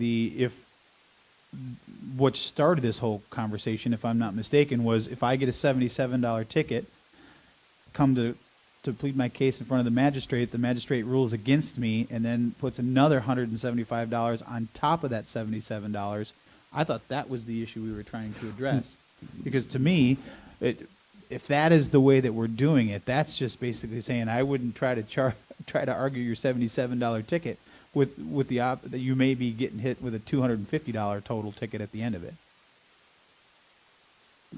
Perhaps that was how you were thinking of it when it was presented, but the intent of this $250 fee was only for code enforcement. But that wasn't made clear in the presentation at the budget hearing, but that was the intent of the $250 fee that's being suggested. So that's what I wanted to clarify this morning, that it has nothing to do with the parking violations. So just to clarify the mayor's question, Yeah. because I'm confused, just want to confirm that. So if you contest your parking ticket, there is no administrative fee, correct?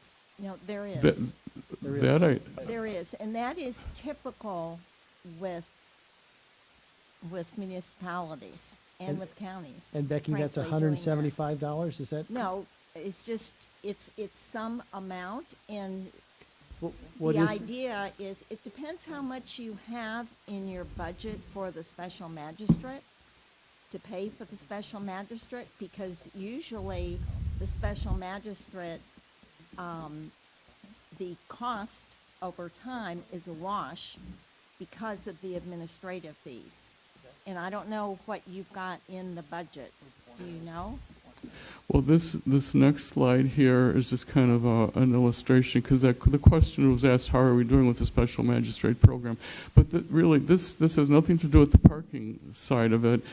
This is just really focused on the code enforcement side. So 9 cases were brought to the special magistrate within like the last year on average, and it changes every year, but if there's 9. If we're saying that there's $250 worth of cost involved, as was illustrated by the previous slide, the total would be $2,250 of cost. The actual amount of administrative fees that we've collected in the past year was only $925. Then, so if you take the cost, $2,250 less what the fees that were collected, we're still left with a cost of $1,325 of just the town's cost. And then on top of that, you have the cost of the special magistrate that they charge us for the year, which was $1,805. So we're actually not coming out ahead. In terms of these administrative fees, we're actually costing the town $3,130. So that's the issue just on the code enforcement side. So with that, Joe, so the less administrative fees, that 925 is, we collected 100% of what we were supposed to get paid for those fees, or is that just a portion of it? That's just what we collected, because I guess I've heard that when a fee is ordered, it's not necessarily paid.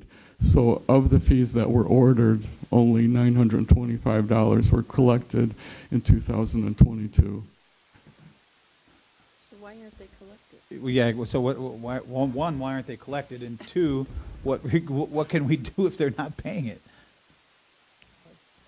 I don't have the answer to that. In past practices, you typically turn those over to collection agencies. So are you send letters yourself and try to follow up, and it's just a process. It's hard to get blood from turnips sometimes. But if they ever show back up to the special magistrate, then that's part of the record as well. Got it. I would just suggest, in the interest of time, since we have a new town attorney, we have a new town manager, that we just go ahead and move forward today. But I do think it's worth, particularly as we're advertising to hire a new magistrate, that the town attorney works with the new magistrate to set up some real procedures that are transparent, and we can have a better sense of where we're at, and maybe revisit this in a month or two. Sounds like a good idea. Good suggestion. So then, would that mean that we would be pulling this off of the fee schedule? We can or? leave it as is and then reform Okay. it later. Right. Okay, and just again, this is just a suggested fee to ask the special magistrates to order. Okay. All right. Now we have the allocation of short-term rental fee income to workforce housing. And I think it was left pretty clear at the last budget hearing that it was, at least the resolution that was passed, included language that would indicate that the allocation to workforce housing would be that which was remaining after the cost of the program was covered. So I think that language is clear. It was in the resolution that was passed at that time. But I think what's come up since then is I don't know that it was necessarily clear with people that the cost of enforcement was also included.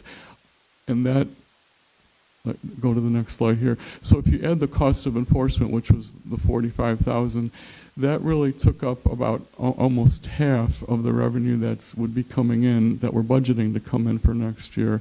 So basically that leaves almost $1,000 left remaining for workforce housing once you cover all the costs of operating the program, including enforcement.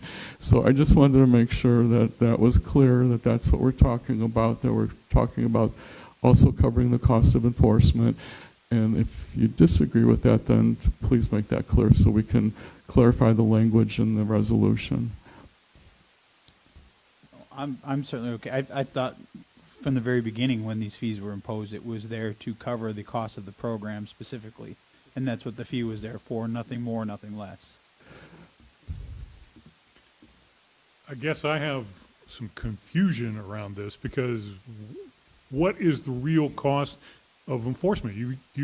I thought you told me that nobody really knows, and now we've come up with a figure, but these people are already on staff and we're paying them, so only then out of the $300, $3 goes to workforce housing, correct?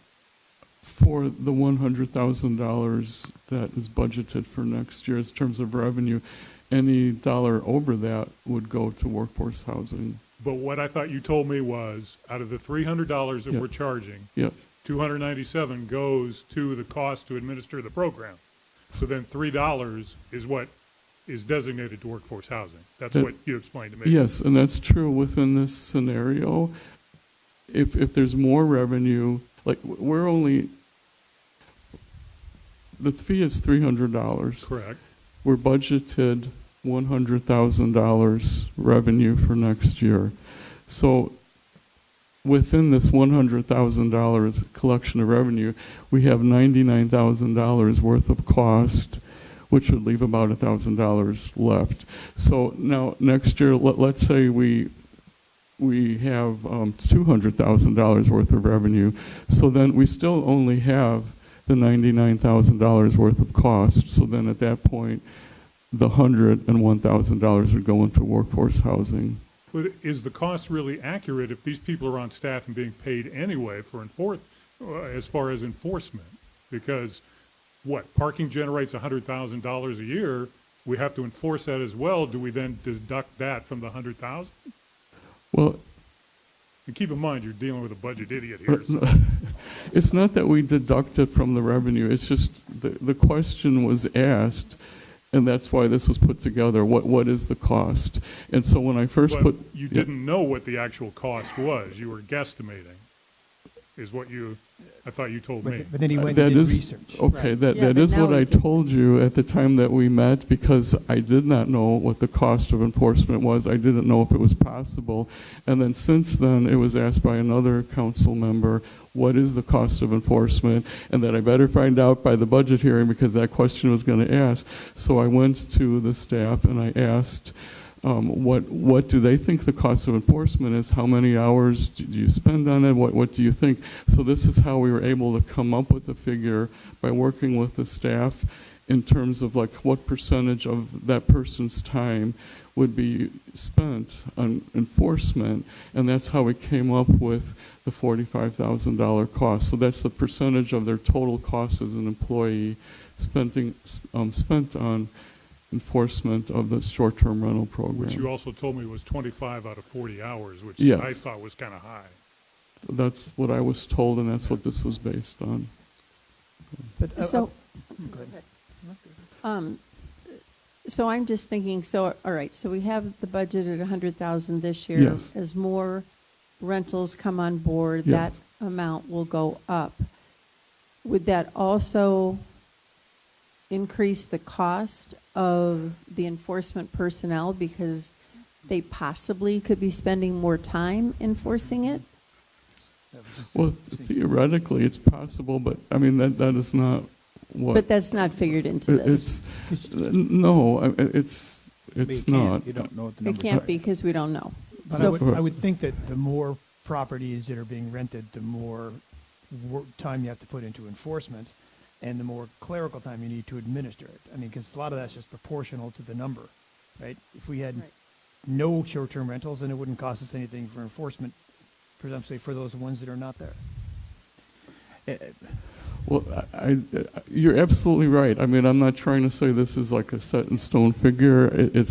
I'm sure it could be adjusted. This was the best I could come up with in this scenario to answer the questions I was asked. But it is consistent with a story I read when the last time the state was talking about doing some short-term rental law, and they were talking to different municipalities, and people said that the cost of administering, including enforcing these programs, were $300 to $500 per unit per year.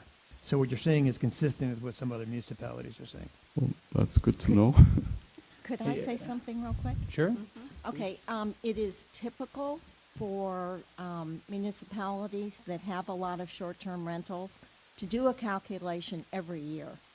And that is, I would suggest, that is the appropriate thing to do. So I think this is just a wonderful calculation.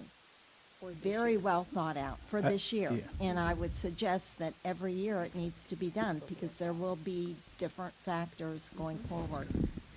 I think we've gone around the hog's backside to get to the ham sandwich here.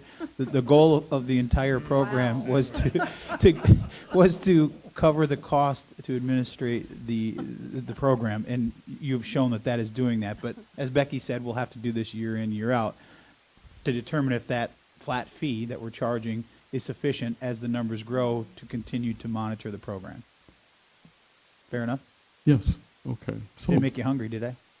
no, probably just the opposite, but thank you. I think one of the other parts of that equation is that some enforcement goes towards enforcing people that are not registered but are still renting as short-term rentals. So in some way, there will be a bit of a disconnect. Okay.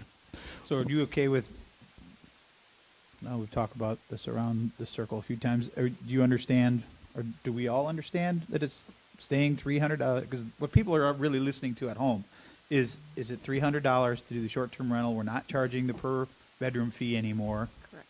So that's what people are really concerned with. This part of it is stuff that we work up here, but that's what they're listening for at home, is that it's a $300 fee. There's no per room charge anymore. And this is what the breakdown is, as you know it, speculating on how many short-term rentals we'll actually have going into the next year. That's correct. Okay. Okay. So then for this evening's budget hearing, then we're just leaving the language as is with this understanding in mind. And does this go to effect October 1st or January 1st? October 1st. October 1st, okay. Yes. Okay. So now there's one of the other questions that was raised was or was promised to be brought back to you was an update on the $1 million FDOT grant. And so Jason has a little bit of information to share about that.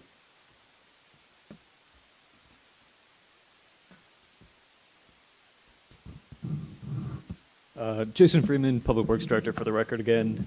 Was going through some of our notes here. We were in coordination with FDOT last month, and I do have a quick little update.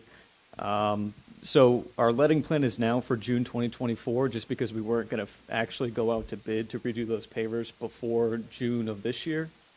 So they pushed us back to that next fiscal year. So there's a couple items that we are going to work on getting in order if this is something that we still want to pursue. Before May 1st of 2024, we'll work on, they require final signed and sealed plans, specs and estimates for the pavers and any work that's going to be done in Times Square. Because everything has to get reviewed not only by our town staff, but then also by the FDOT and the LAP agency contacts as well. And we'll need to execute a LAP agreement, which is the local agency program. Is everyone familiar with what LAP is? No. Okay, so I'll give a little brief introduction here. It works in coordination with the MPO, which I know Councilor King is familiar with, the planning organization, but it's basically a way that we can use some federal funding and different funding sources from federal, state, and the county to work on some improvement projects, including we executed or the town got LAP certified a couple years ago to put in the traffic signal at Old San Carlos in Estero, which I think everyone's familiar with. So it basically just provides a different way to get some funding for some projects that qualify. And this is one of those projects that has been in conversation, I believe, for a couple of years now. I just started looking into it within the past year. But if this is something that we still want to pursue, like I said, there's just a couple of things that we'll have to get in order before May 1st of 2024 if we want to hit that bidding in June of next year. And that just includes getting a final signed and sealed plans, executing an agreement with FDOT that's pre-approved by their town or by their staff as well, and then putting together a construction bid package so that can all get reviewed before it's time to bid all that out. So As far as I understand, this project's still in the queue. It's just that they just pushed it back just because we weren't going to actually do the work around June of this year. They just agreed to let us move that back to actually go out to bid there in June of 2024, and then we should be able to start after that if this is something that we still want to pursue. So I know it's a lot, but I'm in favor of pursuing it. Sure. So then the next step is, we'll just continue on. They had 100% plans for everything, but after talking with some of the staff with the planning agency, we're going to have them take a look at it again just in case anything's changed. I know some of those plans with Times Square had, matching some of the hardscape, especially, matching the pergolas to the restaurants and everything, just because those buildings, unfortunately, are not there anymore. So we'll take an internal look first at anything that might have to get changed, work with everybody on that, and then we'll get everything ready to go by May 1st of next year. So this was just for the hardscape. This didn't include none of this funding could be used for infrastructure. This was for the pavers specifically. Specifically, yeah. I believe there was pursuit of a couple different funding sources for other things in Times Square too. I believe there's some appropriation requests, and I think the lobbyist was involved on some of that. I wasn't too involved with that. That was a little bit before my time. But as far as this one is just a LAP agreement itself for those pavers. So the town would have to put up the money for the difference of it, but the request originally was for $1 million to put in for those pavers to get replaced. Now, in doing the work, is there still a lot of utility work to be done underground? So that's something else that we're in coordination with. Originally, back in the plans for a couple of years ago was to do some stormwater and water improvements in the Times Square area, which historically does require a lot of coordination just because, the merchants down there made a lot of existing businesses. That was planned for this year, but due to the hurricane, we're reevaluating that as well. But that is another consideration that before we do want to put those pavers in, if the town does want to pursue any, utility improvements, stormwater, water, anything like that, this would more than likely be the time to do that before, we put in those pavers again. So that's definitely something for consideration as well. All right. Any other questions for Jason? Perfect. Thank you. Thank you, sir.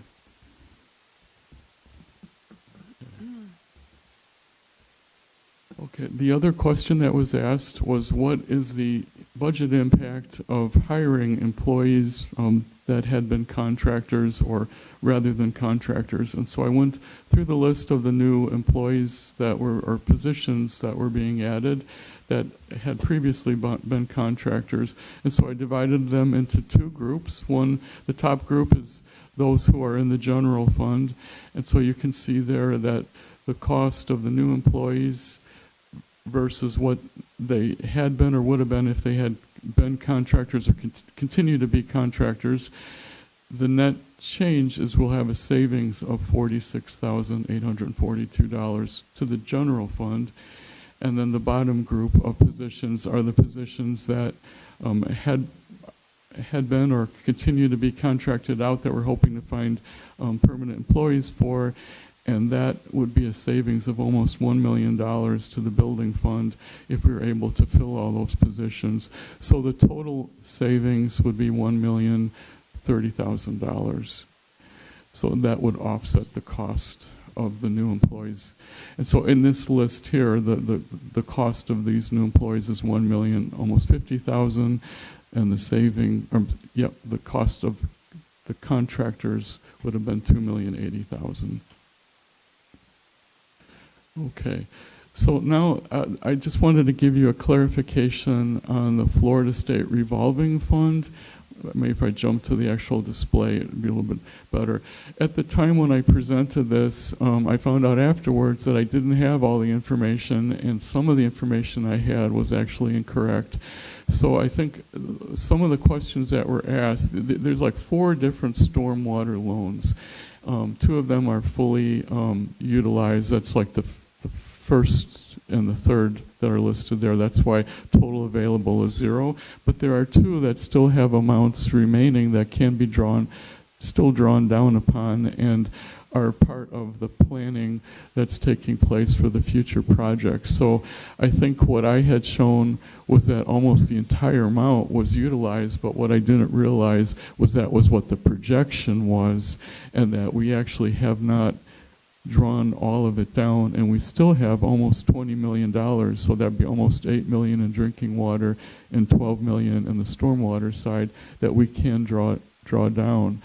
And so this is just more of a clarification, a correction, and that's what's highlighted there in the middle on that total available. And then also the other thing I discovered was that the amortization schedules that from which I derived the annual payments from were incorrect. For those, the first and the third loans there, the amortization schedules that we had were for 20-year loans when in fact they were actually 30-year loans. So by obtaining the correct amortization schedules, that obviously by moving from 20-year to 30-year, that reduces the payment. So now we're looking at a total payments, the last column highlighted in yellow, is less than $3 million, whereas last budget hearing I showed almost $3.5 million worth of payments. So this is the corrected debt schedule for the Florida State Revolving Fund. And then I also was able to work with the consultants who help us with this information so it reconciles to what they have. And we also received audit reports from the state. And interestingly, one of the audit reports was incorrect. So we have to work with them to correct it. So Joe, between drinking water and stormwater, Yes. what is the current debt that the town of Fort Myers Beach has incurred? The outstanding balance as of now, is that what you're referring to? How much debt have we assumed as of today between drinking water and stormwater? Well, the amount that we've applied for and received that in total is at $61,622,000. What we've actually used of that loan is the $41,744,000, which leaves us $19,878,000 left that we can draw on. And none of this includes the $10 million grant that we just received, correct? No, this is just strictly loans, right? Right, but we just got a grant for $10 million, correct? As far as I understand it, yes. Okay, so that's not been factored into this. No, this is just State revolving loan, I got it. Right. So this has nothing to do with grants or any other funding source. Right, but there was a lot of confusion the last time you were here, because obviously we have one of the things we've done in the last few years, we've separated our utility fund from our general fund. Yes. There's no subsidies anymore. It's in essence firewalled off from the general fund by design, and we then had a rate increase to make sure we were properly funding our drinking water and our stormwater system. And that was, we did a rate study to assess the appropriate rate increase to meet those obligations. So this should be a self-sustaining entity apart from the budget and the general fund. Is that how you see it? Yes, Okay. but this is not the whole picture of those funds. I got you.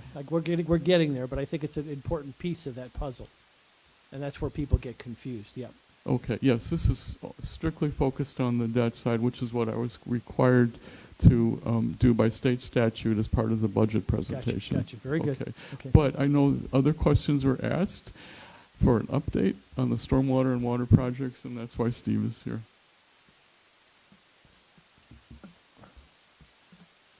Good afternoon, Council. Steve Matuska, Utilities Manager for the record for the town of Fort Myers Beach. To follow up where Joe is, the state revolving funds, they were put in place before we had a stormwater system.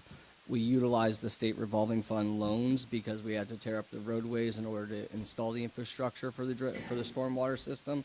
So at the same time, we took out a drinking water loan because we were going to have the roads disrupted, and we put drinking water infrastructure in place. That's why there's two separate loans in play.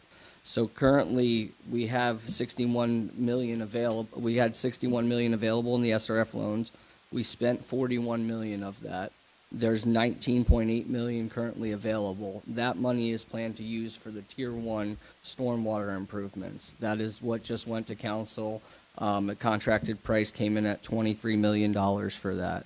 Now the $19.8 million will cover that because that is not including Lee County's portion to pay for the sewer lines that are going to be repaired, which is included in that $23 million.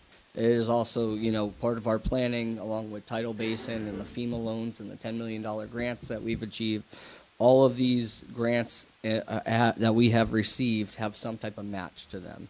So we are going to use our SRF loans to pay for our previously planned stormwater infrastructure, which is the Tier 1 stormwater project that's been in development for the past 10 years.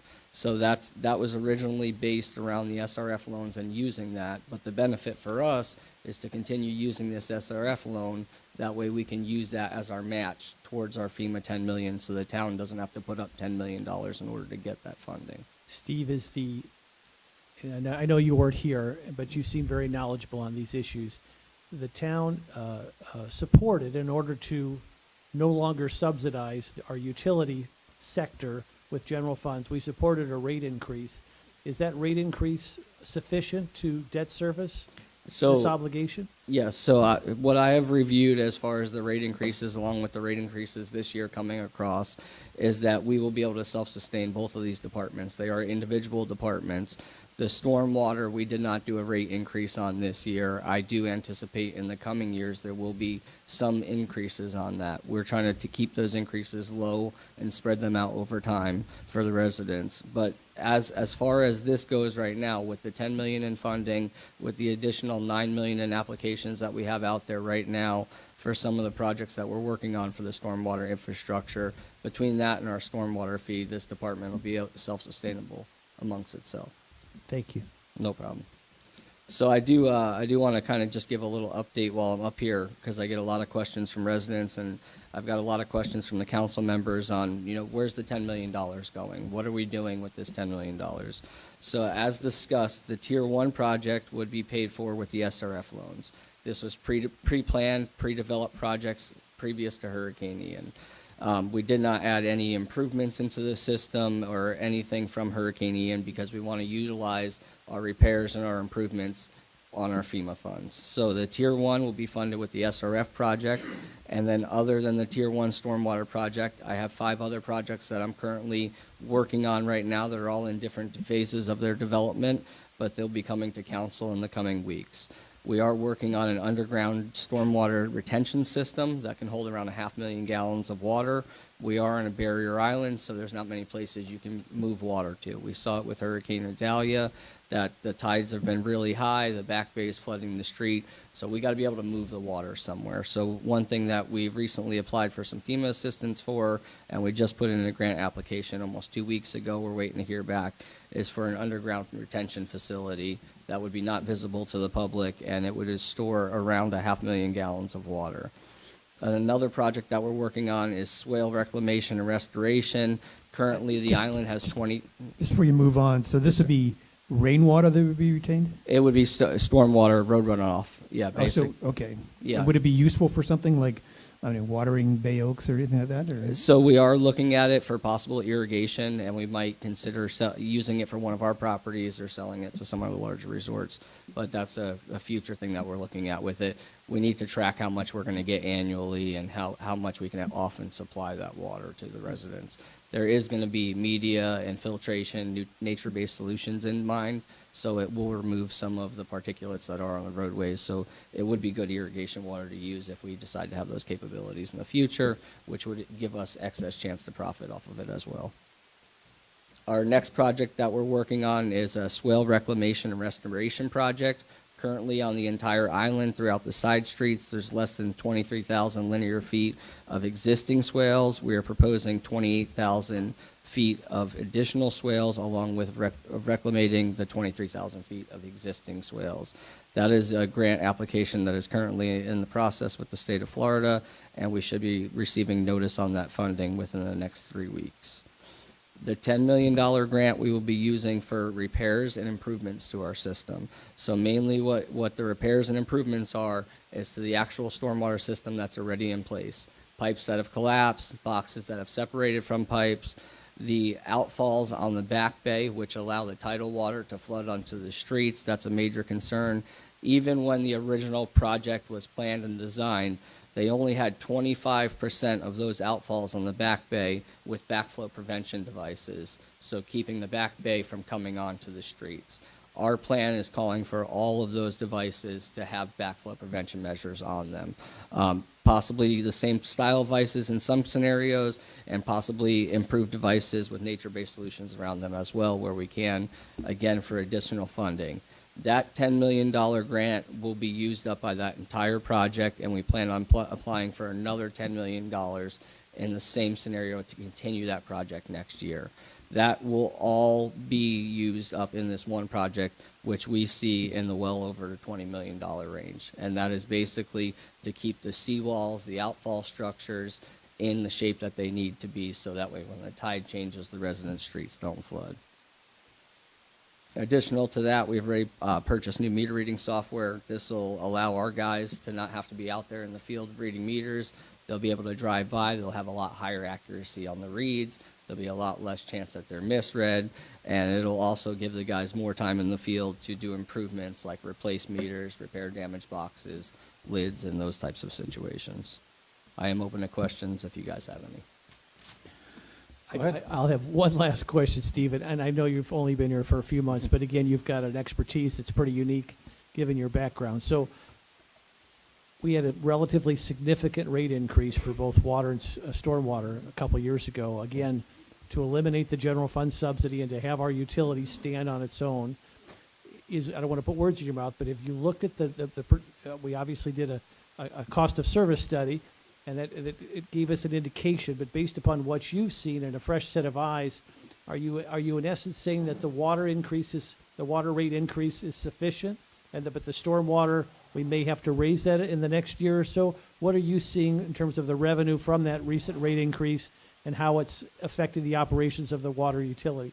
We're currently working with a company, Waterworth, to help us kind of get a well-rounded scope along this. So basically, we're looking at our overall planning. Instead of coming to council every year with rate studies that cost the town between $60,000 and $80,000 annually, we have decided to go with a company that allows continuous rate studies. So not only that, they'll also include the grant applications, the loans with interest, any future projects. We can very easily create our own rate study on an annual basis based on the way things change with the town. Well, that's outstanding. Yeah. But that being said, have they given you a tell as to how we look? Or so we're currently in the process of reviewing that. We do know with stormwater in the coming years, we're going to have to increase it. In my personal opinion, where we're at with the water and the sewer services, we will be piggybacking off of Lee counties, and we will be doing our pass-through assessment, which we have previously agreed on in 2017. And so I don't see any changes to that, but I do see changes at this time to the stormwater, just based on what I see right now. Pass-through assessment, meaning that the cost of the bulk purchase of water would go up and we would just pass that along? Yes, sir. We pass it down to the residents. Got it. All right. Thank you. Thank you guys for your time.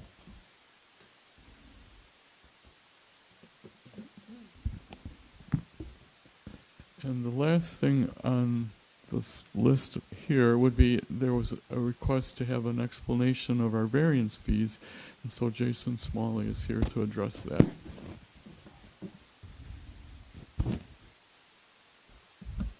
Good morning, Town Councilors. My name is Jason Smalley. I'm with the Planning and Zoning Division in Community Development. So I'm open to questions. I understand that this seemingly has been initiated from a particular case that had come up, but a general feeling and understanding that there may be a way to streamline the process of the way staff looks at the variances that are charged. If I may just maybe leave a general explanation of what we charge and what we're looking for, and then open it up for questions and discussion from there. So currently there is a $1,800 base charge when somebody comes before LPA and Town Council to ask for any number of variances. The first variance is always charged at $1,800. There are additional variance fees that are tacked on for additional variance asks. And so in a scenario, for instance, if somebody came in asking for a variance to a set of new stairs or a replacement set of stairs after the storm, and at the same time, they maybe need a few feet for the house, the fee schedule The way that staff has interpreted it would look at that as two variances. We would be asking for the base $1,800 fee for, let's say, the set of stairs, and then it's an additional $500 fee for each ask after the first one. So in this scenario, if you needed to variance a set of stairs and a home that is non-compliant, you could be looking at something like $2,300 to get two variance asks. And it's $500 for each additional ask after that. Staff uses as a way to encourage people to think about what they actually are requesting and what they actually need to satisfy their build.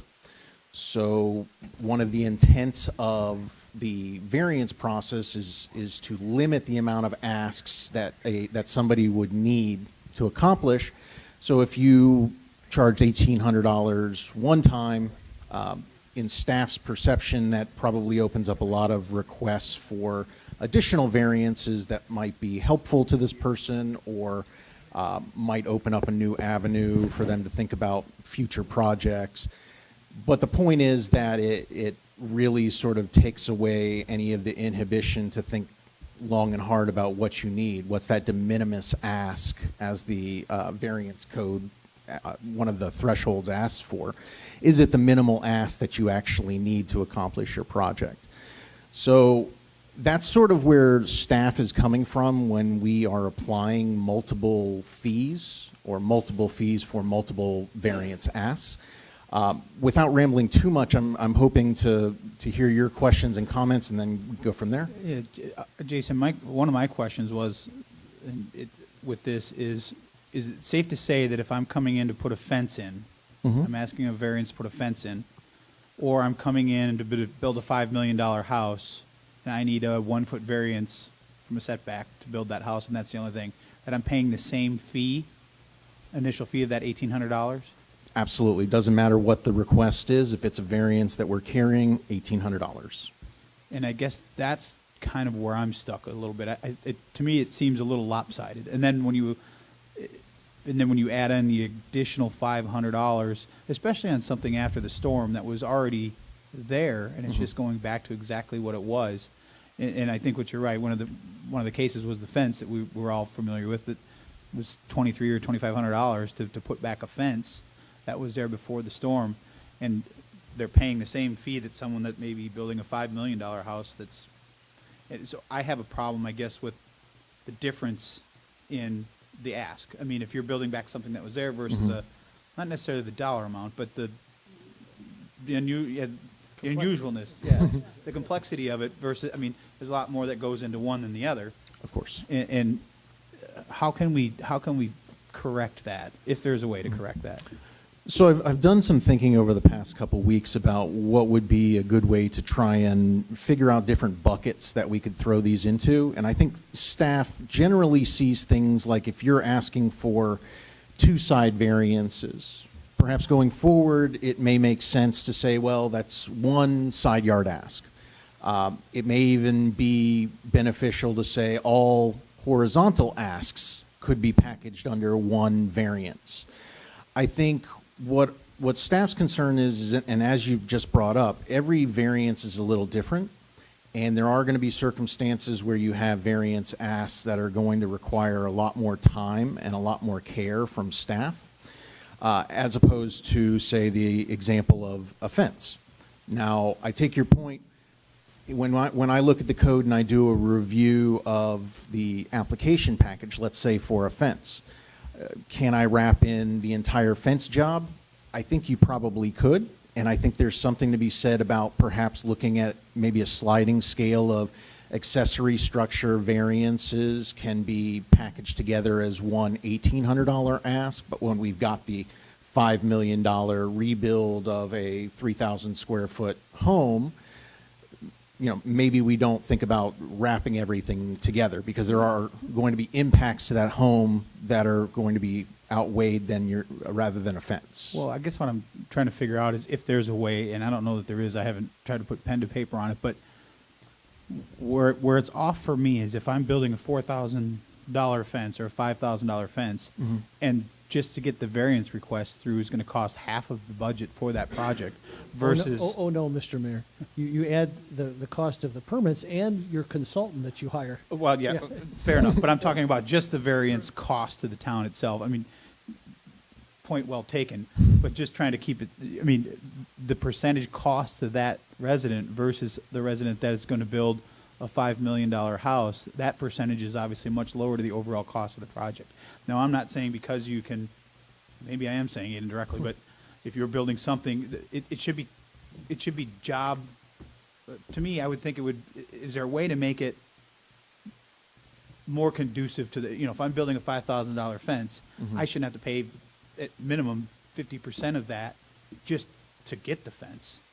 I'm not saying that there shouldn't be a fee to go through the variance process, but how can we make that gap the same so that the person that's building a $5 million house is paying roughly the same cost in relation to what someone that's doing a $2,000 or $3,000 or $4,000 project?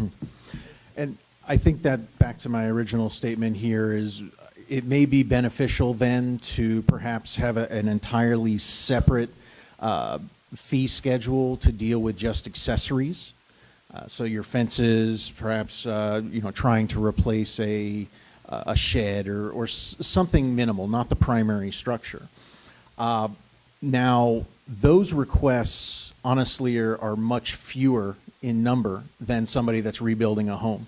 I think in my recollection, the fence is probably one of the few accessory structures that we've had to go through an actual full-on variance for.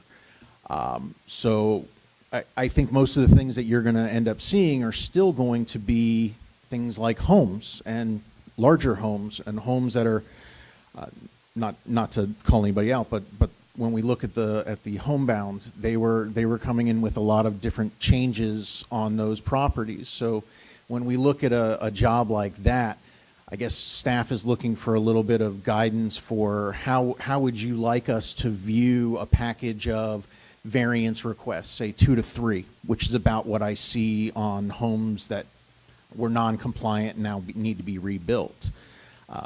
What is the view of town council for that perspective? Do you want to wrap everything under one house and really say, ask for what you need under your $1,800, or should we look at, if you need a height variance versus horizontal variances? Those are two different buckets and two different code languages. So do we charge, $1,800 for that and then $500 for the additional bucket of variance asks? Yeah, for me, you made a good point there, I think, with accessory structures. I think that makes sense because that's something that's a much lower cost, whether it be a shed or something. And they shouldn't have, in my opinion, they shouldn't have to pay the same rate that someone building a house that's asking for 1 foot should. And the impacts to your neighbor theoretically are less on a fence or a shed than your home. But maybe I think kind of what you were going at there is if you're 0 to 1 or 0 to 2 variances that you're asking for, it's this much. 2 to 4, it's this much. 4 to 6, it's this much. Maybe that makes sense to do it that way instead of just this flat percentage. I do think, my understanding of the pricing is really not about the value to the person who's applying, it's about how much it costs staff to do it. Sure. And it doesn't matter, there's probably a lot of stuff they have to do, whether it's a fence or whether it's a, like you said, a multi-million-dollar home, they still have to do regardless. So it's still going to cost the town that money. I guess I'll defer to Jason. Does it take you as much time to review a fence as it does an entire home? I would hope not. Unless there's some sort of impact to the community from your fence, a very large impact to your neighbors and community. No, I don't think that the length of the process for a fence is anywhere close to a single-family home that needs a build. But then we're talking about, if the fence has one variance, some setback or accessory, but then if a house has one setback variance, is that kind of comparable? Because we're not talking about a plan review for an entire house. We're talking about someone who's come forward and said, I need this one variance. So I think we should look at it not necessarily in how much time staff is sitting there looking at their plans, because I think that only speaks to a relatively small part of that process. When it comes to a home, there's a lot of contact points that we have with the customer. There's a lot of things that can change on a home, not driven by staff, that sometimes makes us stop the process, go back and look, see if there's a way to fix their problem without a variance. If we can't find a way out of their changes to fix that, then we go back to our original process. The point being that the entire variance process when it comes to staff is very much hands-on, especially for homes, even more so when we're talking about commercial projects, which we haven't gotten to yet. But yes, when somebody comes in for a home, we spend a lot of time with them initially sort of understanding what their problem is, trying to figure out, is there an alternative way that could be a compromise for them to change the design or the layout or even sometimes the materials being used. And so that's our first step. And even as we go through this, there's a lot of touch points from staff's perspective about contacting them, making sure they understand the scheduling that's going on, ensuring that we work with them if we have to have one of their outside representatives be here remotely, which happens frequently. So these are the sort of things that you don't see on the top line numbers that are staff intensive.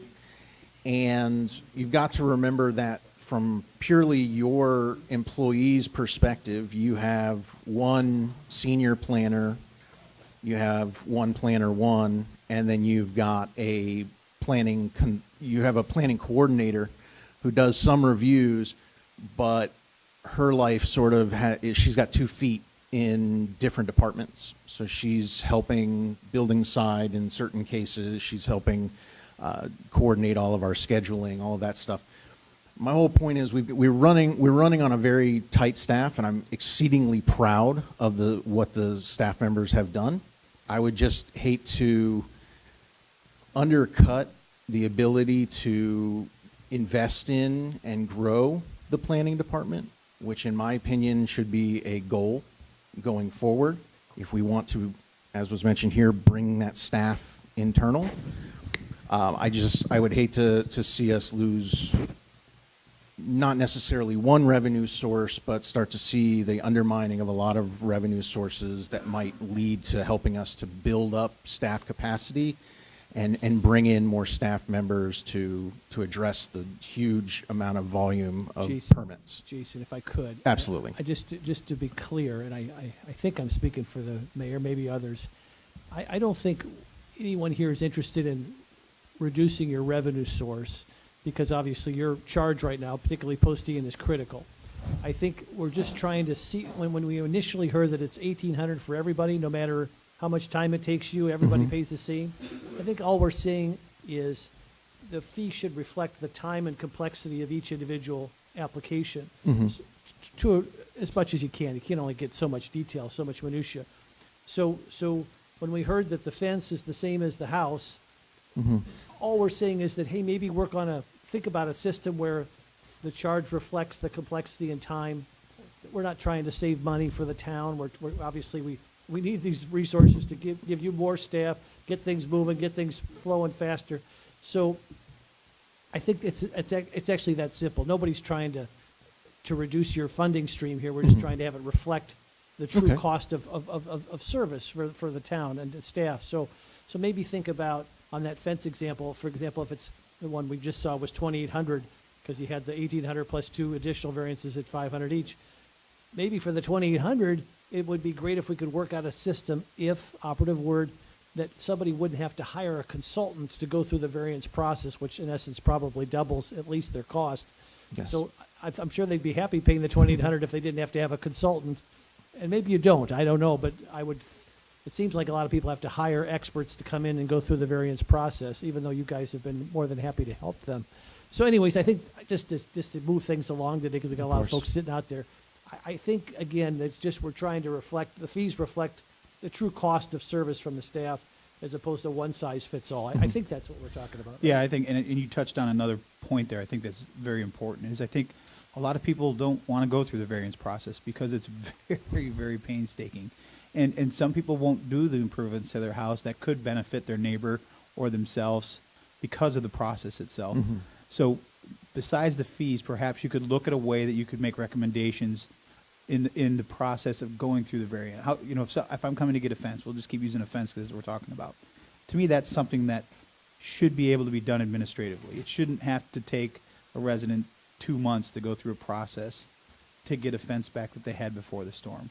So if we can look at the process as well as the fee schedule to make it more conducive to people wanting to come in and improve their property for themselves and for their neighbors. I think that's the initial goal. I think the ultimate goal of the council, but I won't speak for everyone else, but I believe that's what I'm hearing, is make it a more resident-friendly process, both financially and not having to come sit before 3 meetings to get something done.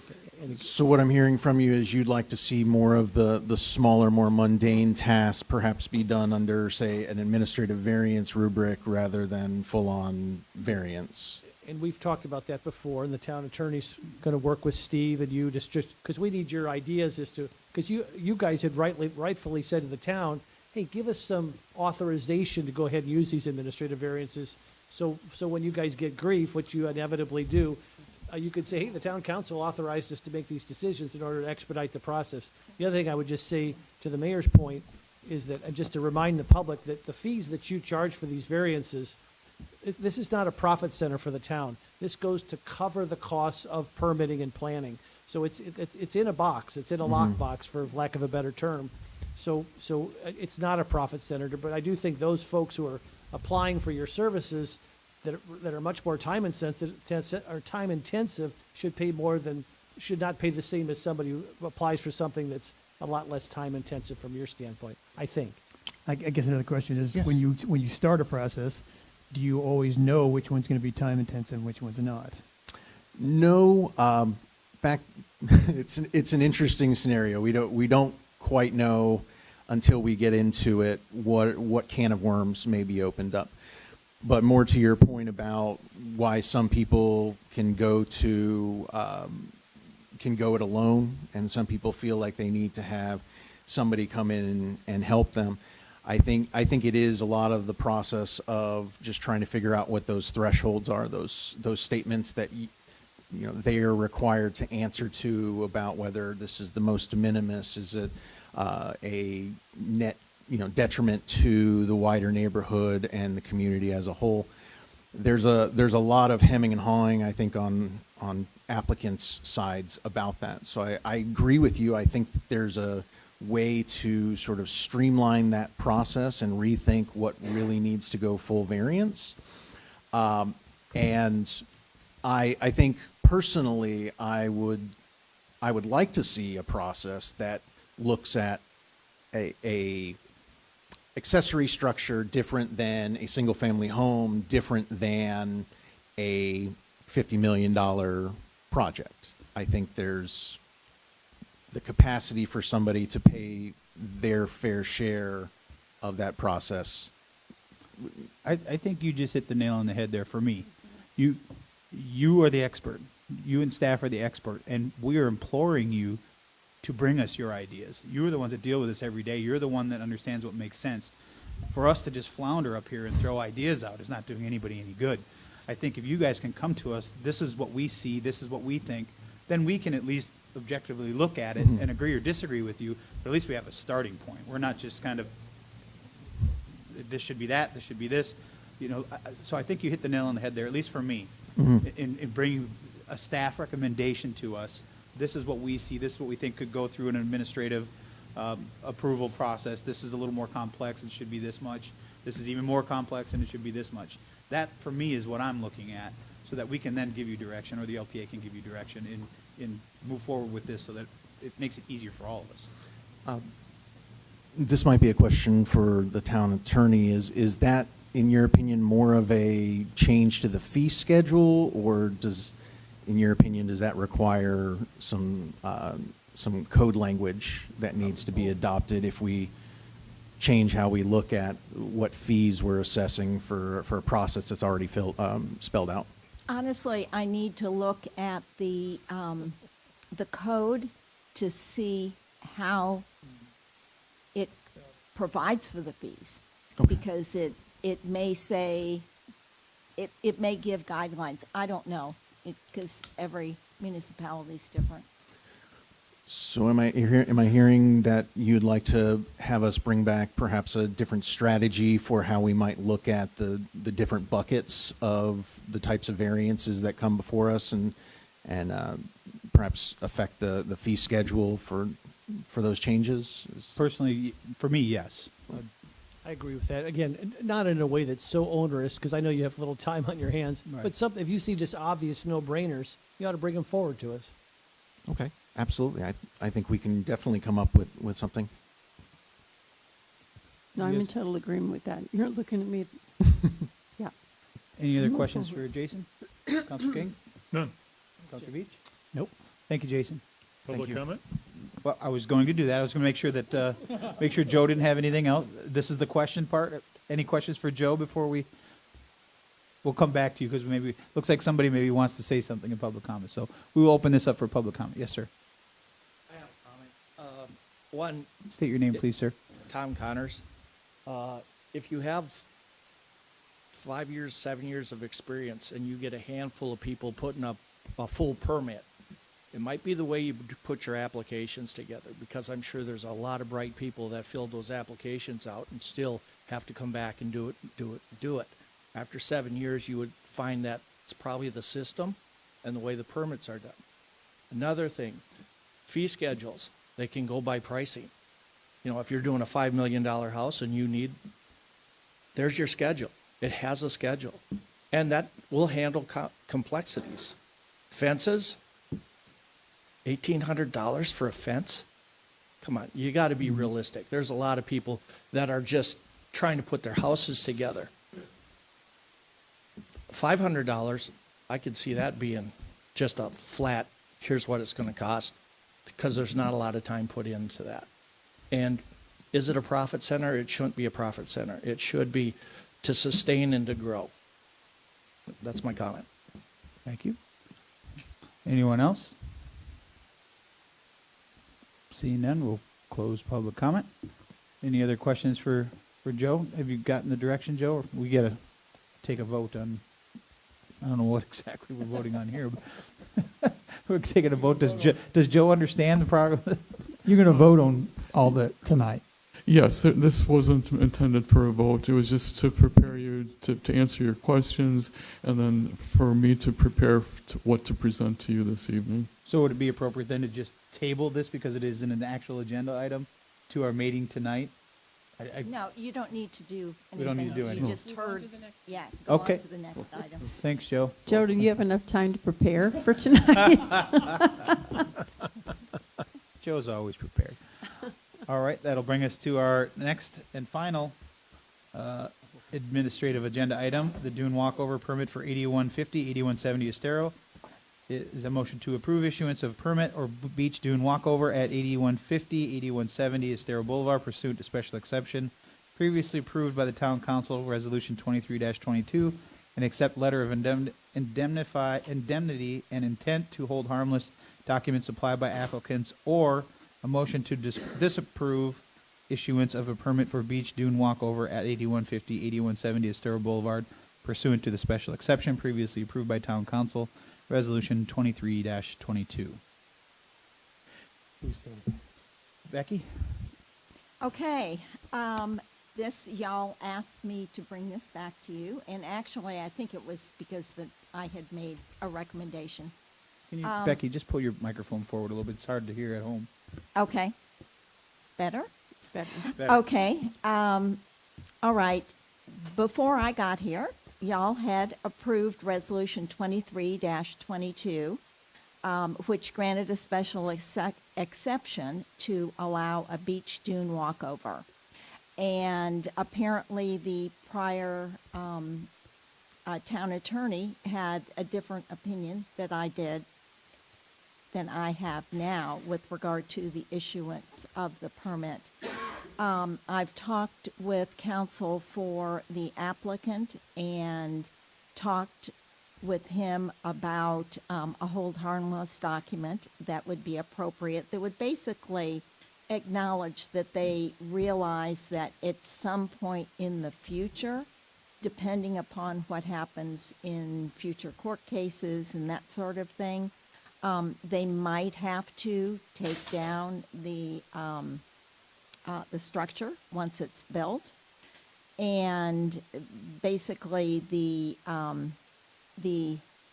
indemnification agreement that they gave us acknowledges that they realize that, and that if the town expends funds for actually having to do something with regard to that, they'd reimburse. For instance, if debris were left on the beach or something of that sort, that they would reimburse the town for it. So I guess they probably have some sort of a presentation. I don't know. But honestly, this is not to redo the special exception, because y'all have already granted that. This is just to implement the special exception, which honestly I believe is part of, when you grant a special exception, normally it would be implemented. To grant it and then not implement it is somewhat problematic. So that's where I am. Okay. Well, Can I just ask a quick question? When you say problematic, what do you mean by that?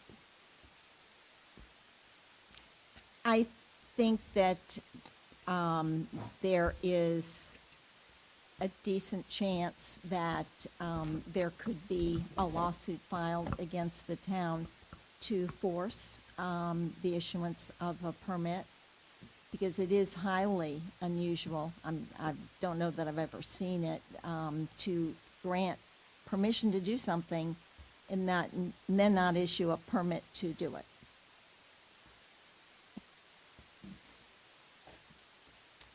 Okay. Well, I guess we'll open this up as, I'm not sure how long your presentation is, but we're going to do public comment, so you're going to get 3 minutes to, if someone wants to heed their 3 minutes to you. I'm here on behalf of the owners for this permit, not as a member of the public. I'm here representing the application for this building permit itself. So I'm not here to make public comment. I'm here to clarify the record. I don't. Okay. Well, then. But with that said, I'm sure we all want to get through this as quickly as possible. I'm as hungry as anyone. It's been a long meeting. Sometimes my brain shuts off. Yep, absolutely. So my name is Seth Bain. As I said, I'm counsel for the owners of 8150 and 8170 Estero Boulevard. We are here asking that our building permit for the dune walkover be released in light of its compliance with your building code, our satisfaction of the condition that was raised to provide an indemnity to the town, and our agreement to do that very thing. Honestly, I am a little bit surprised to be here because, as your counsel pointed out, this is an unusual moment.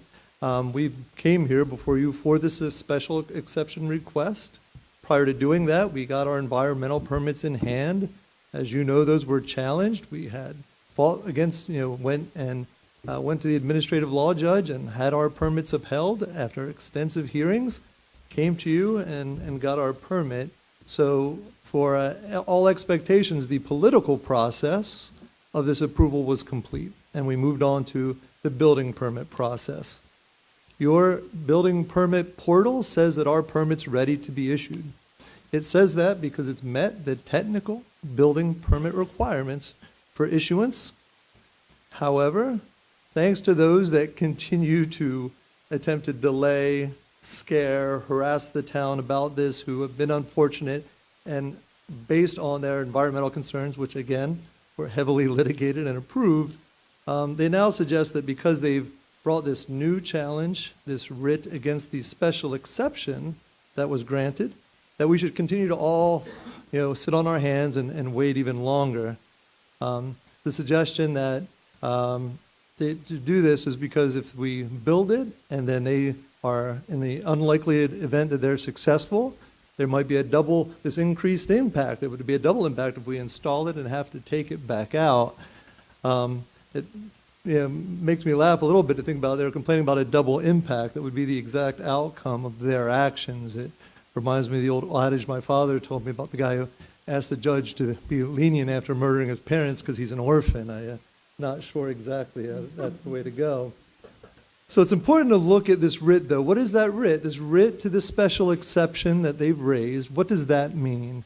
What that means is at that hearing, they have two possible complaints. One, there wasn't due process. We didn't go through the right process of hearing that day. And as you will probably recall, at that hearing, Audubon wanted to be shown that they were a party to this and be given as much time as they could possibly want. And when you asked me if we were okay with that, I went, yeah, we want to make sure that everybody here speaks, says everything they want to say, we get all the information out, and that there's no due process complaint. So we made sure that that was done that day. The second challenge a writ can bring is the evidence was somehow insufficient. It didn't meet the standard of that day. And if there was ever a dune walkover that had more evidence on hand, we had a dozen experts in that room. We had this 90-page order finding of facts from the judge. That hearing was more than sufficient. So to expect that the judge would look at all of that, and these writs are very rarely granted in any case, and in this case we're pretty confident, and I think your attorney may agree, that they're unlikely to move forward. But what's more importantly is, say they do win that writ. Say the judge says, no, there was some flaw there. We didn't like what the attorney said there. We want you to do it again. Does that mean we come back and take out the dune walkover that we put in? No. It means we come back here and we hold the special exception hearing again to cure whatever thing we did wrong that day. Was there somebody in the audience that didn't get to talk as long as they wanted to? Did we need to have another planning expert here in this room to make everybody confident that the birds weren't going to be too impacted, or that we met your zoning code, or all of that? That's the outcome of that writ, not that we don't get our building permit. It means we come here and go through that process again to fix whatever the judge thinks we did it wrong. So with that said, I want to talk about why we are here today just for a moment. Because this idea of building permits coming to a board for approval is a slightly unusual precedent. In a town where I don't know how many building permits are filed per week or per month right now and you're rebuilding, the idea that those building permits, when they come in, get to come into here and decide whether the city council has found that this building permit should or should not be issued is not a power that you hold, and one that I don't expect that you want. You could be holding meetings every day to the midnight for the rest of your lives. That's not the role of this board. And part of the reason is because what this permit is a technical review. You have a building official whose job it is to look at the code, the Florida Building Code that you've adopted, look at his application, and see if it's met those standards. That's his role, and not only are you not to interfere with that, it's illegal to interfere with that. The actions of a building official are protected by statute. That's his job. And if somebody wants to challenge his action, that challenge does not come to you. That challenge comes to a board of appeal that is consisted of construction officials, other officials, people that are knowledgeable in it. And for this town, from what I understand, that's the Lee County Board of Construction Appeal. That's where if your building official does something wrong or somebody doesn't like what he does, you get to go to a group of professionals to determine whether that application or that code or that interpretation or that permit should be issued. Because it's not a political process, it's a technical process. What is not unusual is we were asked to provide a letter of indemnification as a condition of approval.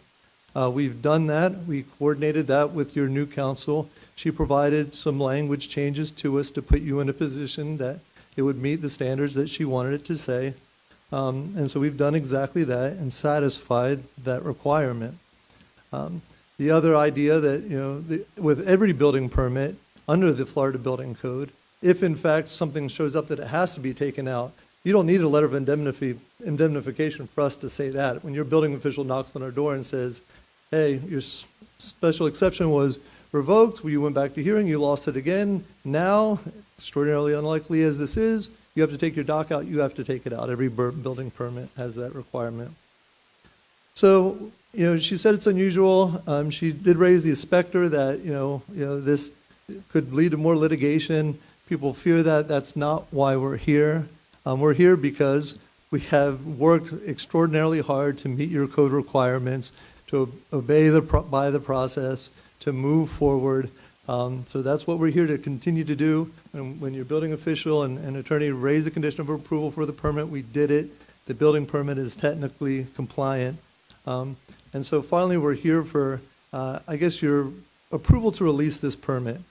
I'm not sure what criteria you could deny it upon because, like I said, the technical criteria is complete. The condition of approval that was put upon us has been met.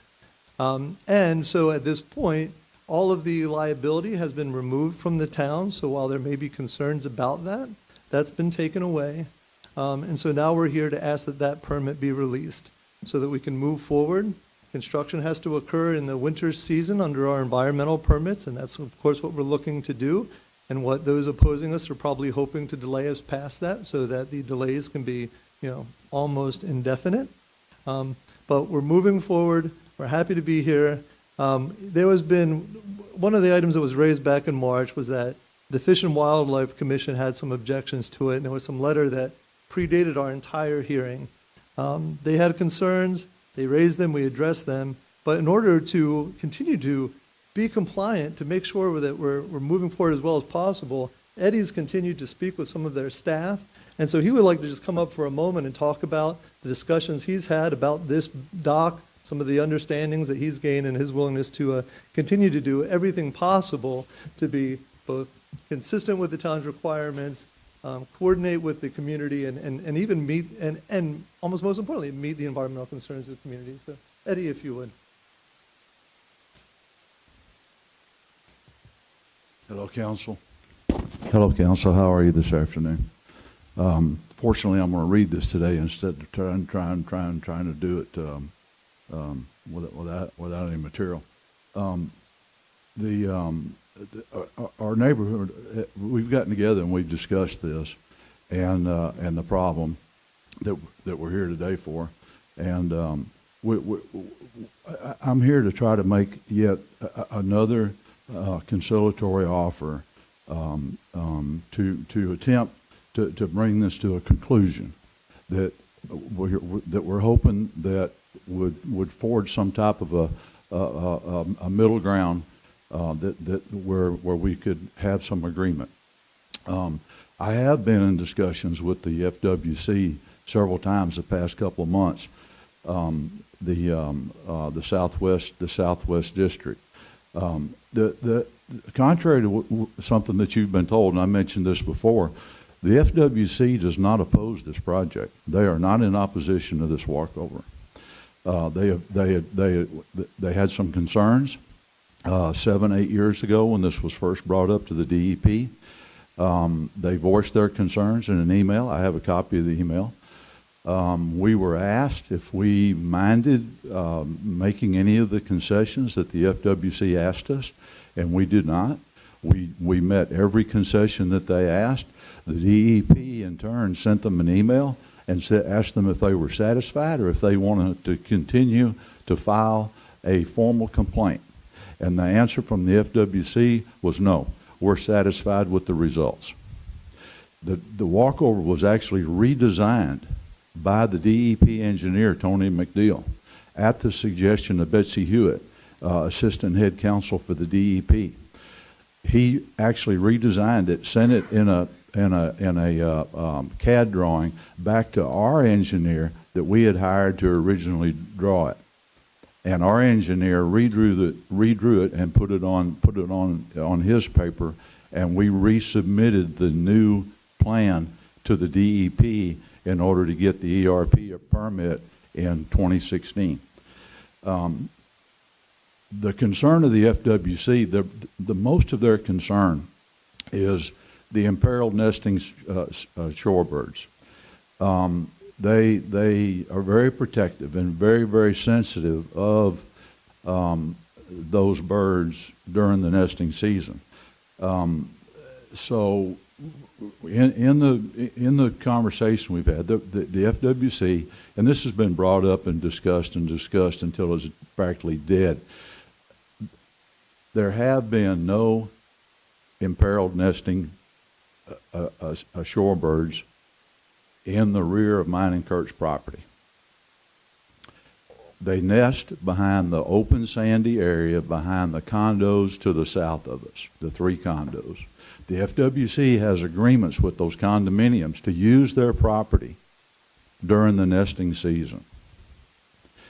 But I'm not going to argue that this year, because of the sparse human activity, there have been a couple of nests that were marked by bird monitors that were within a 300-foot radius of where the terminus of the walkover is. So in an effort to try to find some mutual decision, agreement, we're willing with one of the conversations that I had with the FWC a couple weeks ago, I discussed with them an idea that we would be willing to close the walkover during bird nesting season from April to August if there's a monitor that points out that there is a nest within a 300-foot radius of the terminus of the walkover, and that we will keep it closed until the chicks hatch and they fledge the nest, and the nest is abandoned. And I think that would be a good compromise. The FWC thinks that that's a good compromise. That seems to be their main interest or concern. They're in support. They're in support of this proposal that I'm making. And with that being said, we would ask you to release our permit that's rightfully due us, so that we can move forward with this project and quit having to come to these meetings after meetings after meetings and discuss this time and time again. Let us defend ourselves. That's what we're asking. Let our neighborhood move forward, and if there's future problems, let us address those problems, and the town not be involved in them. Thank you. Thank you, Eddie. So with that said, that's all I have today. I'm more than happy to answer any questions or comments you have, or if anything's raised by the public that you'd like me to address, I'd be happy to. Are there any questions for council at this time? No? Thank you, sir. Yep. Is there anyone here from the Audubon Society that would like to have equal amount of time to speak on behalf of their point of view? No one? That's next, yep. I'm seeing that. Now we're going to open up public comment. Cindy? Oh, someone signed up first. So sorry, they signed up first. John Cameron. John. Sorry, John, I didn't know that someone had signed up already. Here we are again.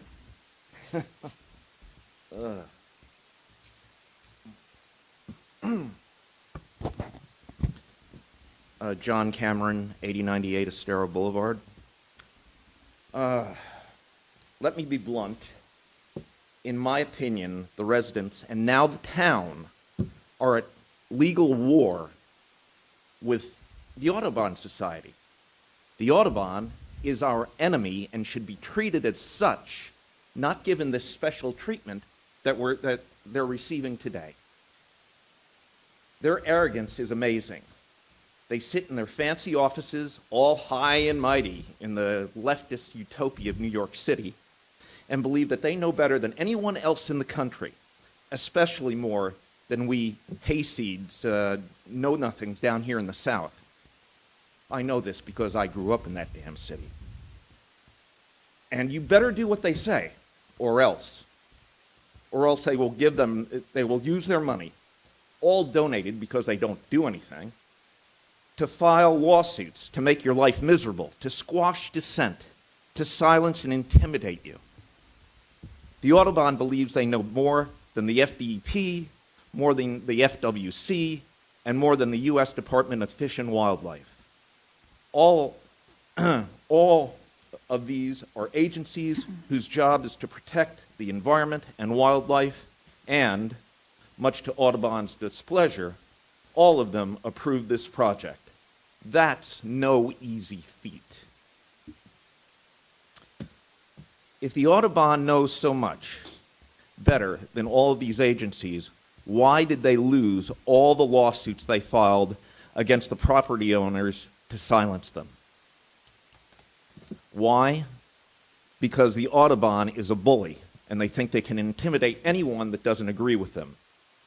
These property owners weren't afraid or intimidated, and they stood up to the Audubon.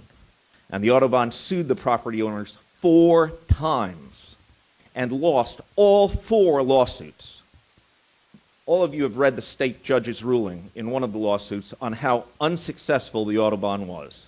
Now they are attempting to bully you. By suing you, they will be no more successful in this lawsuit than they were in any of the others.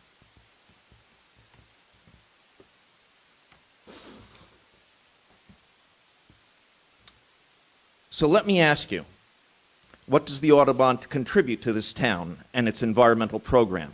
What do they contribute to the community? What local organizations do they support? As far as I know, the Audubon contributes absolutely nothing.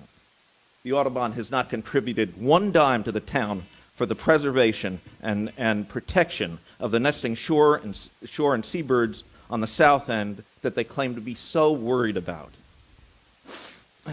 But they sure have the funds to pay lawyers to sue the town and residents and cause the town and residents to spend money to defend a decision that you made. You just need you to wrap up, John. I'll be done shortly. Thank you.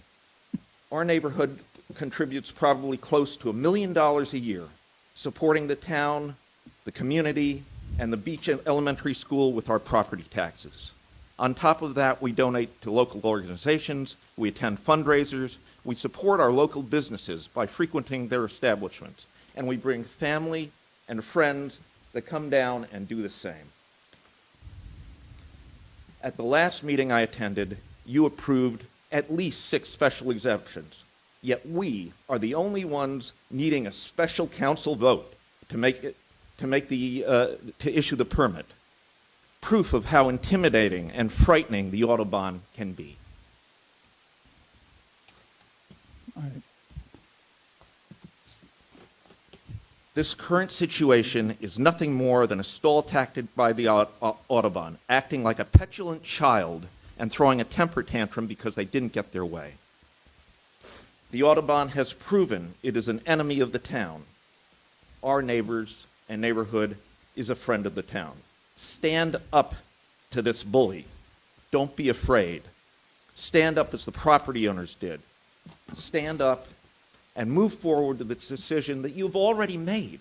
I really need you to, sir. That aligns Sir. with the state and federal agencies' decision and give our neighborhood the permit. Thank you very much for your patience. Thank you.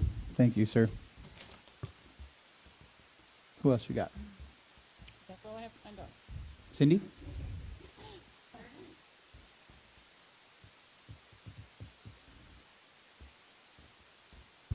Cindy Johnson, resident and resident of the state of Florida, whose property this dune walkover will land on, whose natural resources will actually be harmed by the very existence of the walkover and the use of it.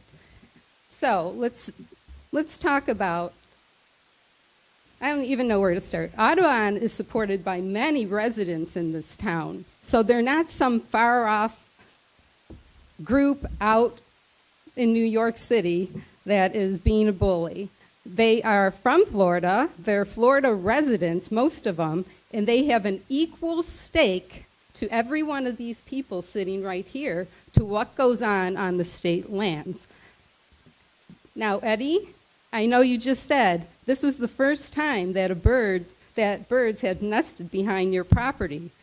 But according to Shore Mapper, that goes back 5 years. Currently, where that bridge lands is in a critical brood rearing area for the snowy plover. That's critical. Critical means that it's critical, that area is critical to the survival of that species. That's okay. Some of them have had maps. Some of them have maps in their emails. You can look at the maps. And in April, every April, this Shore Mapper map will be updated, and there will actually be circles closer to your property, maybe on your property. So this is a critical area for the protection of these species. Now, our governor just last week signed $141 million more to the wildlife corridor to protect our natural resources, including some endangered species and plants, like our Florida panther. This is a very important area, and every resident in this town has an equal stake at what goes on in that area. If these guys want to sue, I guess we were told that this town attorney doesn't charge anything extra. We already have a lawsuit going on, and it's to stop this from happening. Now, I want to just say, this administrative judge decision in 2019, if anyone really goes and looks back at what it states in that judgment, it states that the FWC asked Mr. Rood to do a survey, a wildlife survey of the bird nesting at that time. And when he did, and in the end, he told them some things. He told them, well, there was one nest 150 feet away. And that was, then the FWC said, okay, we believe you. It's okay. That was the extent of the environmental review to protect the birds. Now, the turtles, I am not concerned with. The turtles are fine. This is all about the birds. We know it's about the birds. We have several protected species in that area that nest, not just on Carlos Beach. They nest right in front of this property.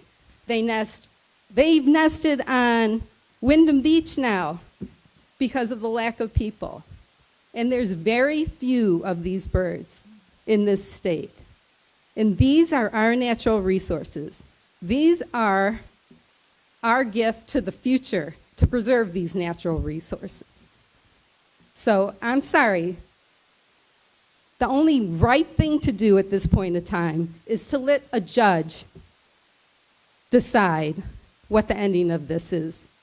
It's out of all of our hands, and that would be the final judgment. Because we did have a judge after this, administrative judge in 2019, when you did your ADA lawsuit, that criticized and said, how could the town even consider issuing a permit for this walkover?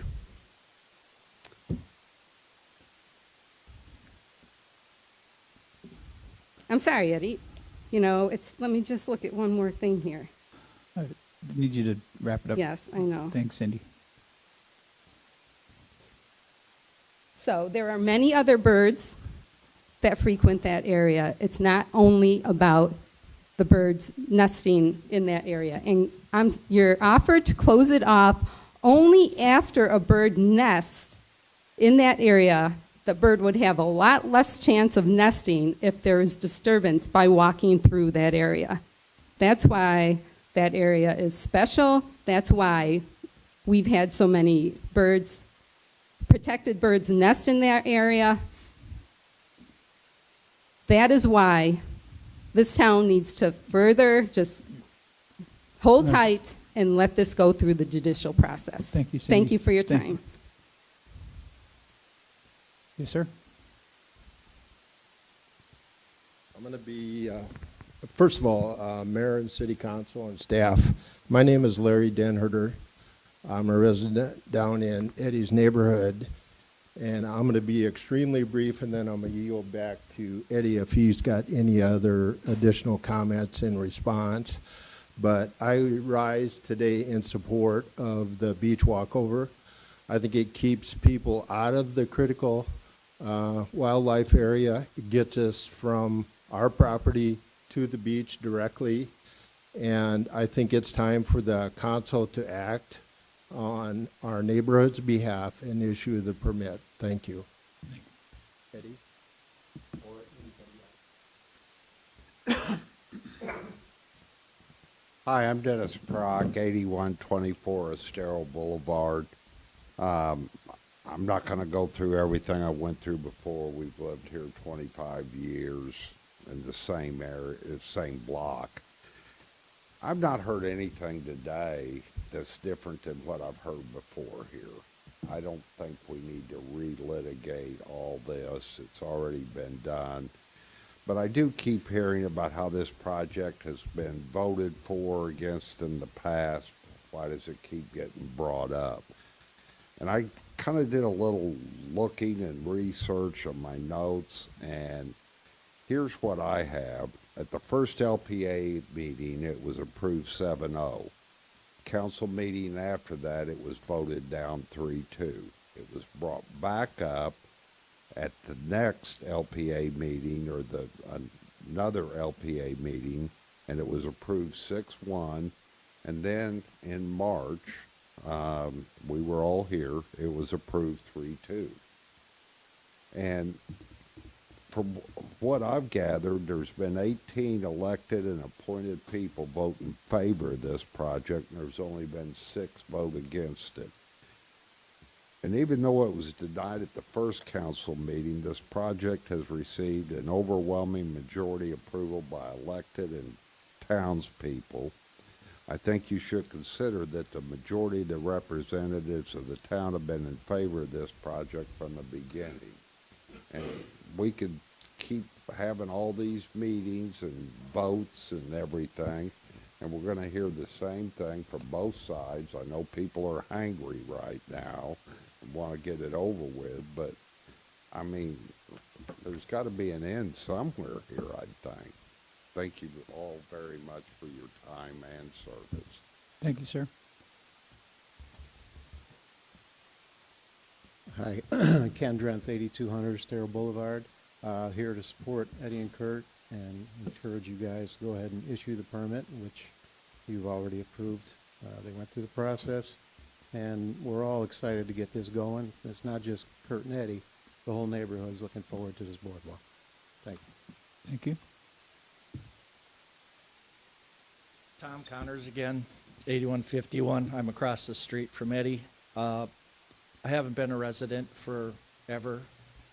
Had the house for 7 months, and then had a visit by Ian, and just got my permit a couple of weeks ago. Still don't have temp power, don't have water, but it is what it is. You know, he first asked me about this walkover, and he said, if you were mayor, would you allow it? I told him absolutely not. And I go, it's a non-starter. It would cost the city too much money in lawsuits and stuff. And he said, well, I already was issued that I could get a permit. And I said, well, that story's over. They gave you the permit. It's going to be too expensive to go back on it. It is it is going to take a lot of weight from where those birds are nesting, because a lot of people will be going through his backyard instead of going through that nesting area.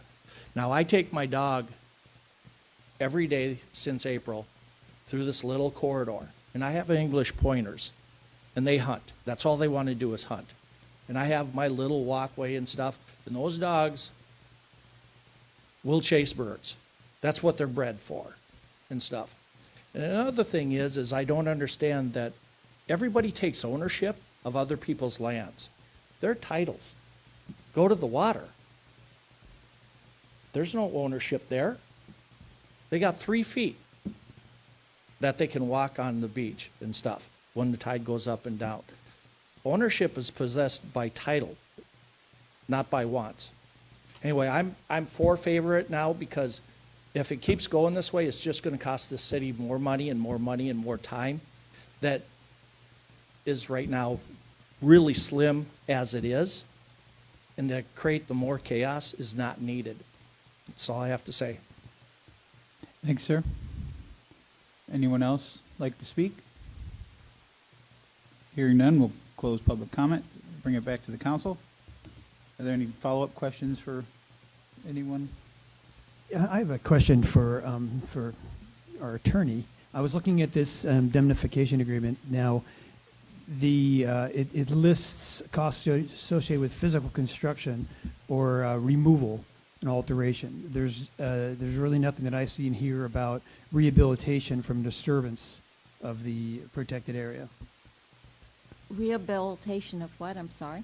A lot of this is being built in state land. So if they put this in and then had to remove it, the indemnification seems to just be about the removal. What about the rehabilitation of the state lands from the damage done by the installation and the removal? I guess I'm not following what you're saying, and I apologize. If you disturb natural lands, you should restore them to the way they were before the construction. That would be another process and another expense. It's not listed in the indemnification agreement. I would imagine if we had to go in and remove it, it would be Excuse me, subject. I'm sorry. conversing with the attorney. Understood. Okay, if I have not, excuse me, I've not read their state permits, but I assume the state permits, and actually our building permit, you have to, complete the construction, and you can't leave junk around. It's got to be, in good shape once the construction is completed. I think that's what you're asking. No, If it's they- more about the indemnification because there's an expense to that. And it's not just grading a lot or removing debris. It's about restoring it to its pre-construction condition, which means, plantings. It means other work that would have to be done to restore it that is not included in your indemnification agreement. I'm not, because that's beyond my area of expertise as to what it would take as far as plantings and that sort of thing. I'm not sure what plantings are there. Well, rehabilitation of lands. I mean, it's pretty common. It's done. People do construction work if they have to rehabilitate lands to put it back in natural condition. That happens all the time. But it's an expense Okay. and it's potential liability. And I'm saying this specifically from the indemnification agreement. The indemnification agreement is supposed to remove the risk from us if Right. the loss is just one. And this is a potential expense and a condition that is not in the indemnification agreement. But you said earlier it was state land, so would that be between the property owner and the state then? Since they have a lease on the state land? I think that my understanding is that we're the one who issued this the special exemption, so that liability falls on us if if it's reversed. No, I actually don't think there would be liability on the city for that. I believe the purpose of the indemnification with regard to, says, are required to remove or alter the aforementioned beach dune walkover. Okay. So it's only discussing the physical things that are put on the beach, not the effect of having them put on the beach.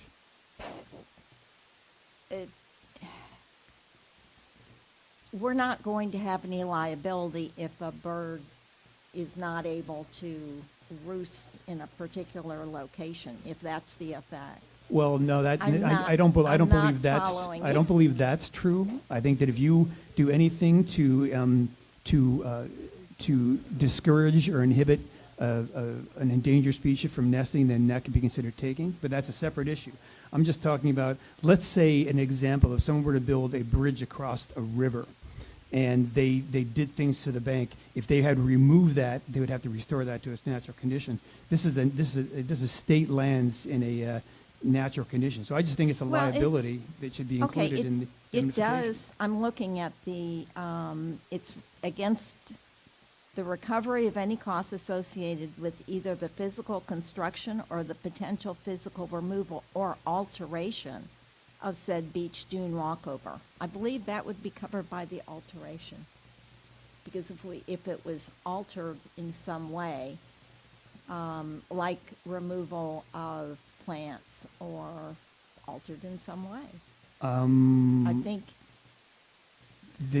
What I'm I reading don't here want is to the argue alter. with you, but Well, this I is, think it's pretty all encompassing. well, it's an altercation of the said beach dune walkover, the physical walkover. It doesn't say anything about the land and the disturbance of the land. From what I'm reading That's from what your it would be. indemnification agreement. I think we will have to respectfully disagree on that because it does, the alteration of said beach dune walkover as a result of any adverse ruling. I believe it would cover it. And you might want to ask the gentleman standing up there what his intent is, and then it would be put on the record. And this was authored by you? We talked over the phone, and I'm trying to remember exactly how it went. I believe you drafted it. We sent a and then draft, and I you provided us a red reviewed it. line of changes. And back, I made some changes to it. And we accepted council's changes. Now, would you have any opposition to adding a clause in here saying that you would also indemnify us against any of the restitution of the land as it was pre-construction? Certainly not. I think that was the intent when we say recovery of any costs associated with the removal, is the line before that. Any costs associated. I think, there would be hard for us to suggest that if under our DEP permit, they required some form of restoration, that wouldn't be a cost associated with it. The terms of our lease with the state would require it in any case. So those costs would entirely be borne by us. And if you want us to add a clause to that effect, we'd be happy to do so. I would personally appreciate that. All right. Becky, I have just a couple questions for you. Go ahead. Okay. I'll wait. You kind of partially answered one of them already. The point of getting it onto this meeting was for me to allow you to have a chance to speak with both attorneys, and you have Yes. been able to do that. Yes. Okay. Have you had a chance to look at the letter that was sent from Mr. Cornell on I Friday, have. late Friday afternoon? I have. Okay. Based on what you've heard, I guess, well, one more question, I guess, before that. Based on everything that you've heard, and I believe Cindy touched on it a little bit, despite whether either side, I think you've been very clear that litigation can happen no matter what you do. Oh, you can sue Right. anybody over anything, absolutely. Is it safe to say that whether either side down the road decides or not to sue the town, that it will not, under your contract, cost the taxpayers of Fort Myers Beach one more penny? That's correct. We have an all-encompassing agreement with you, which includes litigation. So it would not cost the town anything more. It would just cause me some more work, but that's okay. That's not a problem. I guess if I were trying to avoid work, I wouldn't have asked this to be brought back up.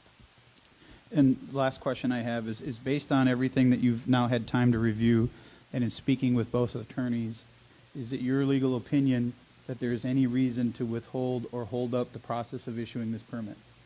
No, I don't believe there is any. And I specifically asked the attorney for the Audubon whether he had a legal basis for saying that it should not be issued, and he did not. Those are all the questions that I asked. Councilor Woodson? So, I mean, this is simply about the approved special exception. This is not about environmental. We're here about the approved special exception and issuing a permit. We have an accepted indemnification letter. The only thing missing is the issuance of this permit, which, as stated by our attorney 3 times now in this meeting, that she is advising that there's nothing that would hold us back for doing this. So as a result of that, I would like to make a motion to approve this issuance of the permit going forward in this meeting and just end this right now. Second. We've got a motion and a second. Further discussion? Do you have anything else to discuss? No. Counselor King?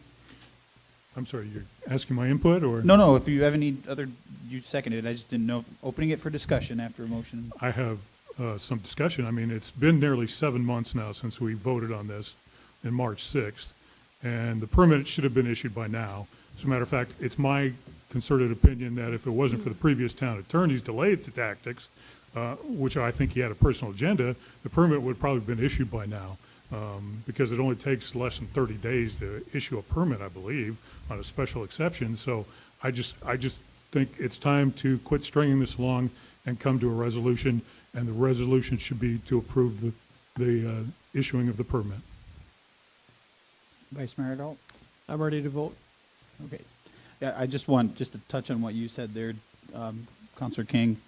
I did have conversation with Mr. Rude shortly after we had talked with John. Everybody knows that they could not start construction before turtle season ended, despite having the permit or not having the permit.